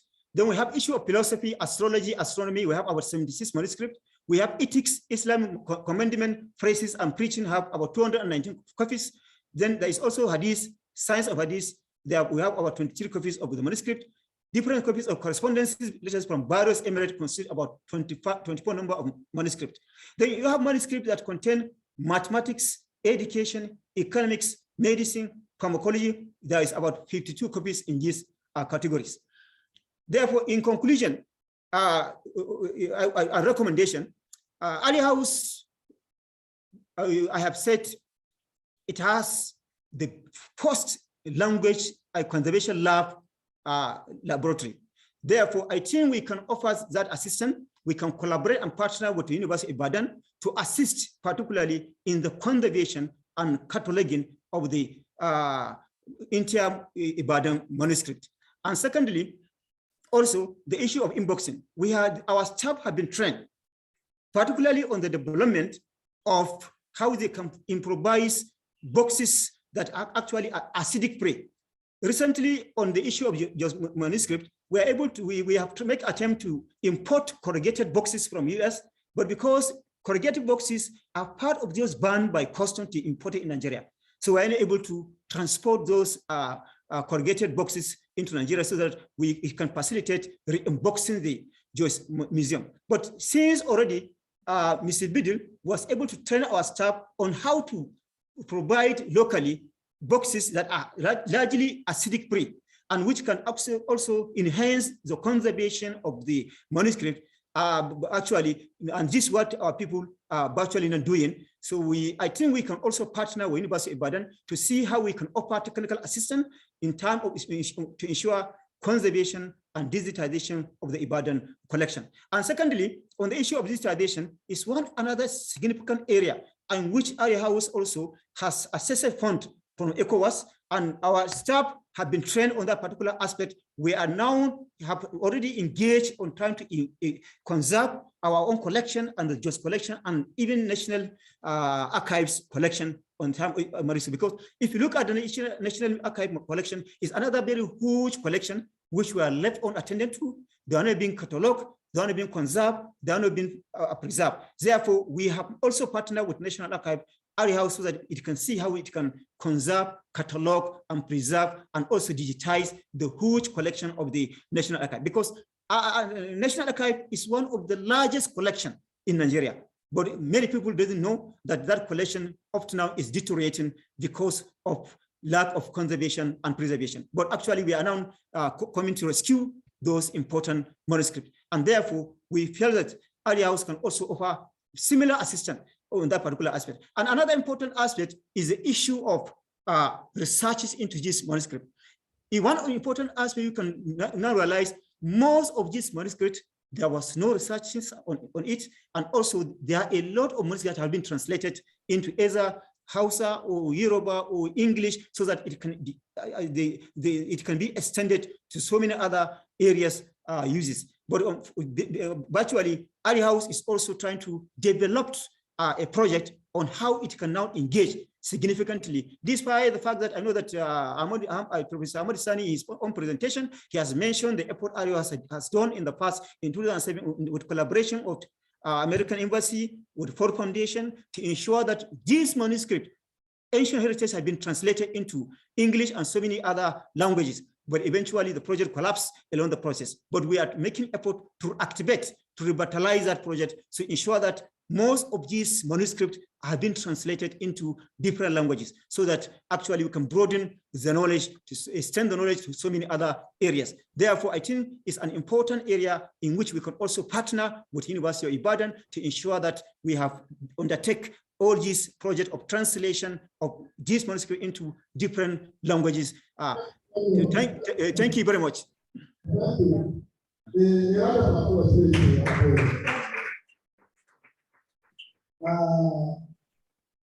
The next speaker is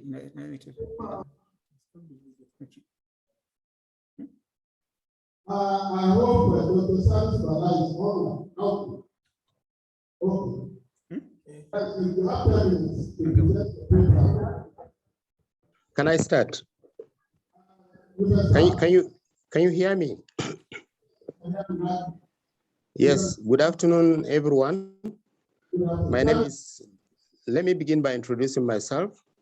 My name is Dr. Salisu Bala, the Deputy Director, Arewa House, Center for Historical Documentation and Research, an affiliate of Ahmadu Bello University, Zaria. My topic is emerging trends in the preservation and utilization of Islamic cultural heritage in Nigeria. Can you hear me? Hello? Can you hear me? Okay, good. The topic of my presentation is emerging trends in the preservation and utilization of Islam. The topic is divided into the following. I have an introduction which clearly spells out the historical aspect dealing with how the business of Islamic cultural heritage started, especially from the University of Ibadan collection. That was in the late 50s and 1960s. And then the next is traditional and modern methods of preservation and utilization of Islamic cultural heritage in Nigeria. And then I later decided to pick two important centers within Africa so that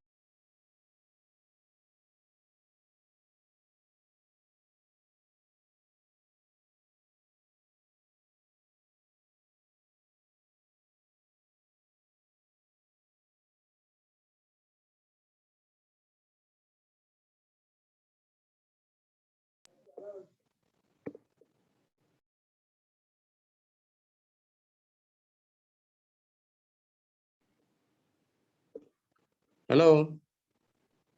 Yes, what's happening? Yes, can you hear me? Please go on. Go ahead. Okay. I tried to pick two centers in Africa, within Africa, so that what the activities of they were carrying out will serve as,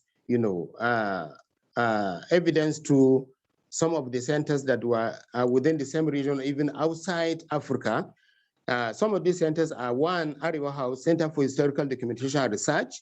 And then the second center, it has to do with a collaboration between Timbuktu in Mali and the government of South Africa. What South African government, has done in the past few years or 2 decades ago in the area of procurement, preservation, digitization of these important cultural heritage in Africa. And then I try to also look at some of the challenges facing the business of preservation and conservation of Islamic manuscripts in Africa or in Nigeria as we can see it. And then finally, I attach some recommendations to my conclusion. In the first place, I begin with a quotation by Graziano, where in the book called The Trans-Saharan Book Trade, clearly illustrated that any full understanding and appreciation of this unique cultural heritage, let alone any serious attempt at studying or preserving it, should roughly consider all the material. 1, technological. 2, economic. 3, circulation. 4, consumption and preservation of such materials within the area that one is focusing at. My introduction, let me begin this discussion by extending my profound gratitude and sincere appreciation to the management and staff of the Department of History, University of Ibadan, and IFRA, specifically for inviting me to this important historical event, which is geared towards adequate utilization and preservation of the collections of cultural heritage within Ibadan and even outside Ibadan. For example, the idea of preservation and utilization of Islamic manuscripts systematically as one of the source materials for the reconstruction of the history of the various polities in Nigeria was first developed in the University College Ibadan in the mid-1950s under the initiative of the late Professor K.O.D.K. with the support of the government of Northern Nigeria and his professional colleagues like Professor Abdullah Smith and Dr. S.O. Biobaku. This effort started in the 1950s as a means of solving the problems that emanated from whether Africa has history or not, especially if you look at the historiography, colonial historiography, they continue to, convince the illiterate among the Africans and even among the white colonialists that Africa has no history until when they came to Africa in the 19th century. So in order to debunk this assertion, Professor DK, as well as Professor Abdullah Smith, decided to, reconsider the historical materials that were written by traditional Islamic scholars, especially in the early period when Islam was first introduced into the Nigerian area. And then, for instance, in the period 1957 to 1967, the National Archives Kaduna collected more than 5,000 Islamic manuscripts from 14 provinces of the north, including Kaduna Capital Territory. Meanwhile, in the 1959, up to the mid-1960s, Professor Abdullah Smith, Hisket, and M.L. Hajj, including Morelas, traversed various provinces in the north, collecting manuscripts which were filmed in Ibadan. So you can see this importance of University of Ibadan collection as far as the development of other collections within the northern part of the country is concerned. Then subsequently, many of these manuscripts, about 528, were microfilmed and brought to Amidu Bello University, Zaria, where the Northern History Research Scheme was launched in 1964. Up to 1967, the successes recorded in the collection of Islamic manuscripts in the North was the result of a joint effort between Amidu Bello University and the University of Ibadan. So in this introduction, I try to lay emphasis on the importance of the University of Ibadan collection as far as the development of other archival, centers and, other, historical centers are concerned, including, the Northern Historical Research Scheme in Charas, as well as the development of, Arewa House as a center for historical research and documentation. Then, traditional and modern methods of preservation and utilization of Islamic manuscripts heritage in Nigeria. You can see one of the, traditional method of, preserving this Islamic cultural heritage has to do with, copying method by those that are highly educated and well-versed in Arabic grammar, as well as in the speaking and writing of Arabic language. For example, the modern generation of information science and technology has made it necessary for us to recast in the past on how some vital information such as Islamic manuscripts left by our leading scholars were produced, preserved, and adequately utilized. According to Dr. Hamid Boboy, he observed that nations take pride in their past and try to preserve and revive the works and achievements of their earlier generations, which turn into legacy. The legacy remains a source of pride and honor, as well as means of inspiration and guidance for future planning. The legacy of the Muslims stands unique among all other legacies. The writings left by the Muslims have been awakening the conscience of the people and inspiring reformers the world over. This is a quotation by Dr. Hamid Boboy trying to stress the importance of preserving, and then procurement and then preservation of this rich cultural heritage. And the second method of preserving this cultural heritage is by way of preserving it or storing it in some local boxes called kundi. And they used to, if you ask anybody in the northern part of the country, especially those who pass through the Islamia schools or traditional Islamic school system, will definitely tell you what the meaning of kundi is. That is where they assemble their, handwritten scripts in the area with the sole aim of preserving them, as well as for future use by future generations. So these are the two methods. But with the invention of technology, of computer technology, people delve into the means of digitizing this cultural heritage by way of scanning them or photographing them or photocopying them or maybe storing them in the cloud. These are some of the issues that we need to look into, especially if we're talking about the modern system of preserving a rich cultural heritage left behind by the 19th century Islamic scholars, especially the likes of Sheikh Osman bin Fodi, the likes of Abdullah bin Fodi, and the likes of Muhammad Bello, and even in the 16th century, where you have Sheikh Muhammad bin Abdul Karim al-Migili and the rest of them. However, editing from the Islamic perspective does not mean correction or any improvement on the text. Instead, it means to prevent the text in its original form as it was composed by the author as observed by El-Misri. The editor is usually guided by the following key questions of inquiry in the discharge of his duties, especially when you talk about writing or copying of a particular manuscript. There are A, B, C, D, up to G areas that an editor or a writer need to focus into when it comes to copying of manuscripts or preserving it for future use. One is that A, who is the actual author of this manuscript? The author needs to be identified. Sometimes if you look at some of the manuscripts, you find there are no names. The author's name are not registered. Number two is, what is the date of authorship? When was it written? We need to clarify that.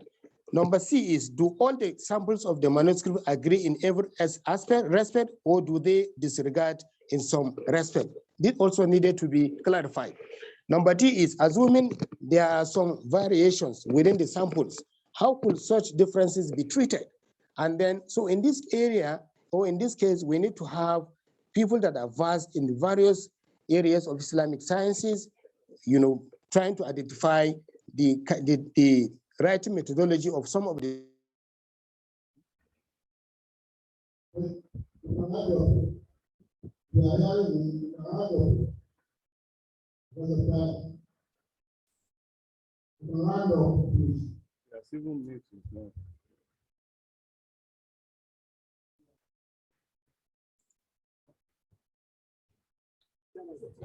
Mute him. He has muted himself.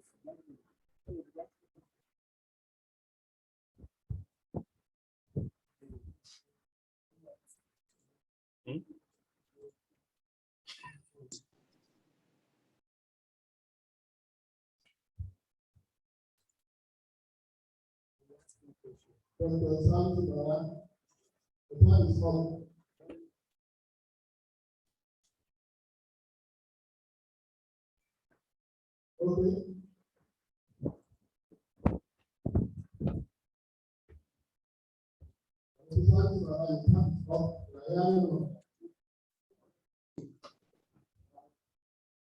Okay, I think you can have that. This is the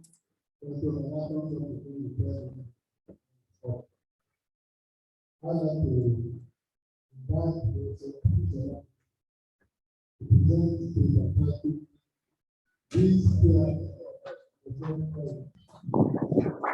Thank you, sir.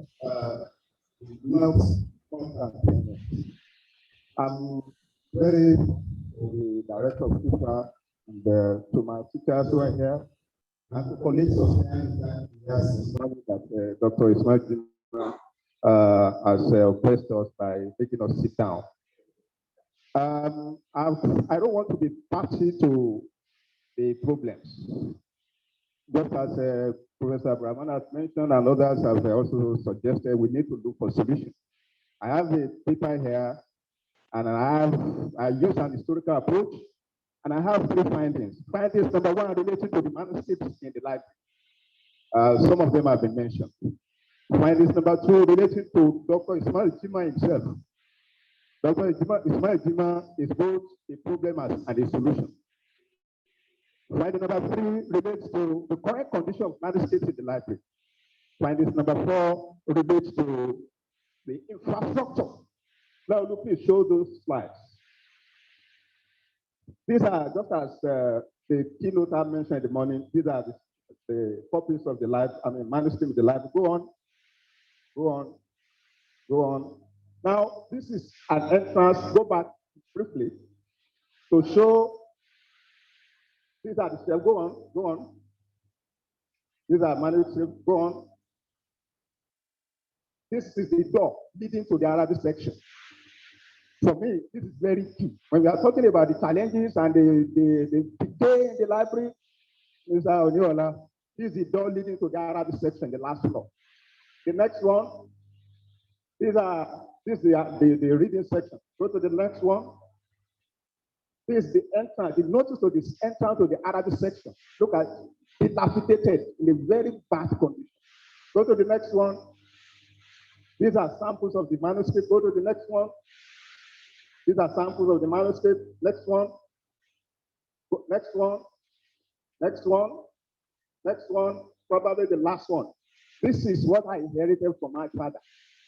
So when we are talking about, just as the man mentioned, there are that many out there. I inherited this from my father. It's there with me in your here. Dr. Ismail Jima has not collected from me, and I'm not going to give it to him.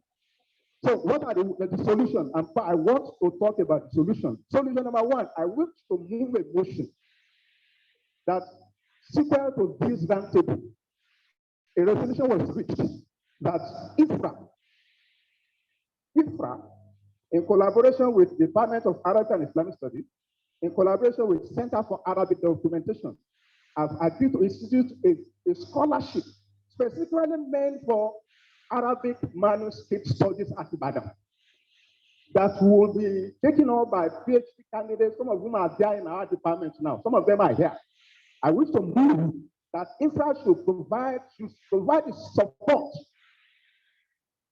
for PhD candidates from our department who will be interested in specializing in Arabic manuscript studies at Ibadan. Solution number 1. Number 2, related to the library, Mr. Onyola, sir. Access to Arabic studies, Arabic manuscripts should be democratized. This is very, very important. Number 3, as teachers of Arabic and Islamic studies, we have started to encourage our students. That's why some of them are here, master students, who are prepared to go into Arabic manuscript studies. But they won't be able to do that if the doors are constantly under law. That cannot happen if the door to that place is constantly under law. Aside from that, just as it has been mentioned, we need to also go out. The words I said I have with me, we need to consider other possibilities relating to their conservation. And lastly, individuals with means should also be contacted to support this effort. I thank you for the opportunity.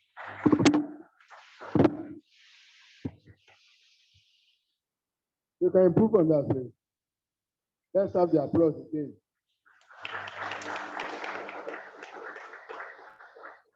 Thank you for being very brief, straight to the point, and the challenges to the stakeholders.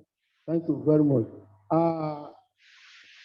We now go on, now that we have completed with this presentation, we skip tea break again. We go on to third session, questions, discussion. I want to start that. I said the other time that we should wait because all your section, your division, that is the main library, seems to be treating Arabic section very badly.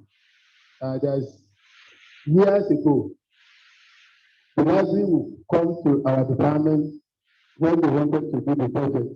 How many books you want to? Please give us list of books you will buy for the year. And I was also put in charge of that. We will give the list out.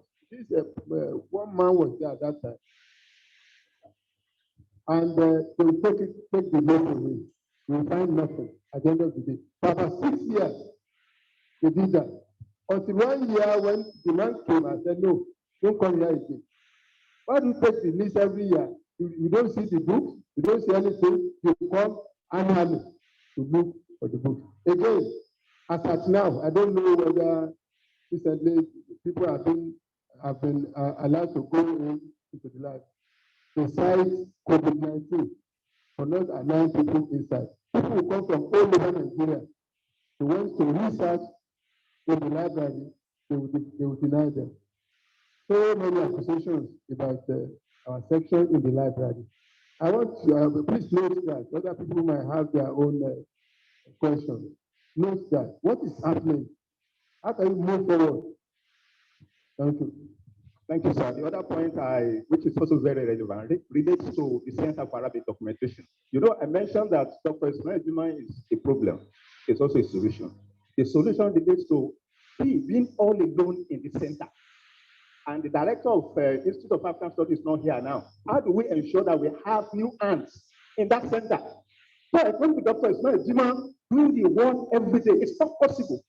Productivity cannot be at the optimum level when one person is there all of the time. And University of Ibadan too, who do we ask? Who do we confront with questions here? If VC is not here, the DVC is not here, Mr. Onyola, sir, the Arabic section needs more hands. Thank you, sir. If you are Dr. Ismail becomes professor, retires tomorrow, who will take over? Any other question? No, you are a solution. You have been tagged as a solution. Who has nobody again? Okay. Yeah, thank you very much, Mr. Chairman and Professor Latosi. What I would just say straight away is that it's not as if you who are alien to the university system. You know what is happening in University of Ibadan. And the fact is that if you don't have funds, there's nothing you can do. Library is pauperized. When I say pauperized, and let me say that this issue has been ongoing for a very long time. The decay in the library is internal. The library is decaying from inside. So what we have there is just a relic of what a library should be. That is basically the truth. And I can be quoted, please. I'm not saying this, please, I'm not saying this for any, whatever. In University of Lagos, from IDR, the IDR of University of Lagos, the university gives the library a minimum of 100 million annually. This apart from the intervention of third fund. As we speak today, the only amount of money available for use in the library is the registration, what they call it, the registration fees paid by students, which is not even enough to clean the library. That is the truth about it. I don't know, people may shy away from saying the truth in public place. And in most cases, even when library go to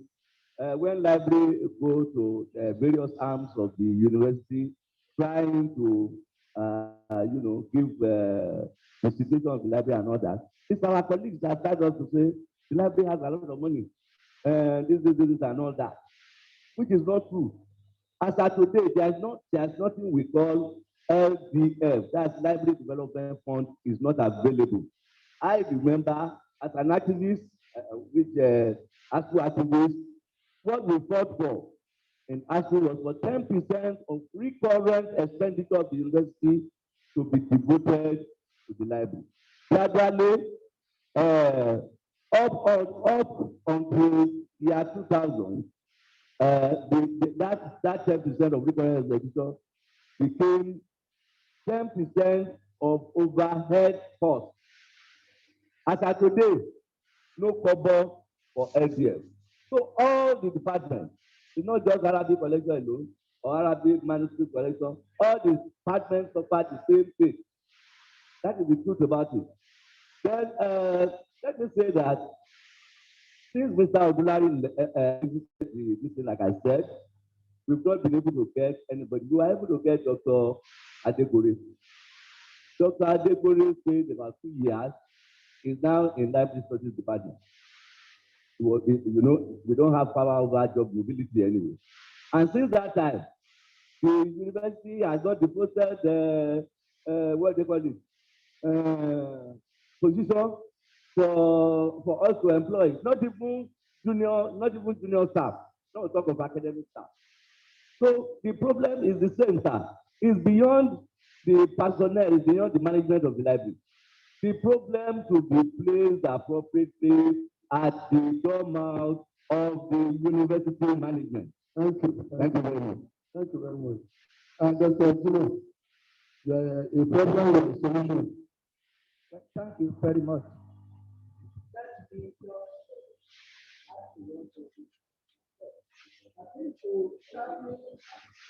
Pertaining to staffing at the University of Ibadan, this is a general problem all through.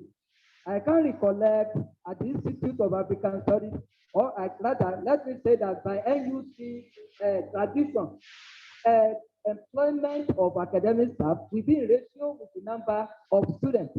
At the Institute of African Studies, we have 10 different areas of postgraduate programs.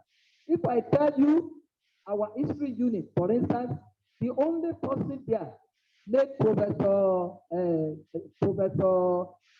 Olaoba, more than 4 or 5 years ago, the university refused us to give us replacement. Rather, we are just taking assistance from Department of History.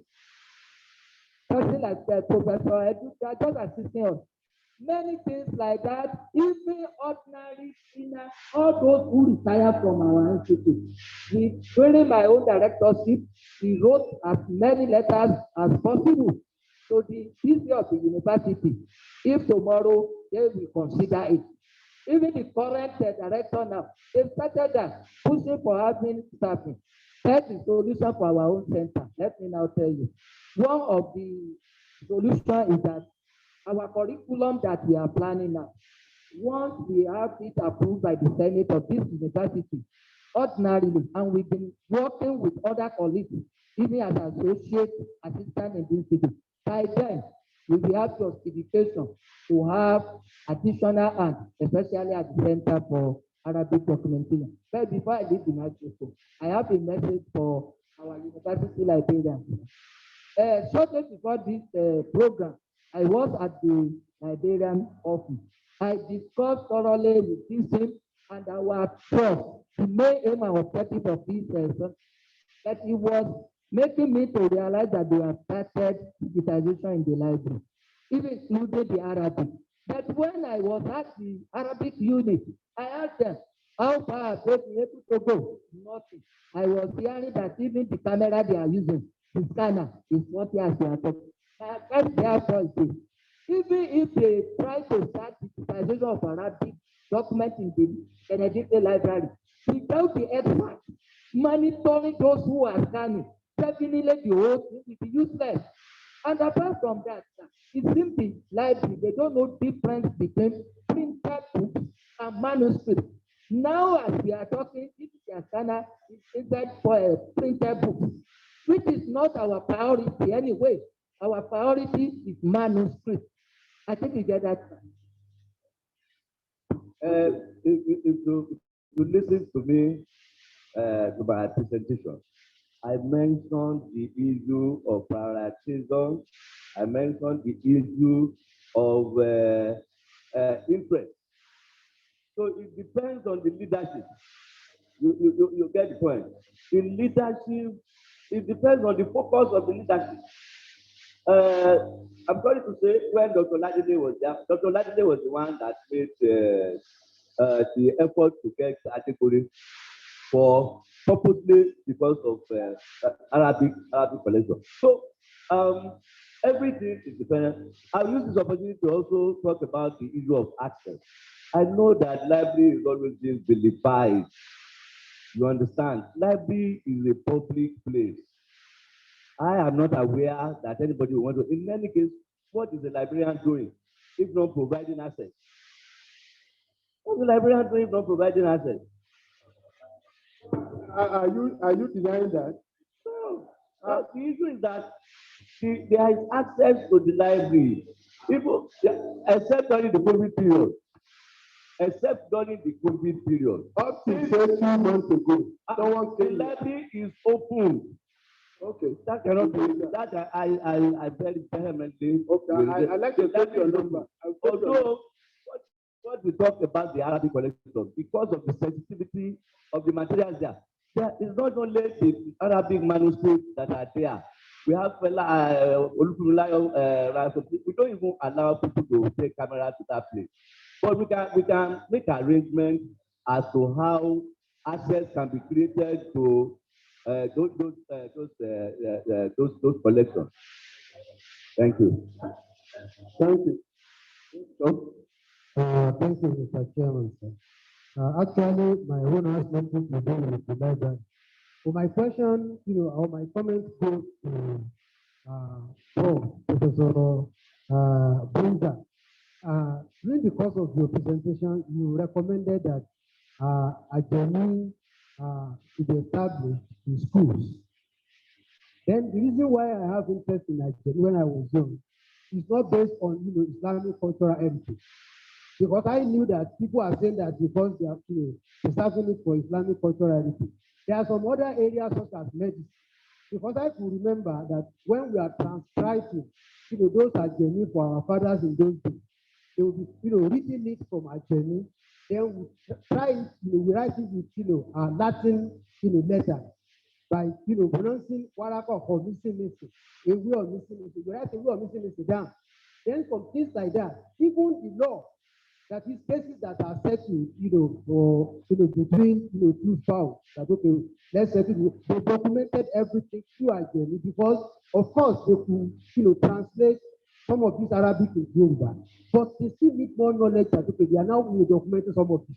So I'm now asking that how many people are experts in taking ajami as scholars in our various universities? That's number one. Then number two is, looking at these days, even some of us that we can speak Yoruba, you can even put what we call intonation on Yoruba. Some of us are not interested that okay, our children should even speak indigenous language, talk less of going to ajami. Now let me cite an example. In this university we have Department of Linguistics and African Language.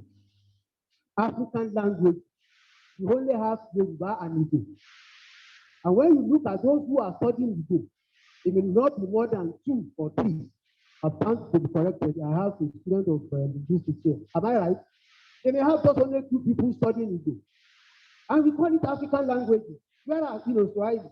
And I do tell people that even Arabic language has become is part and parcel of even Nigerian language, because if you go to Ingala, even if it is Oloko Arabic, they speak Arabic. It should be part of what we should learn in our environment, not because of religion, but because of knowledge and human development. Then it has been answered. And that is what ASU is fighting for, revitalization. When revitalization comes, where does it go? Thank you very much. You want to respond?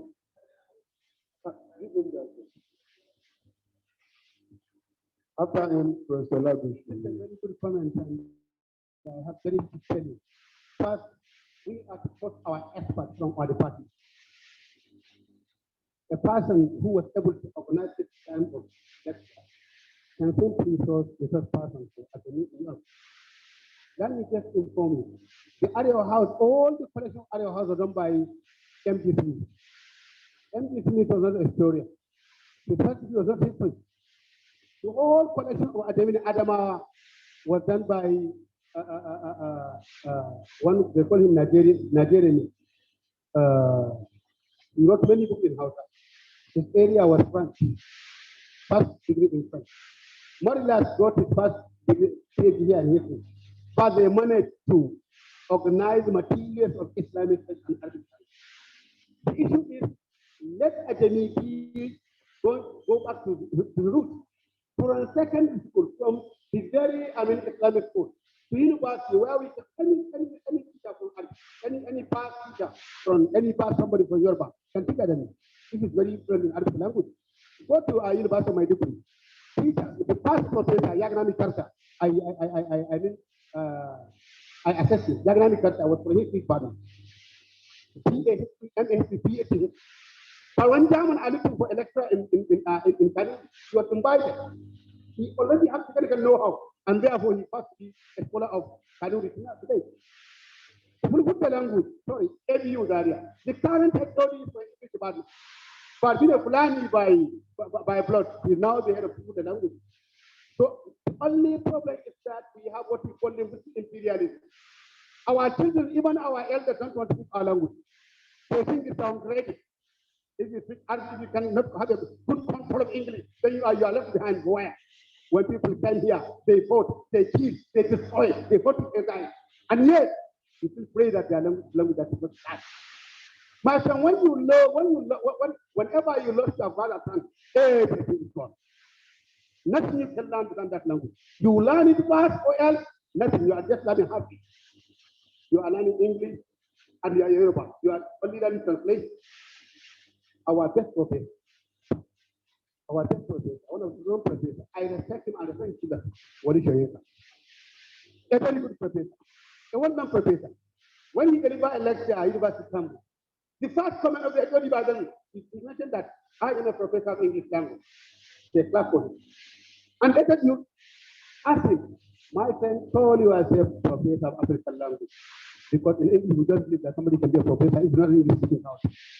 If not a Breton, you can be a professor.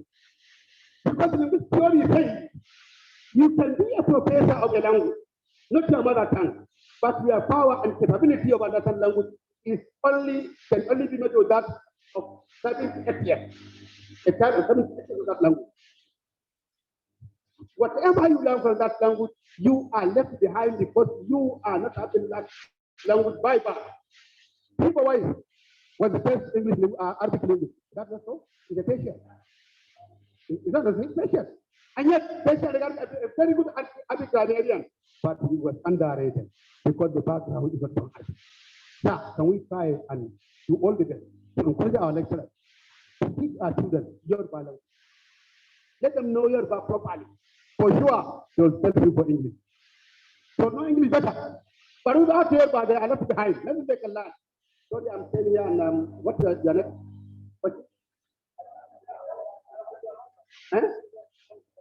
My professor, I have a daughter. She was very bad in English. And I think of teaching her in health only for her to comprehend me what's going on in class.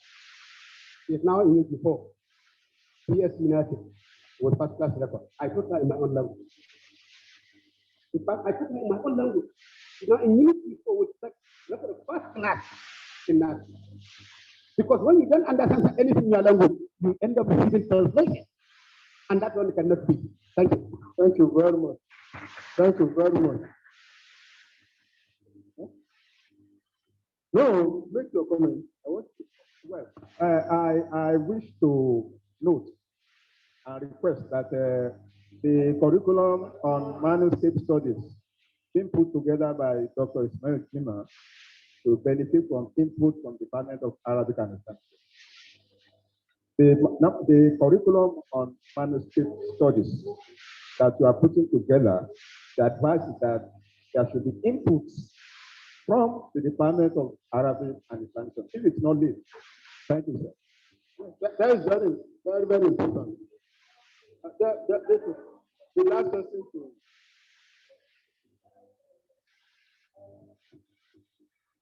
نعم الحمد لله. أنا أحب أن أتحدث باللغة العربية كما تفضل به البروفيسور. يعني أولا السؤال، نحن هنا تجمعنا لأجل الكلام حول مركز جمع المخطوطات العربية. هل يمكن مثلا لمثلي الزائر لأول مرة، هل يمكن أن ندخل إلى المكتبة، يعني نزور المكتبة؟ إذا كان يمكن هذا سيسرني ويكون مما استفدت من هذه الجلسة. وثانيا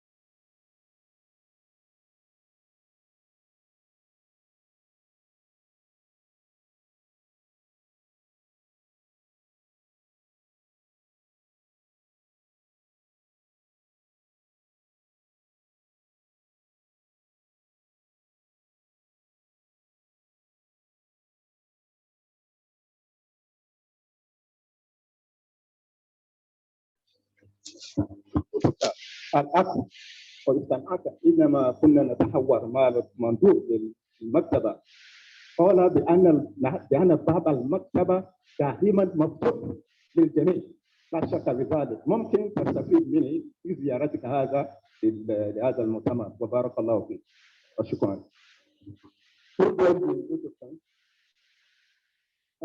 Director.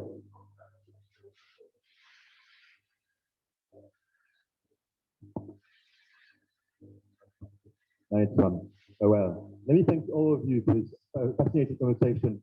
You know, I started this conversation myself as a historian fascinating the history of Arabic manuscripts. I started with the whole history of North Nigeria, but you can tell obviously it's not just about the North, it's about the whole of Africa here. I've heard the different pleas and different conversations. The idea being that first we need to focus more attention to the preservation of the manuscripts. And not just the preservation for the sake of preserving them for nothing, but to use them basically for our scholarship. That's something I think is very important, otherwise we wouldn't be here today. This conversation as well about preservation, I think it's extremely important that we can carry on using these manuscripts, not just here in our own universities, in Ibadan or our house or Matriculation, but also abroad for people like Stefan or Marion who talked today. I'd like to thank them especially for the patience today. I think, I'd like to thank today, I'd like to thank Dr. Jimo for all his time, for everything he spent, doing all this. So I'd like to thank him today. Thank you. I also like to thank, of course, the University of Ibadan for, their patience with IFRA for hosting us for the last 31 years now. I'd like to thank especially the University of African Studies for enabling us to be together today. So thank you all of you. I'd like to thank also all our colleagues who came from the north, from the north today. Also those who couldn't come because of plane issues. It was very much appreciated, and I'm looking forward to meeting them again, or actually to meet them in person for the first time. So thank you all of you as well. I think now we've got a full program of two-step actions. I think got even some solutions, conversations with the library, with the library, conversations with the Center for Arabic Documentation as the IIS. One thing that I remember myself very clearly here is that We know these documents exist. All of us in this room are passionate about them. I guess we need to even tell everyone around us that they exist and communicate our enthusiasm to the rest of the world. So I think that's our job for the future. Let me thank all the audience, the students who came here today, so they were patient as well. I'd like to thank them because I think they're the future academics here as well. And I hope they'd be encouraged to carry on their studies with us. Let me thank all of you here today. And I was delighted to be part of this conversation. So Shukran, Nagode, Eshe, Salu. I can talk few more, but thank you. Thank you. Thank you for thanking us.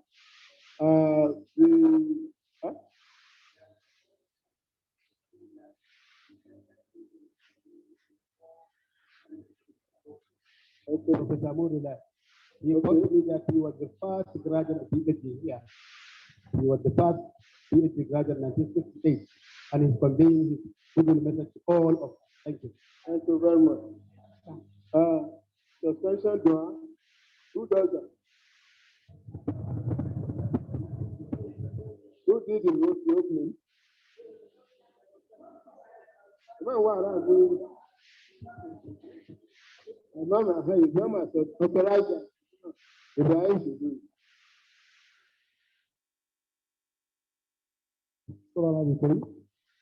Probably the way it was done when we were about to start the program, we see adopt the system.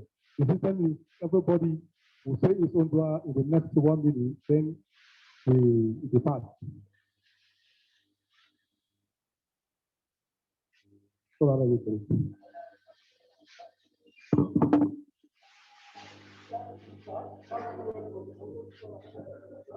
So now we go for lunch and at the end of the program. Thank you everyone for attending.